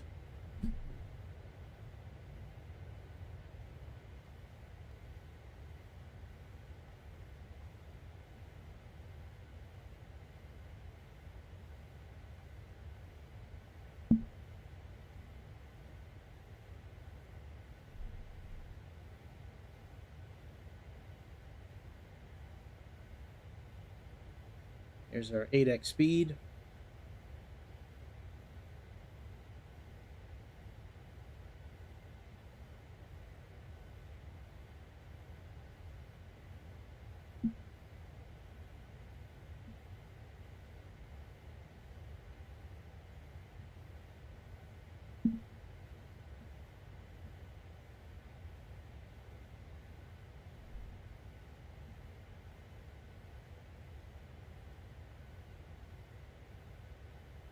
I wish more planes had this feature, because it makes doing like a long flight like no big deal. I think a lot of people would like to have this feature more available.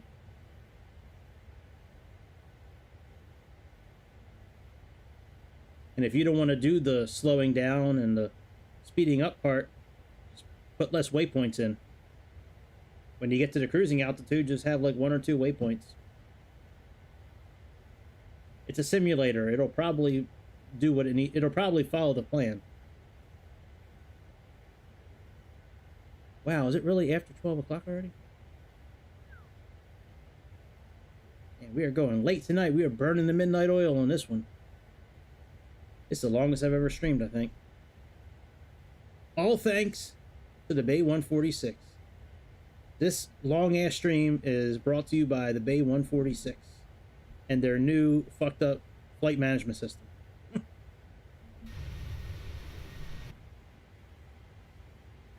Alright, we got about 320 until descent. Not bad. We got a plane somewhere below us.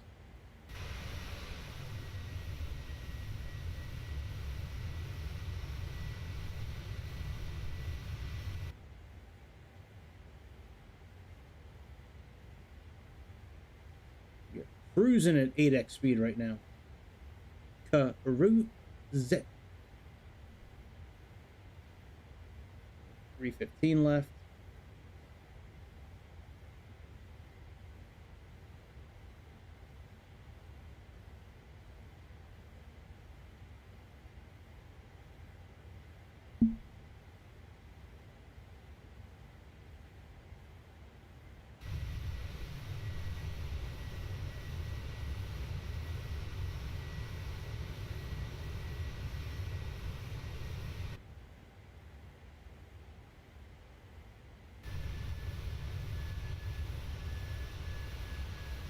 I don't see it. Where's the airplane at?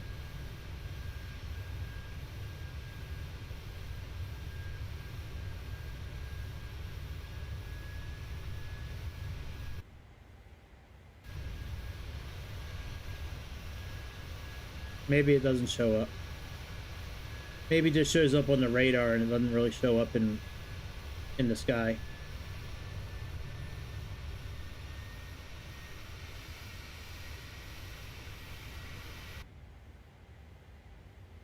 Well, of course, that plane probably is like 5 miles from us, though.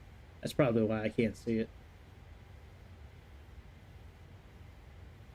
Probably why I can't see it. All right, we get just under 300 miles to our top of descent. Oh, was that you? I was... I was wondering what traffic was showing up around me. I was like, where is it at? That's cool, man. Intercept the shit out of me. Pretend to shoot me down so I can go to sleep. I'm just kidding. I mean, if you want to pretend to shoot me down, you certainly can.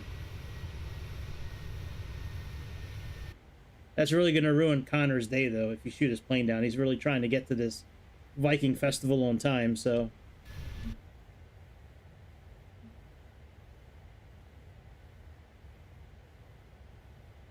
Alright, there's our 8x speed kicking in again.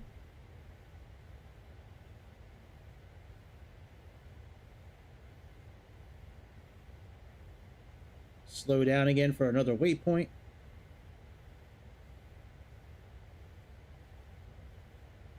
And we pick speed back up again. Come on, pick some speed up again.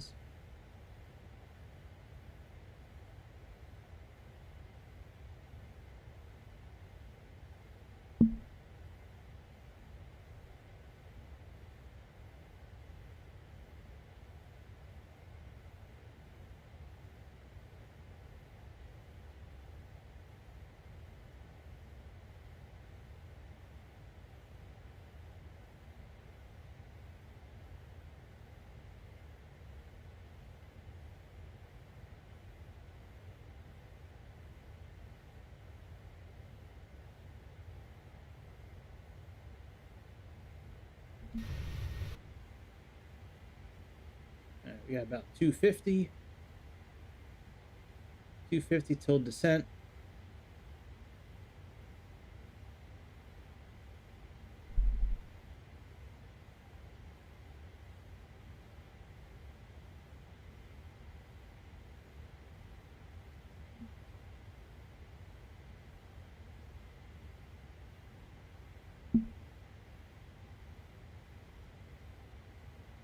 Actually, you know what? Let me change. Let's change this to actually 10,000 feet. So let's do 267. We'll actually do 10,500.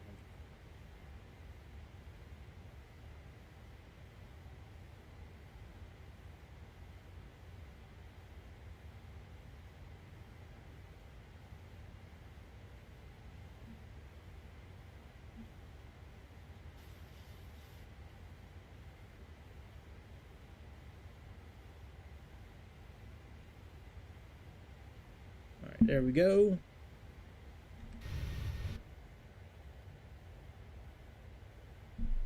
Man, I love flying over Scandinavia. They got some pretty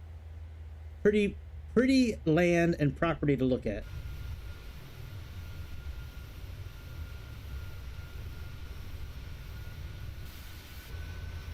The bush trips over this part of the world, some of my favorite bush trips that they have.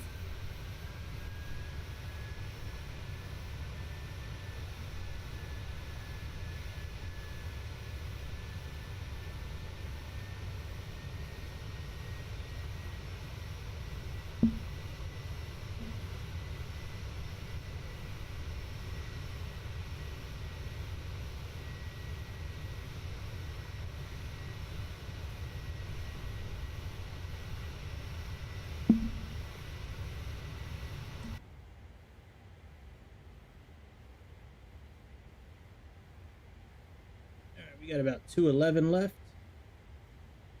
So that fuel light is on because of our center tanks. So once we turn off the 2 center tanks, that light should go out.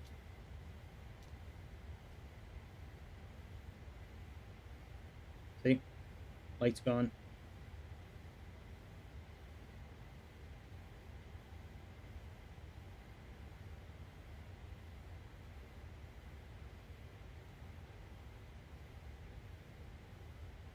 Alright, looks like we're starting to fly over Norway. I believe this is Norway that we're flying over. That would make sense to me since we're landing in Norway.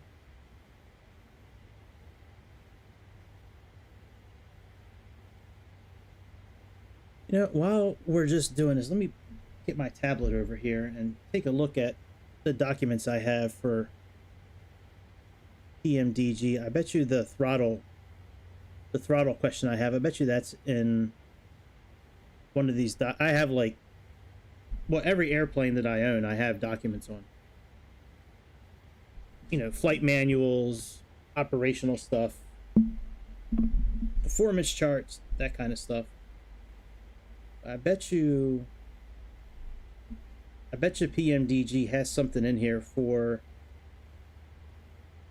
setting your throttle up, because obviously we did something wrong.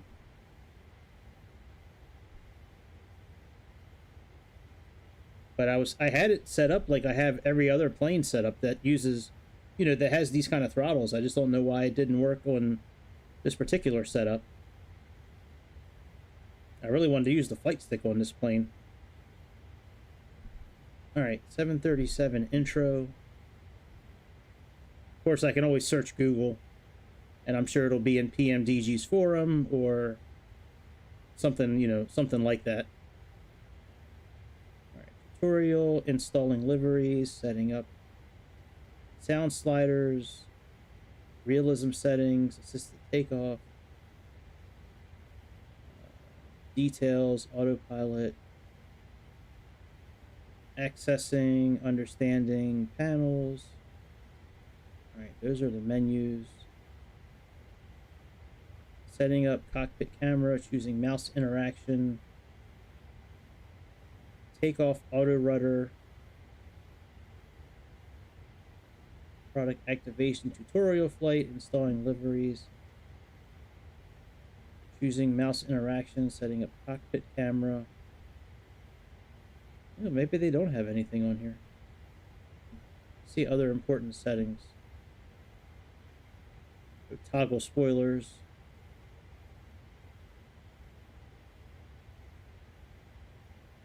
thought I have the toggle spoilers already. All right, so that nothing on there.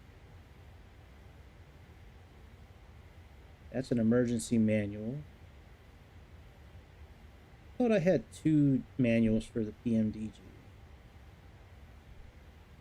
737. I could have sworn I had 2 documents.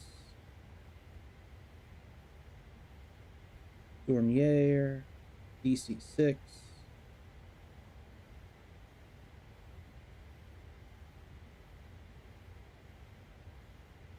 Chinook, Cessna, Bronco.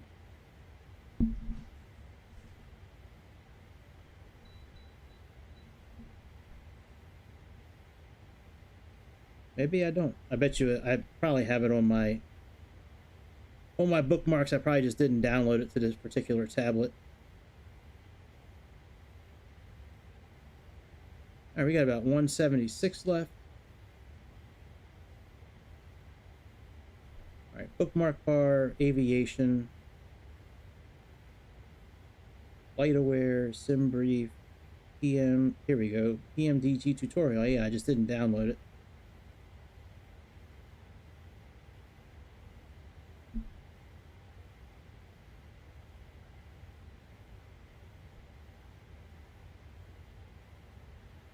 PMDG.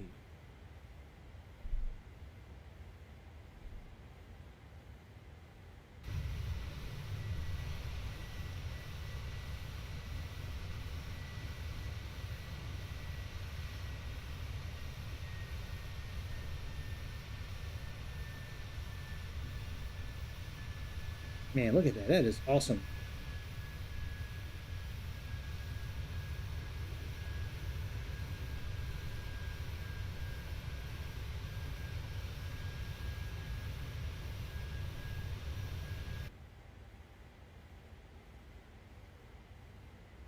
Are you intercepting me again?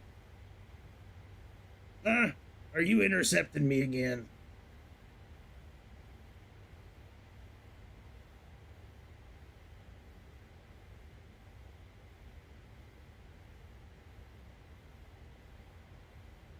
All right, documentation. Intro, tablet introduction. Realistic equipment matrix for Xbox users. Oh, I've never seen that before. Let's open that one up, see what that looks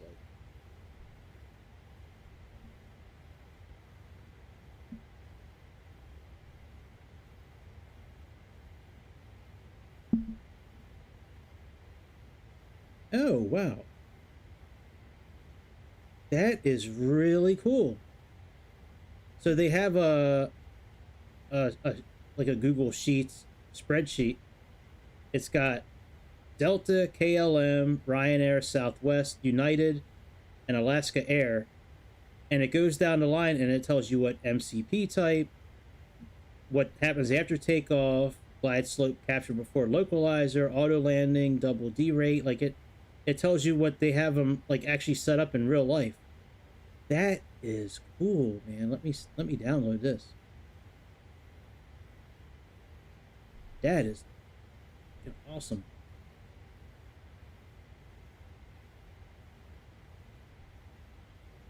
Tablet introduction.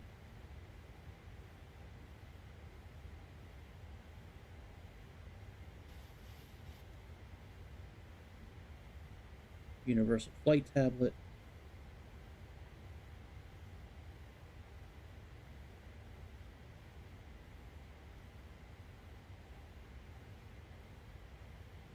You know, I don't see a... You know, I don't think they have a throttle page. You know, I was thinking that they would have a page like to set up your throttles. But, yeah, I don't see it. All right, tutorial. I think introduction is what I already have. Let me see here. Bookmarks.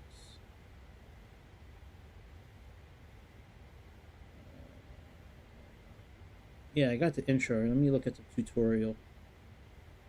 The tutorial one. Let's see here. Documentation. Tutorial.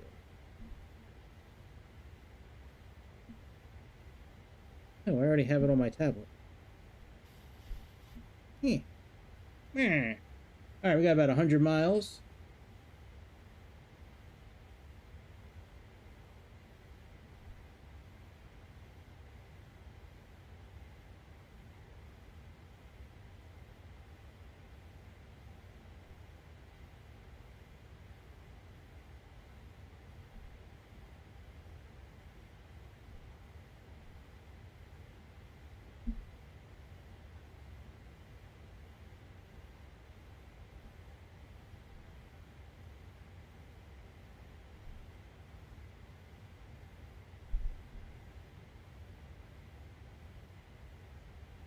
All right, we're gonna have to slow down here momentarily and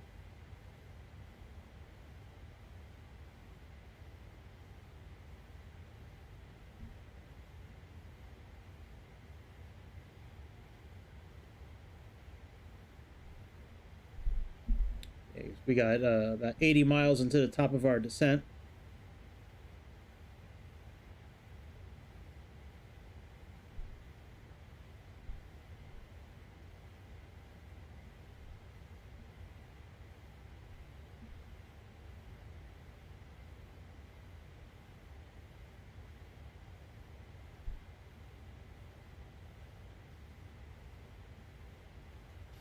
Flight deck, performance, takeoff, shutdown, charts.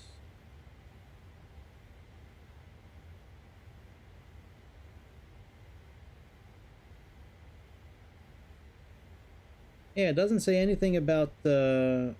Neither one of these documents say anything about setting up the levers. So, all right, setting up the flight stick.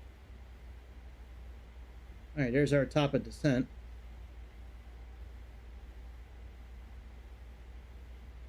So let's actually plug in 26,000. That's our first. That's our first stop, so to say.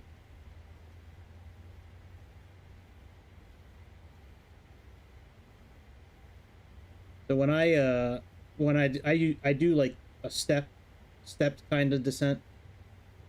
The reason I do that is because that way it'll show like a green arc on the display here, and that green arc symbolizes where the navigation and the computer system thinks the airplane's going to be at for that specified altitude. So once we start descending, after a few seconds of descending, you'll start seeing this green arc show up.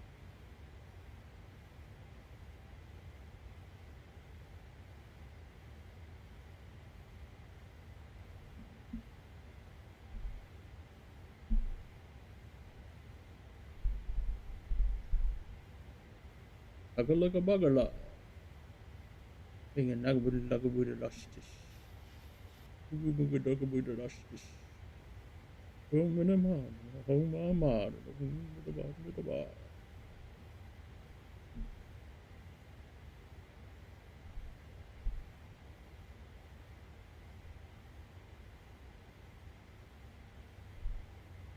All right, let's go ahead and take ourselves off sped up mode. So let's click this TCSR button again. The letters go white. The numbers go white. Now we're in regular mode. And let's click on VNAV.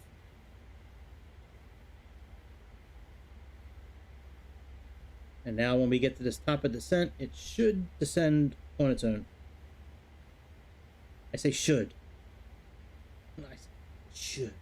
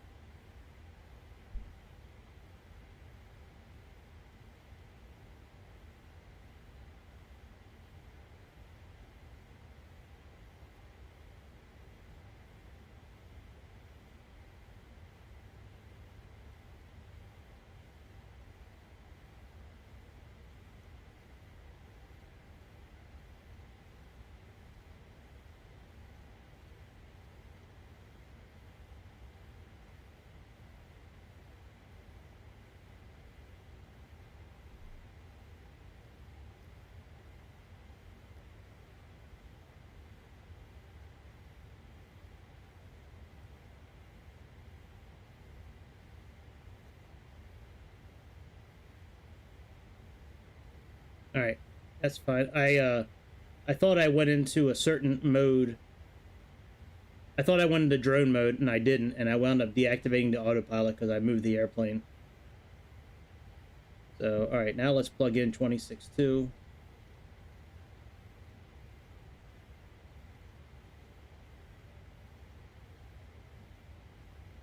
And go into VNAV.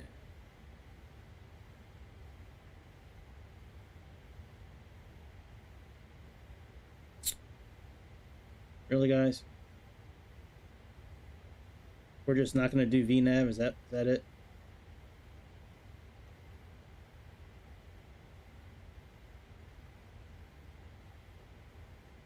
Okay. So let's go back to 35,000. Now click VNAV.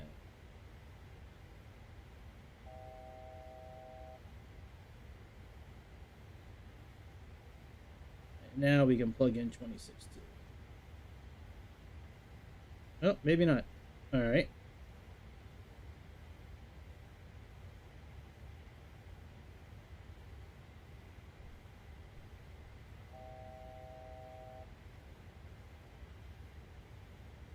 Oh yeah, it wants to bring us back to 35,000 feet. Okay. No problem. Go ahead, buddy. Do your thing. All this because I just moved the thumbstick just a little bit.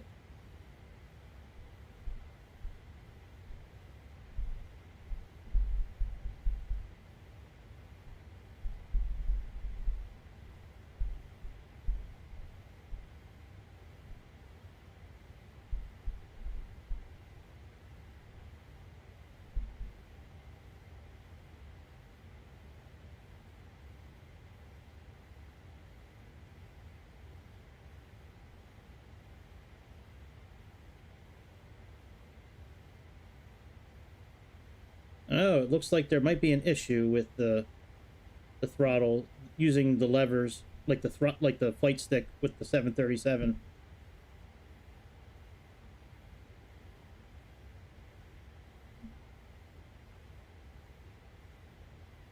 Hmm.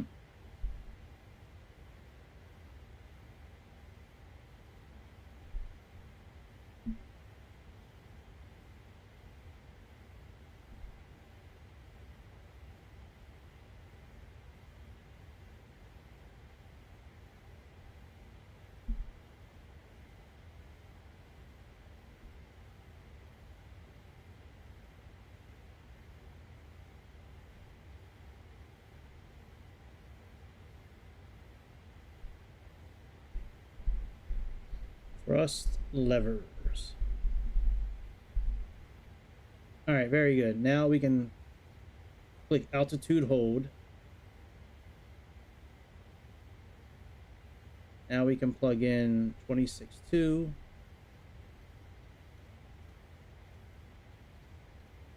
Hopefully. And then click VNAV. There we go. Now everything is good.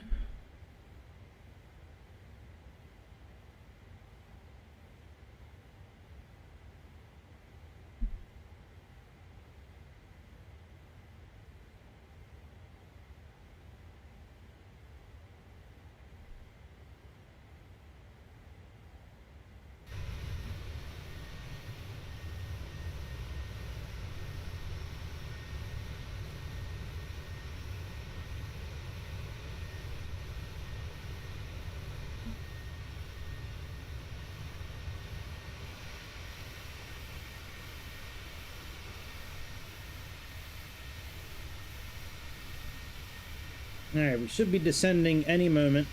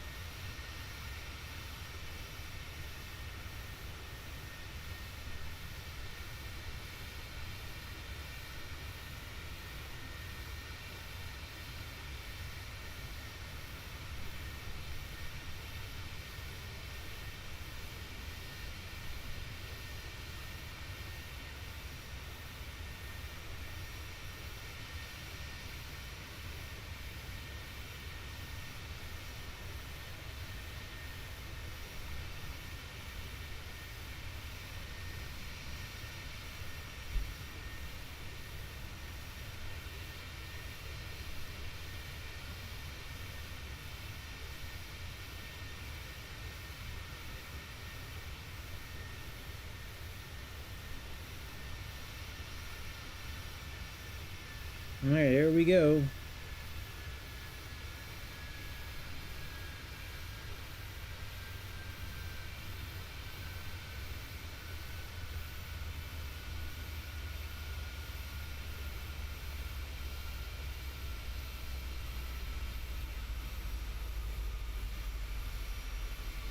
Boy, that sounds so good.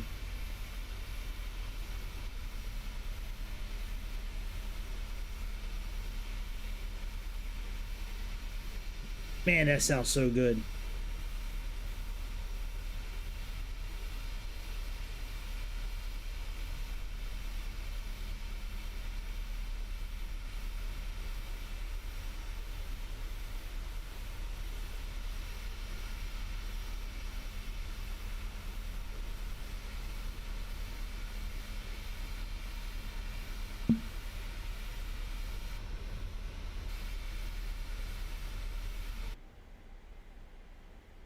See what I mean? This green. So it thinks we're going to be at 26.2 right after Letpa, which is no big deal. We don't have to be at that altitude there. But that's what our system thinks.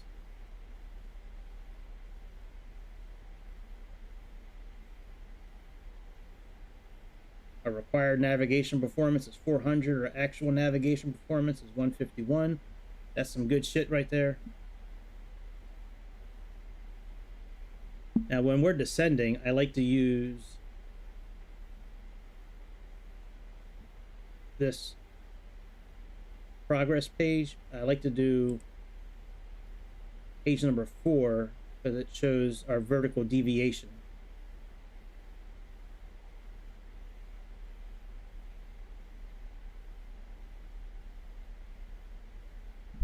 All right, let's go ahead and go to performance tool, landing dispatch, import weather.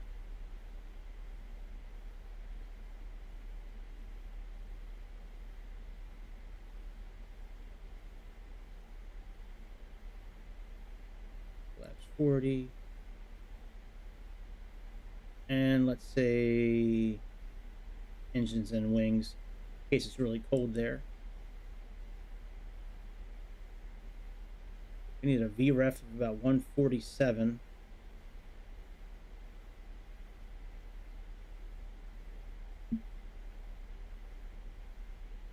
We need 800 and... all right, quick turn. All right, very good. That's good.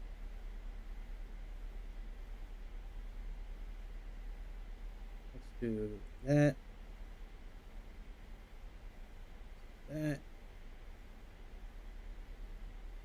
Anything I input here now, I mean, it's going to be changed by the time we get down. So reverser, all operational, VREF add 5.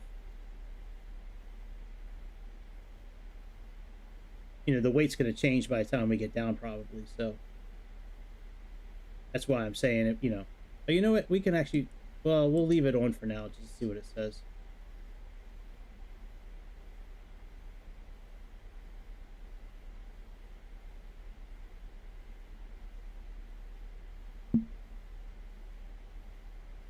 And when we get closer, when we get like below 10,000 feet, we'll go to our reference page here, and we'll make sure everything is okay. We'll put in our, VREF speed.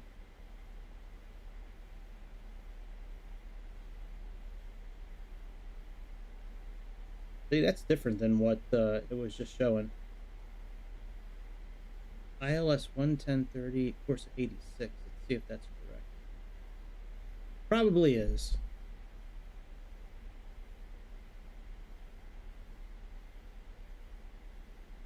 Yep, 110.3, 86.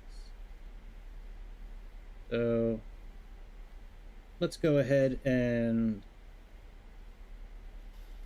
bring up our arrival page. That way we can see our airplane show up when it gets there. And, oh, no bitch, we gotta go down.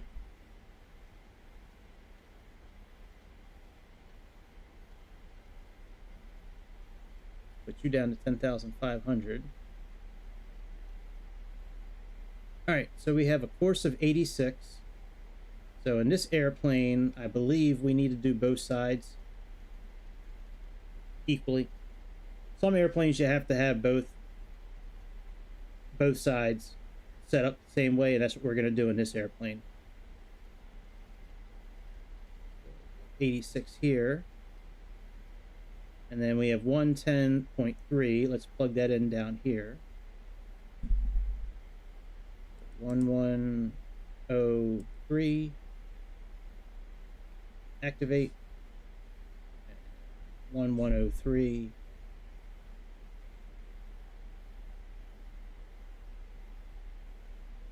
Activate.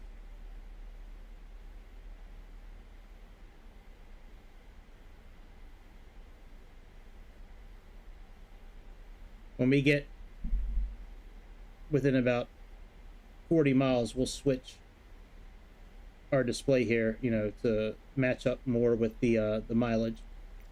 All right, let's see if the ATC.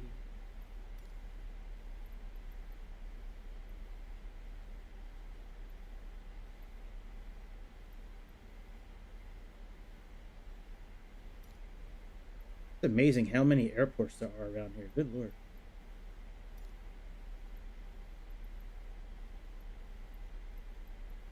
All right, I do not see our airport yet.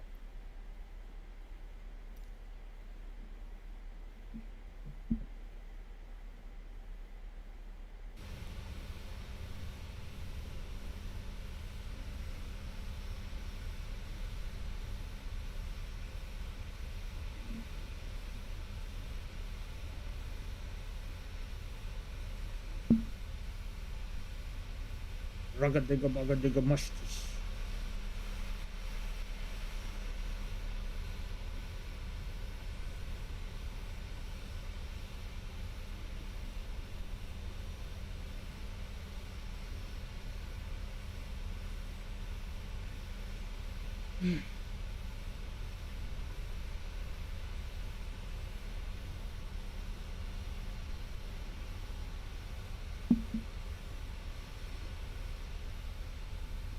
Bugga hugga bugga ba, bugga hugga bugga ba. Bugga digga bugga bugga bugga bugga ba. Alright, let's move our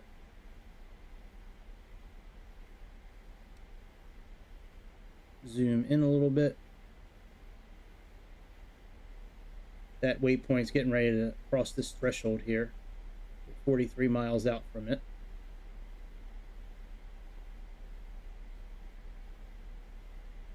Let's let our attendants know what's going on.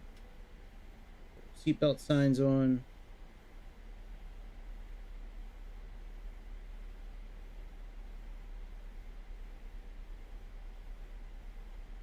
Might not be a bad idea to use anti-ice when we start going through these clouds because of how cold it is.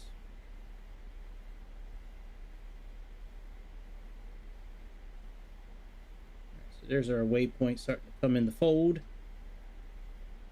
We're just a little bit high. I'm sorry. Are we a little bit low or a little bit high? Yeah, a little bit low. That's right.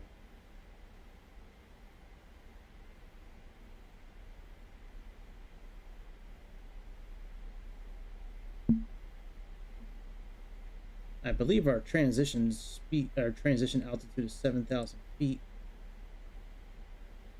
What is that? I never saw that thing show up in my life before.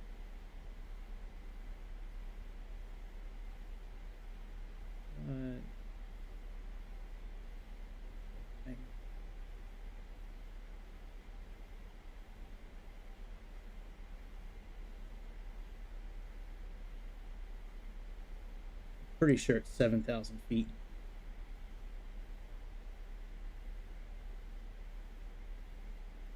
Let's check the landing chart, the approach chart. Pretty sure it's 7,000. Yep, 7,000 feet.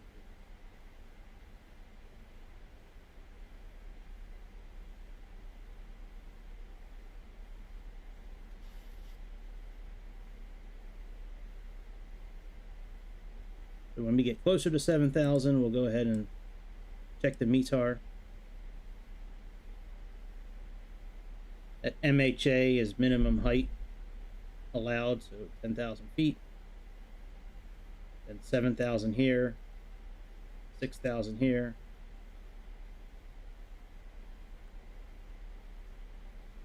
See, it looks like we're going to be right on, pretty much right on point.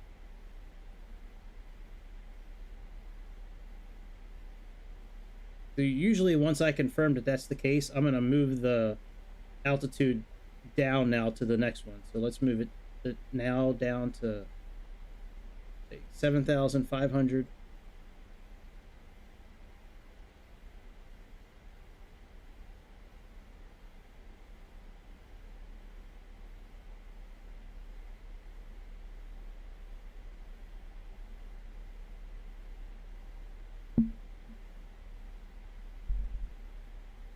Put on VOR1.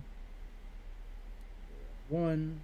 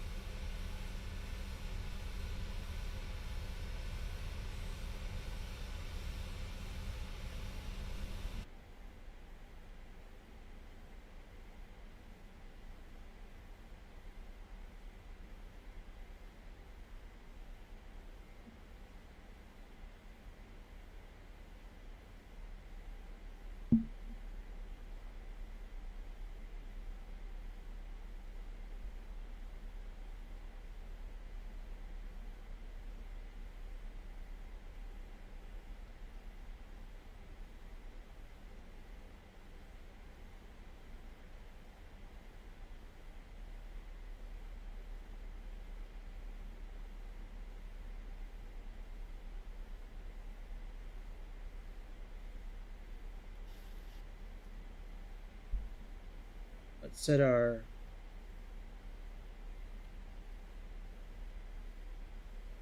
speed reference to VREF.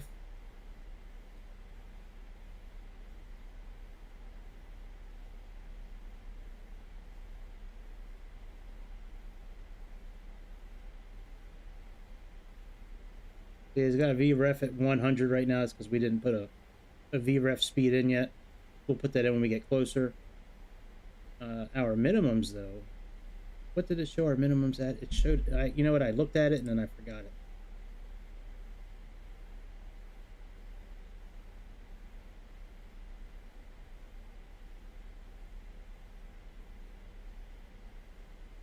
$291.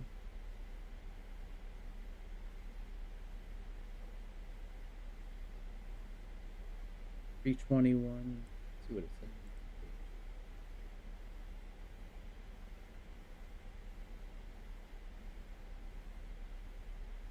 200.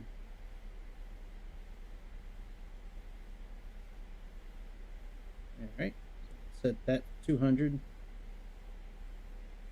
Here's our airplane right here, making its way downtown. All right, let's put 200 in for our minimums.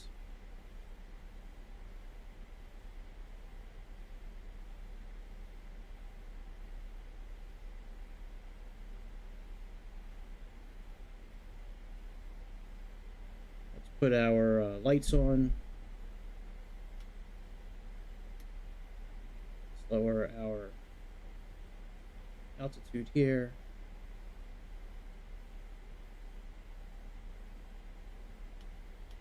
Landing lights on.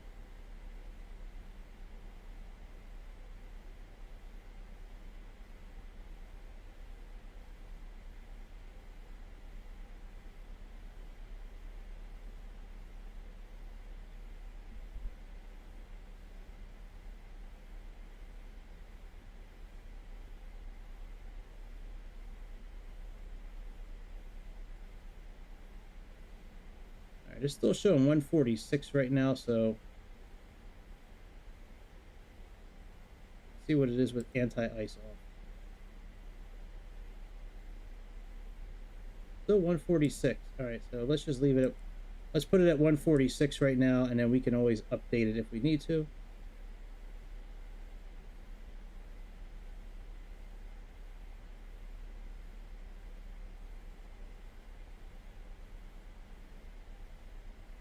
Drag is required.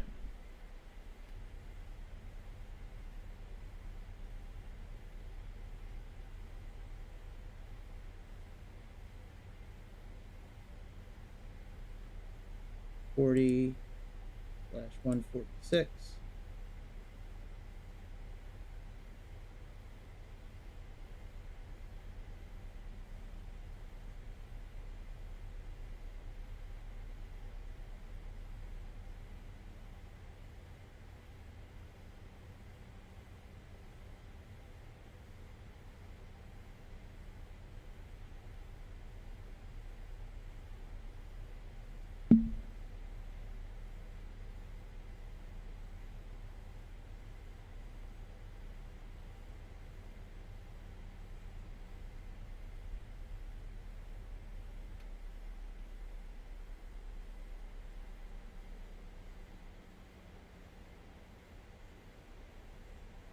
All right, let's plug in 6,000.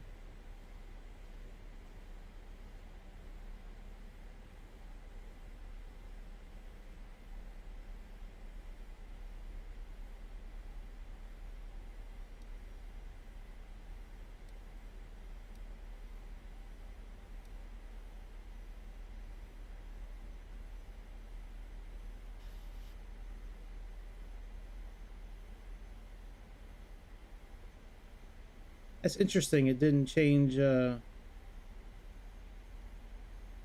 VREF speed.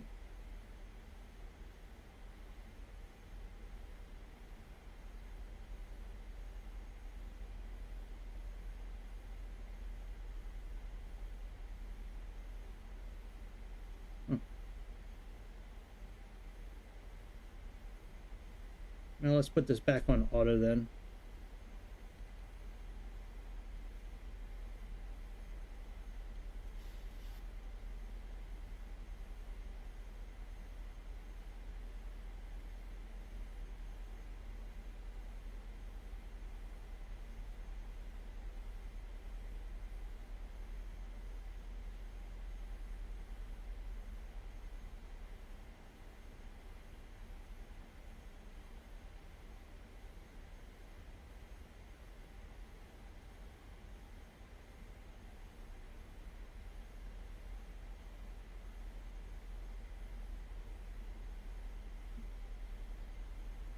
Oh, now it's showing it.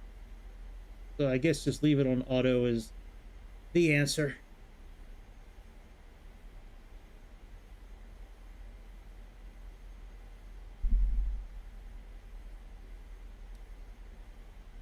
All right, let me check the METAR.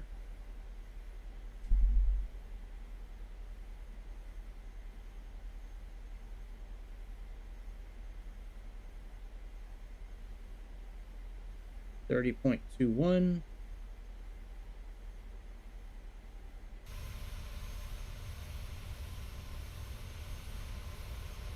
Big clouds.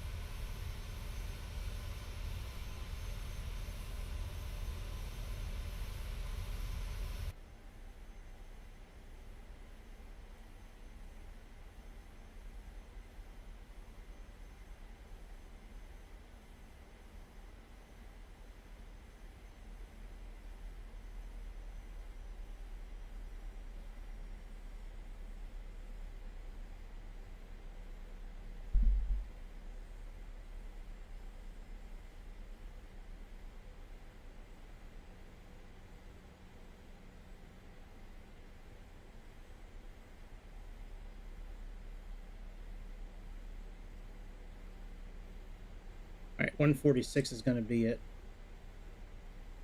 146 is going to be it.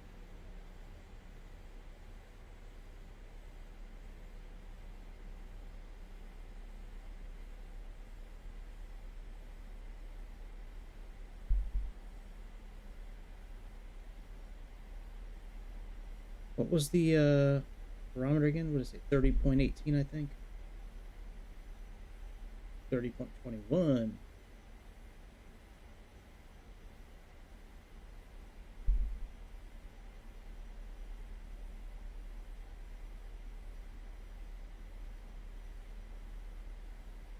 Let's put this on approach.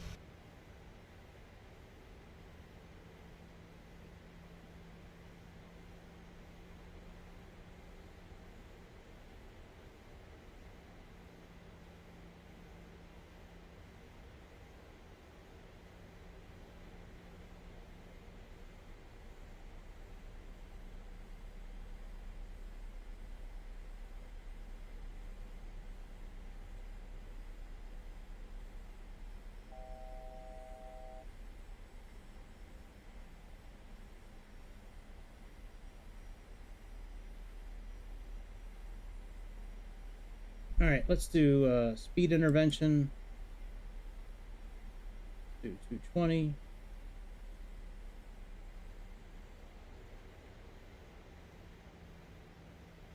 Let's put our slats out.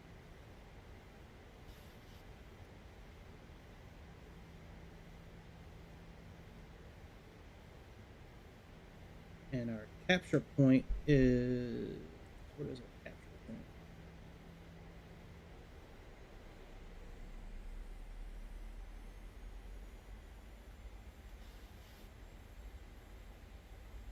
$1,800.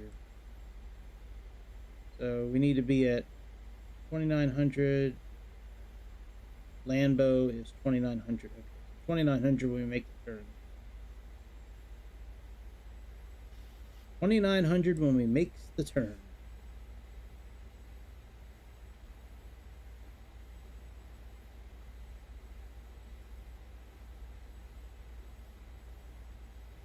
So I'm doing this speed intervention because if I was to keep it in that auto throttle mode that I had it before, as soon as I put the any kind of slats or flaps down, it's going to try to drop me to like below 200 knots.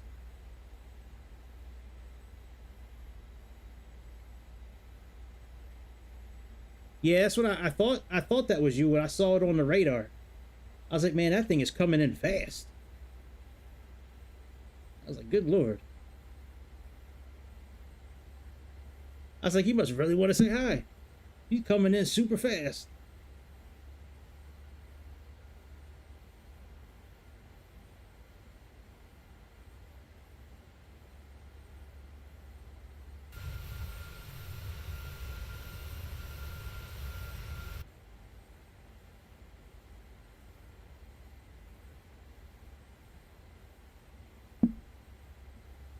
Yeah, I figured it was you. You went by twice, I think.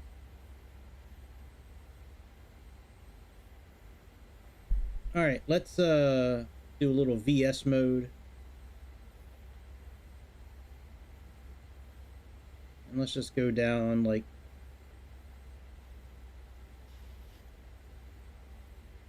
maybe like 750 or something like that.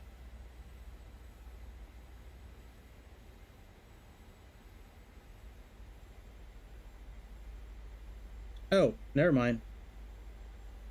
I didn't realize we have to be at 6,000 feet here, so that's close enough. Now, I saw it on the radar. I didn't see your actual plane. I saw the plane coming in really fast on the radar. Twice.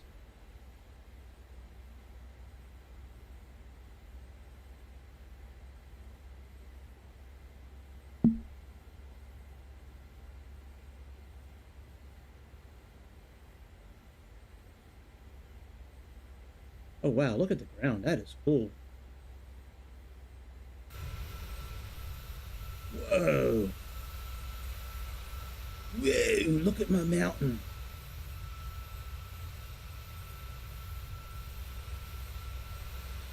That's Viking Hill. Mount Viking. Roningstjord. Roningstjord.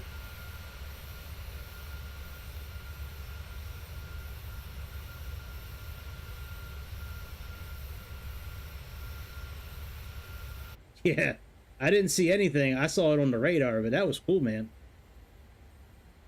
I had the radar at like 60 miles out, and I saw that thing hit like within like 25 miles, and then it just went right on the radar screen, right on down. Cool. All right, we can now go down.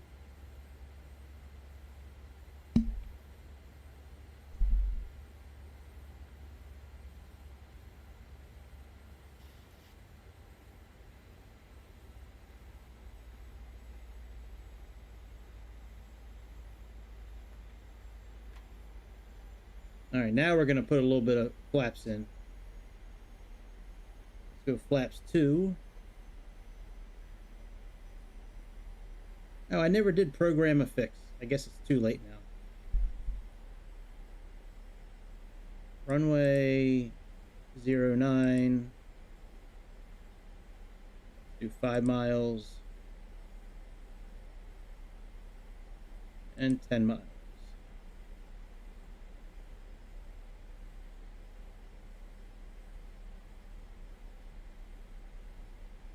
Yep, that's what I'm in. I'm in a 737.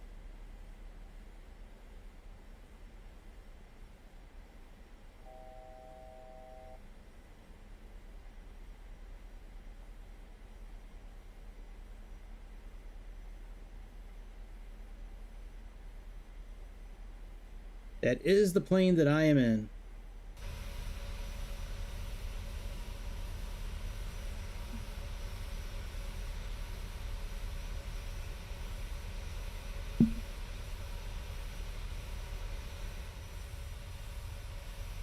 It's the plane I'm going to be out of in a few minutes.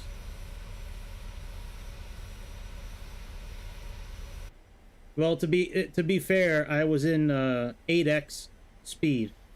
I had the sim sped up by 8 times. So I don't know. If I was in regular speed, I probably would have saw it.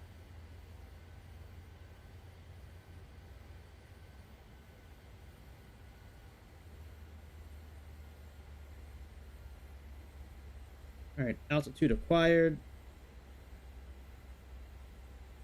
Let's go ahead and drop you down to 2,900.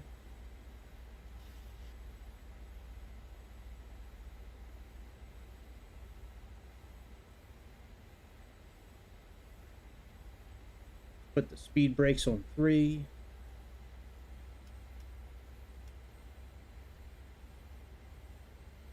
Let's arm these speed brakes.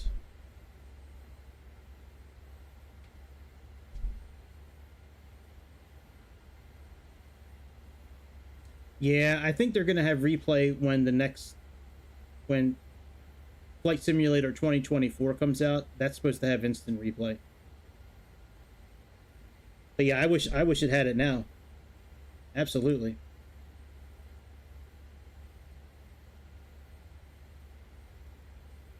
All right, our plane should be getting ready to come up here.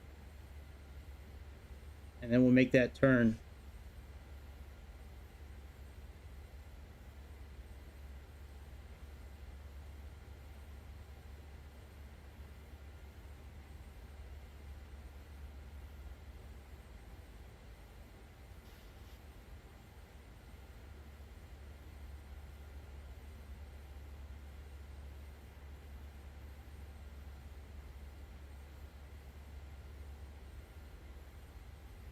You know, I don't know if that would do anything, to be honest. Like, I don't know if that would cause any kind of collision or not, if you did that.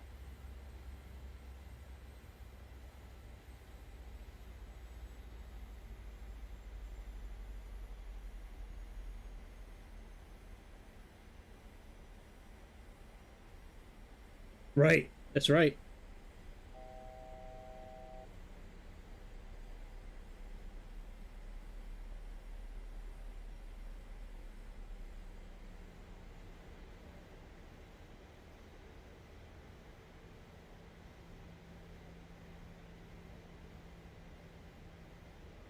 Yeah, I think I have collisions turned off, actually.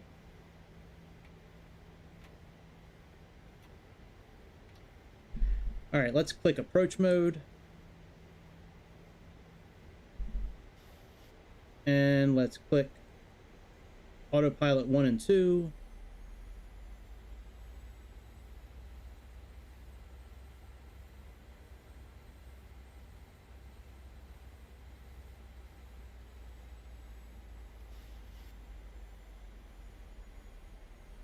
And I'm going to plug in... Oh, you know, we never locked the landing gear. My fault, guys. We never locked the landing gear after we took off. I'm just going to plug in 146 now. And then we're going to go sit in the back.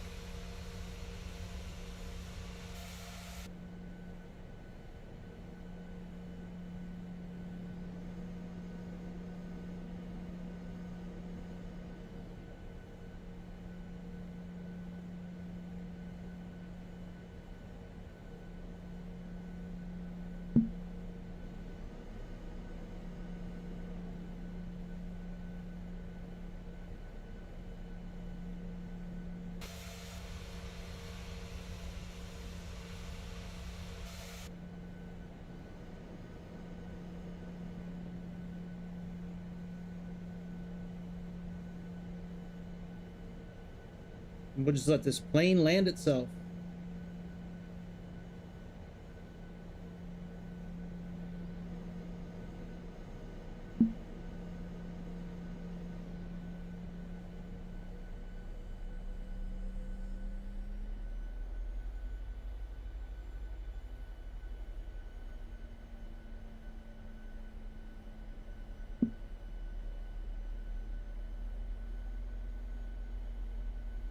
Oh my god, I've been on for 5 hours. I can't believe it.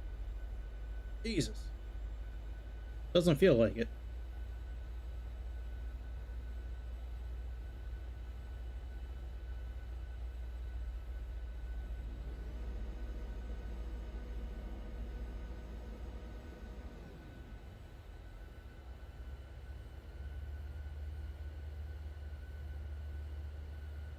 Yeah, we'll just sit back here and let this plane do its thing.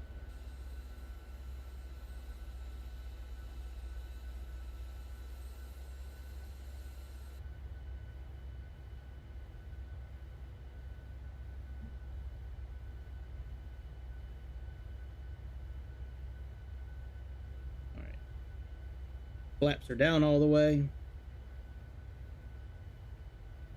I have no idea if we put them down too early or not. I don't have the HUD up anymore. I took the HUD off to try to keep the realism higher. I was getting people asking me to, you know, make it look a little more realistic. So no more HUD.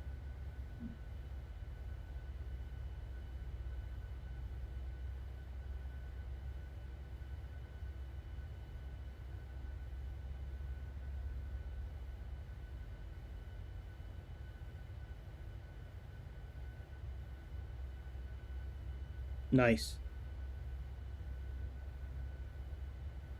Landing on an aircraft carrier is hard, man. I've tried that Top Gun thing a few times. I landed a couple of times, man, but that's difficult landing on an aircraft carrier. I don't know. You gotta be a really good pilot to do that.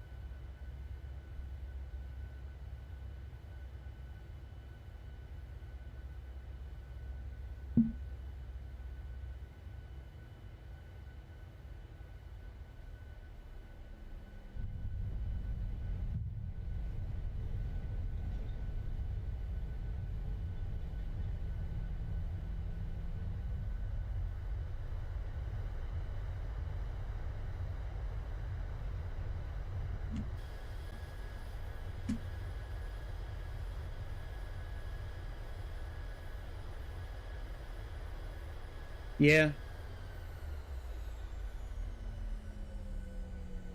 Yeah, I'd imagine that to be true.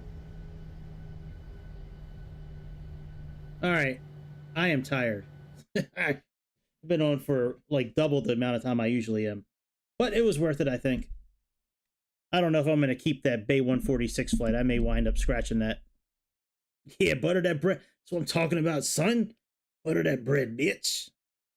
Soft and buttery. Super soft and super buttery. That's right. All right. I will be back tomorrow night for sure. Maybe a redemption flight tomorrow night. I might be buying a new plane tomorrow too. I might be getting the Technam 12 whatever the fuck it's called. 12 something. I forget what it's called. Technam 12. I don't know what it's called. 2012 I think is what it's called. Technam 2012. So there's a good chance I'll be getting that. But I do want to look into this throttle thing with what happened here, because I don't know. I read some articles while I was flying, and it doesn't seem like it should be an issue using my flight stick with this plane. But anyways, I didn't want to take up any more time after what happened with the first flight. So anyway, that's about it. I will see y'all tomorrow, hopefully. I'll be back probably around 7:30 tomorrow night. I'll put it on Discord and put it on the channel when I'll be back. And I will see y'all beautiful people then. Hit subscribe, hit that like button, like your life depends on it. I'll see you later. See you.